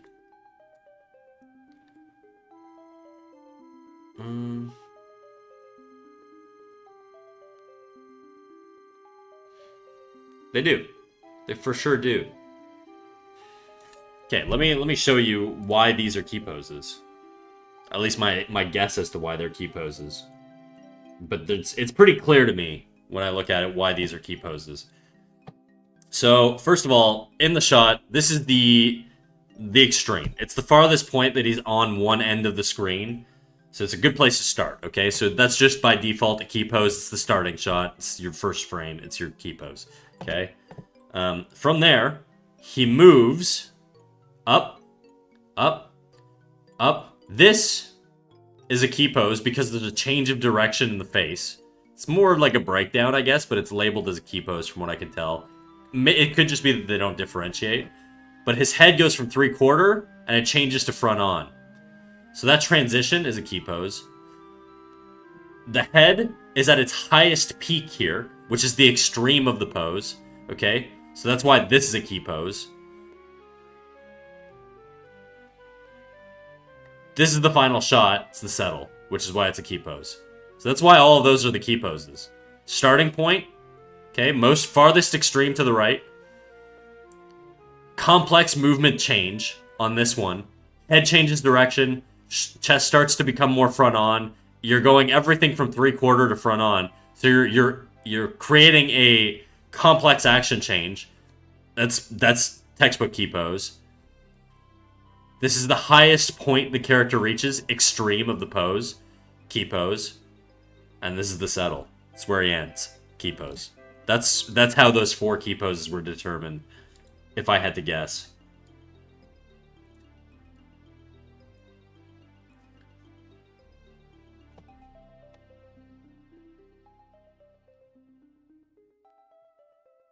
That's why when I'm saying, like, why you don't need to lead with the shoulder here, or you don't need to do this, it's because it's all those directional changes, or what shoulder goes first, what shoulder goes second, all of that is determined in the key poses or breakdowns. I mean, some people call like the head change direction. I would probably make that a breakdown. I guess it depends. Really just depends. Maybe I would do, like, let's say he's doing a head turn, but his shoulder's also dropping. Maybe I would have, like, breakdowns for that. I don't really know. Key pose, breakdowns, they're kind of used interchangeably. But, yeah, that's why those are those, you know?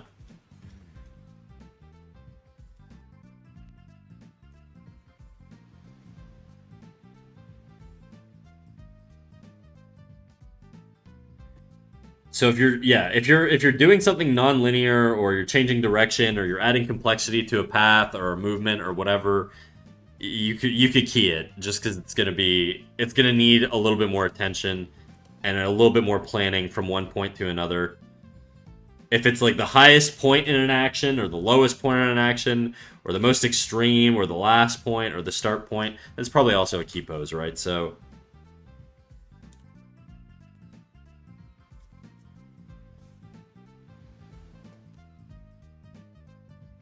all of these rules are kind of subjective, I guess, with a big asterisk there, in the sense that they're not, like, really subjective. Like, extremes are almost always going to be keys. But, yeah.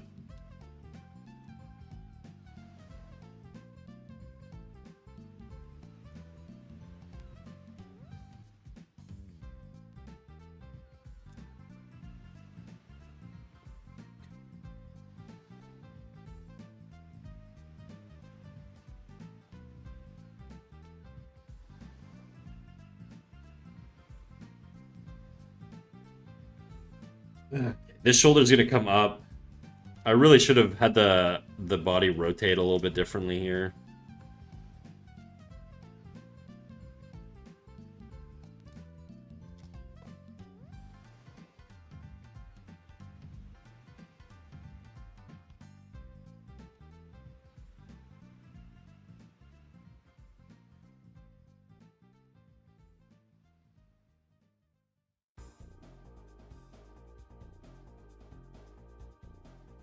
I don't like the shoulder elevated, actually. I'm gonna keep it down.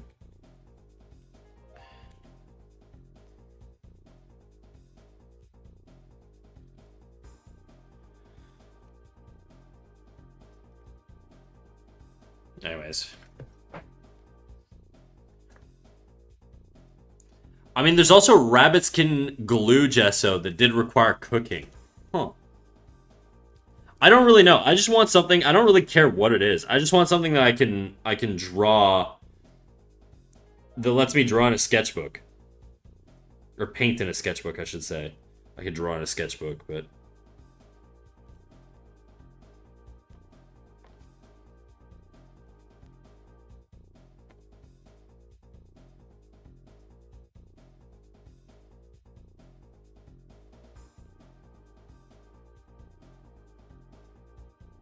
Okay, we've done our crouch pose. Let's do another pose now. I'm going to do a sitting pose up on this block here.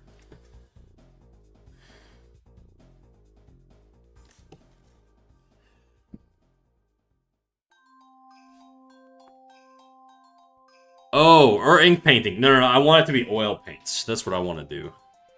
Yes, do ink painting. I don't want to do ink painting. I want to do oil painting.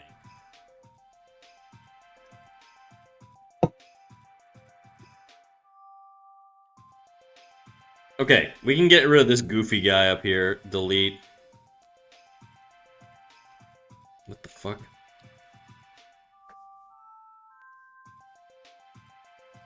Bye-bye, fella.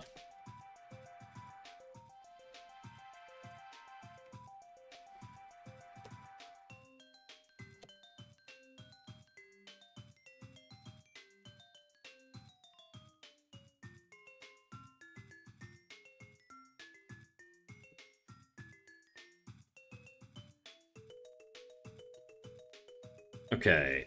If I'm doing a character sitting...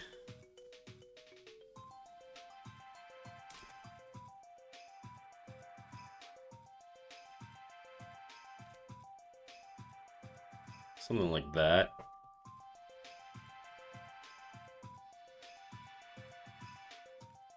Maybe we bring this leg out. Maybe we point the foot down.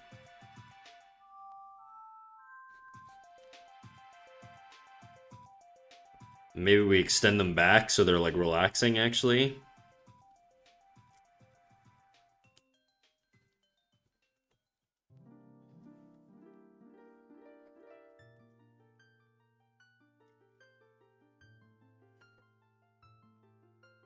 Yeah, I like that. I like that. I fucks with that.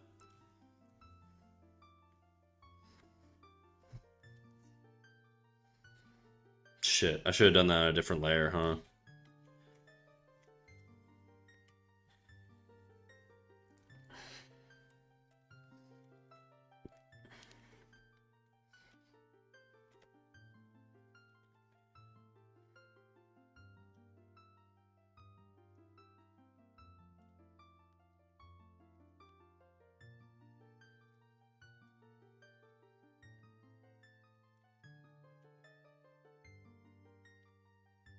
Okay, how do I want the head angle to be? Do I want him looking at us? Do I want him looking in this direction? What direction do I have him look in?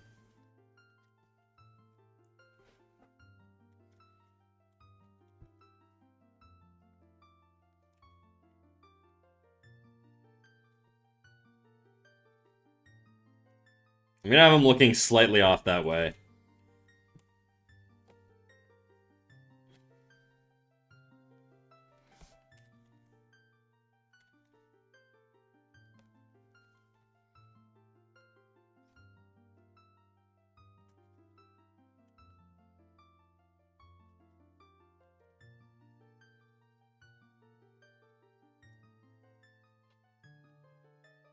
We'll add a little twist to the ribcage.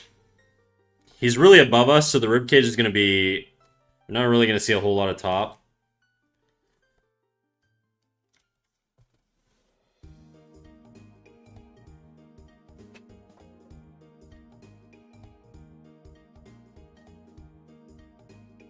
Cha-cha-cha with me. After this guy, I think I'm gonna wrap up stream.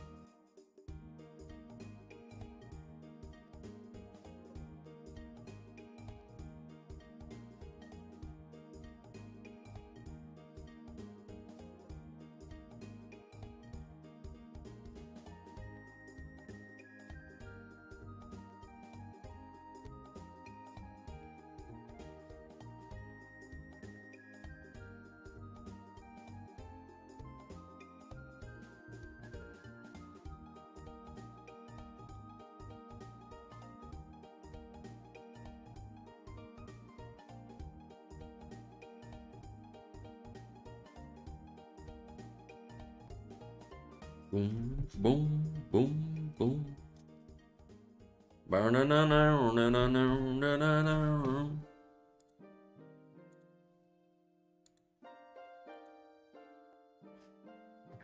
I am back, Sam Rathod. How's it going, Sam? I just seen your message, dude. Hopefully you didn't put it there for a very long time.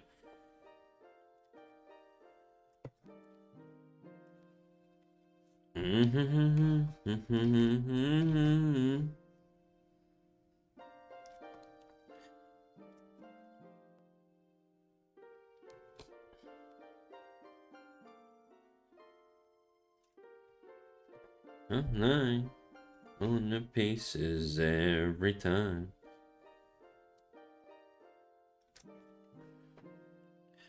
Cause you had a bad day, take it one down. Save your sad song just to turn it around. Welcome back, welcome back. What up, Basville? Seville. A bad day, don't like.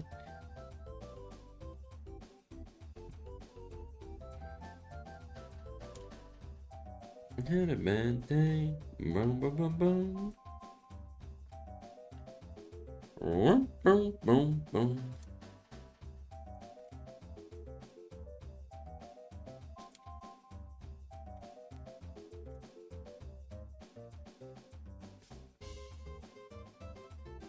I'm gonna make the angle a little more extreme here.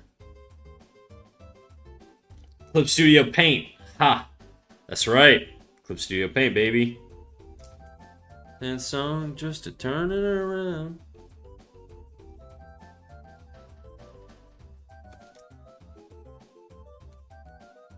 Had a bad day, and I don't lie.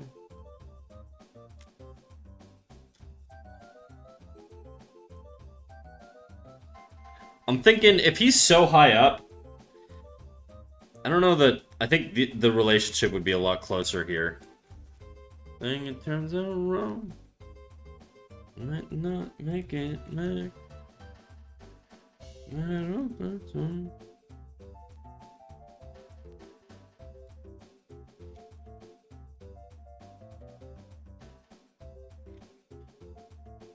Someone need it the most.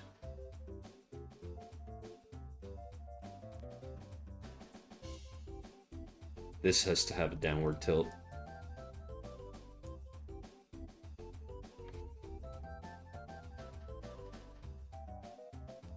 No, tell me don't lie. Had a bad day. You do animation? Sometimes, yeah, I do. I dabble. Oh shit, do you guys just have like the...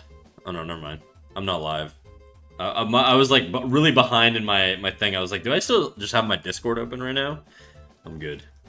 I'm good. We're gonna move this shoulder back and down. And this is going away from us in space.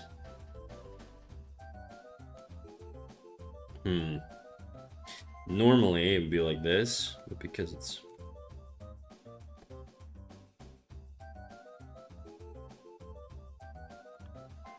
That doesn't make sense.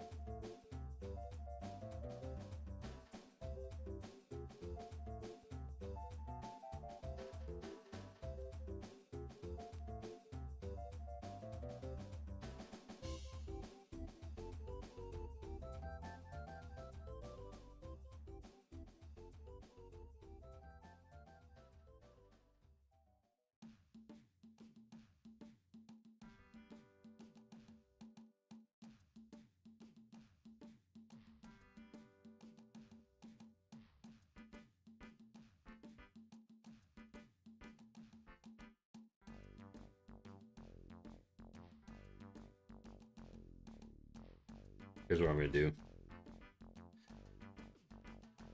He's gonna be looking, you know?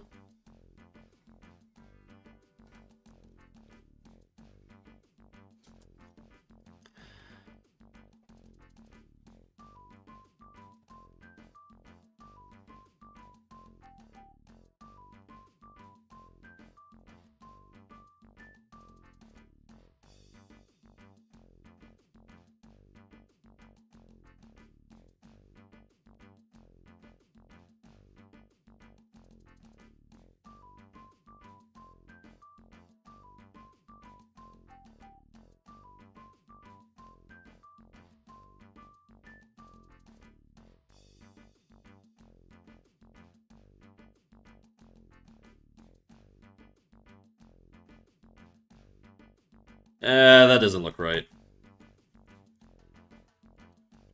I'm trying to think. If I'm, like, creating a shield for my eyes to basically have, like, a visor here, how would I do that?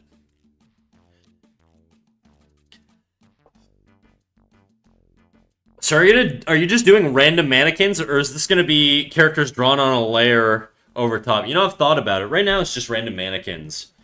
It would be a good idea for me to know how to translate these mannequins into proper characters, though, so I may attempt it. But right now, it is just random mannequins.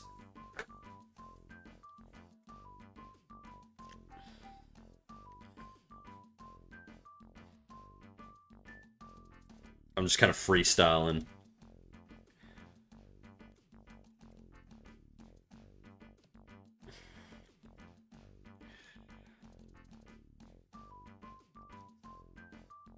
Okay, time to stand up, though. My neck's starting to kill me from being down there.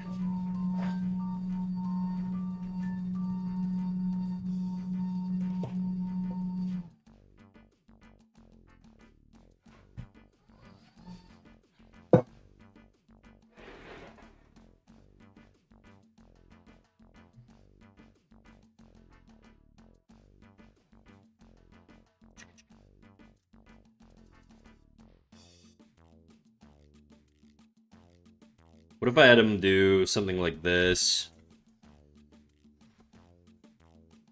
You know, and then this knee is going to be obviously like straight towards the camera. You could also lasso them all and rearrange them into a scene somehow. Yeah, I could. I could. I'd have to be pretty specific with my lasso tool usage, though.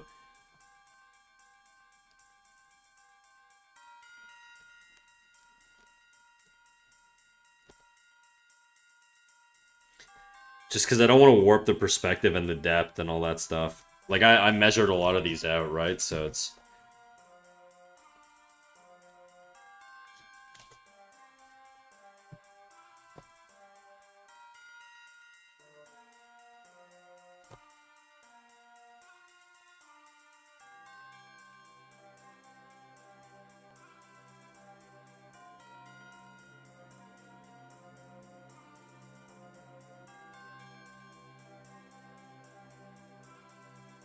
You can copy paste it in another layer. I mean, they're all just kind of on their own layers, so I could just, you know, straight up draw it, like, over top.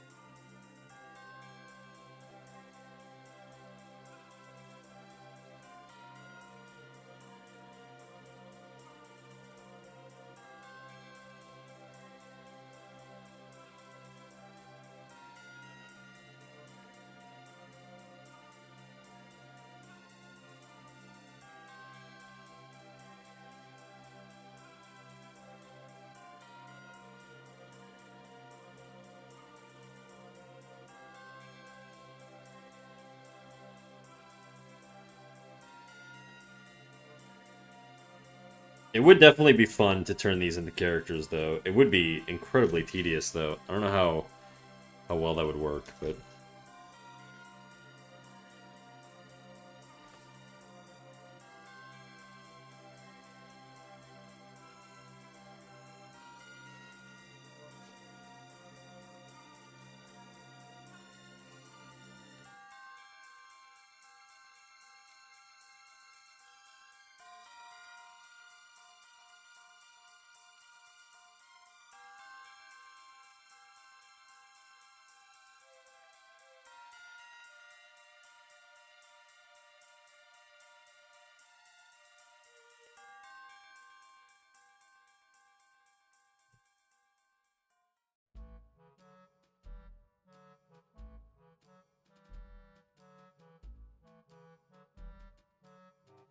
Leg feels a little long. Let's shrink it in.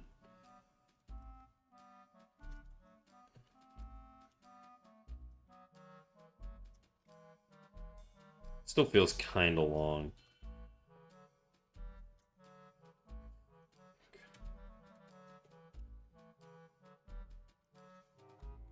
I think I'm gonna change the angle here a little bit.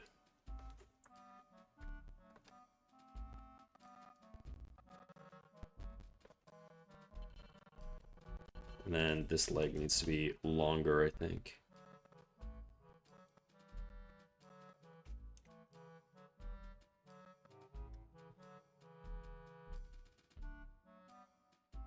This shit rocked my world in 2022, guys.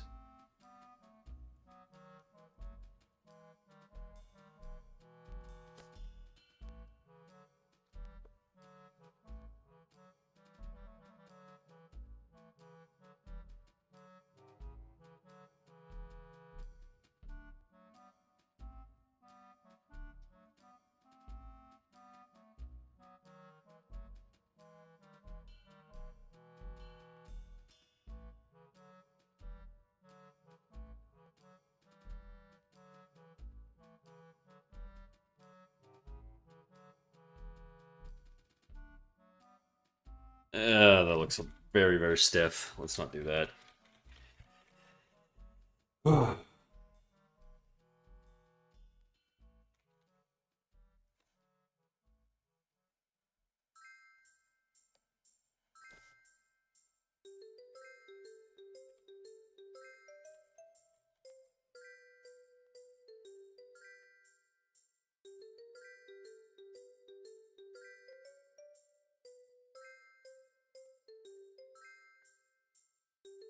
Still kind of weird looking.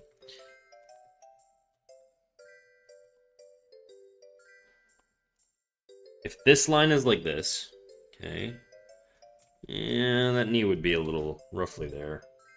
I'm gonna move it over just a smidge.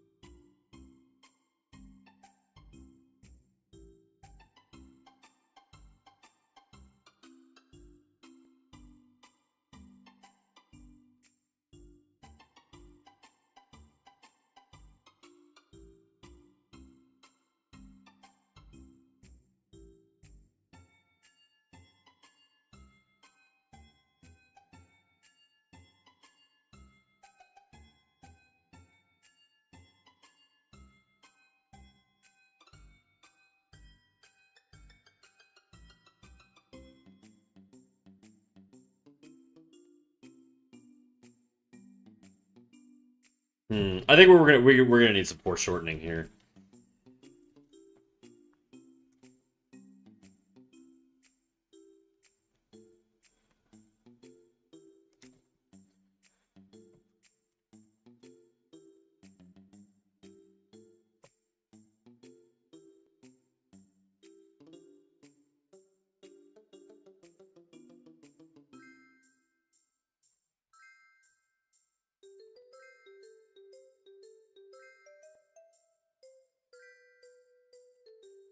This foot is so difficult.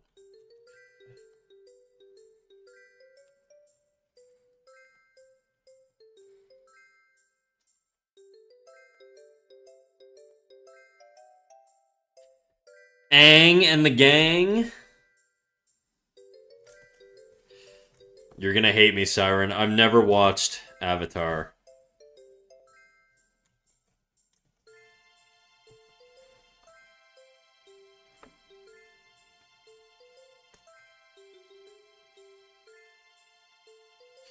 I know, I know.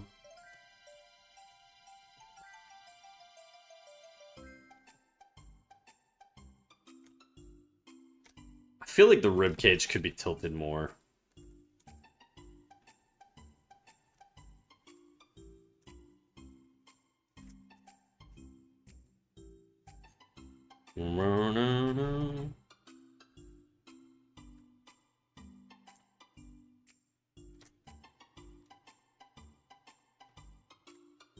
Nah, fuck it. I gotta stop messing with it. It does feel a little front on, though. Do you think you'd really like Avatar? I think I'm too not into anime enough these days to, like, get the same level of enjoyment. Maybe if I was younger, I would have probably really liked it. I think doing it now, I don't think I'd have the commitment for it, to be quite honest. The stamina to get into a new anime. I actually tried in adulthood, and I just could not get into it.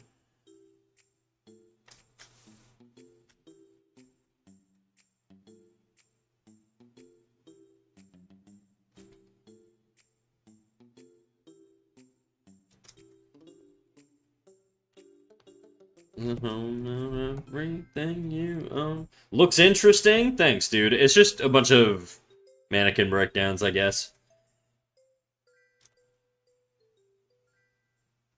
I don't know if I want this arm to go... Originally, I wanted this arm to come back, but I just don't like the space I have there. So maybe I'm going to keep it bent. It's fine. Your eyes are proceeding on your way. This is gonna tilt in, though.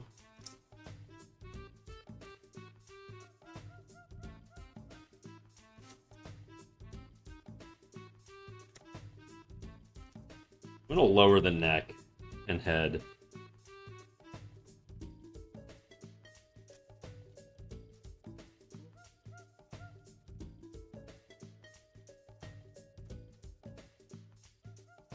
Okay.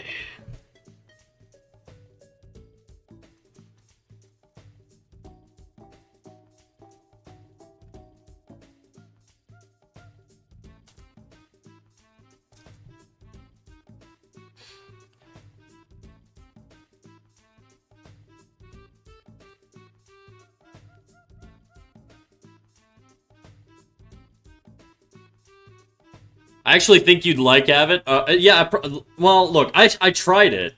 Like I said, I tried it. I just couldn't get past the beginning. It was just a little too... for me.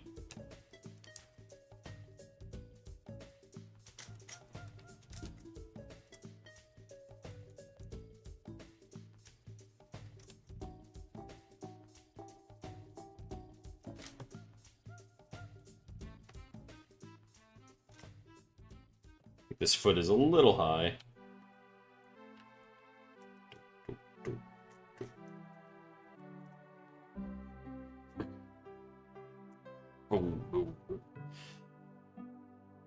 I've never spent so much time drawing off paper, although I'll be getting a remarkable drawing pad at some point. Do it up. Do it up, Byard. I believe in you. You got it.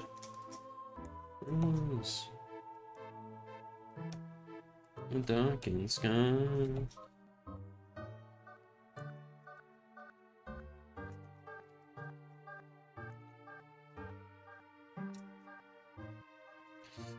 Alright, boys and girls. I think it's time for me to wrap up stream.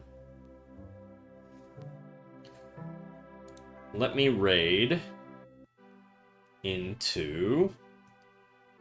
Do I want to do someone new?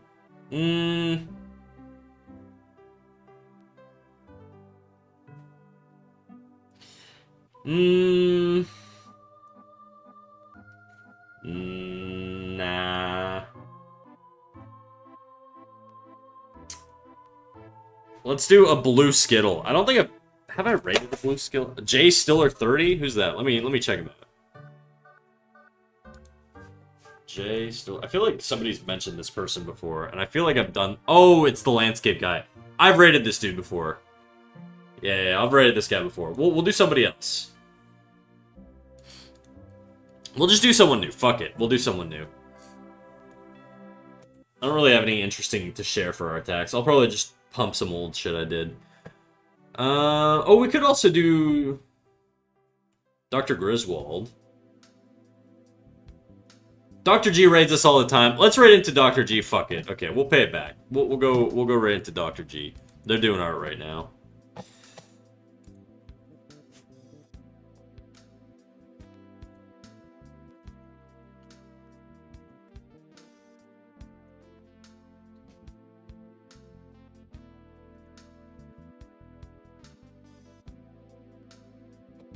Alright, guys. Thank you all for coming out. I appreciate you all coming out. It's been awesome being back, having everybody here. I will see you tomorrow at 12 p.m. Eastern Time. If you want to get live notifications, you know where to find me, in the Discord. Make sure you go into the rules channel, toggle on the little live notification roll in our Discord, and then that way you can get notified when I go live on Twitch and YouTube. And on top of that, if you want feedback on your work, make sure you post to the critiques channel. If I'm live and you're in chat and I'm in the mood, maybe I'll give you a little critiquey poo. Alright, everybody. Thank you for coming out. Thank you to the new people. Thank you to the old people. And I will see you all tomorrow. Bye-bye.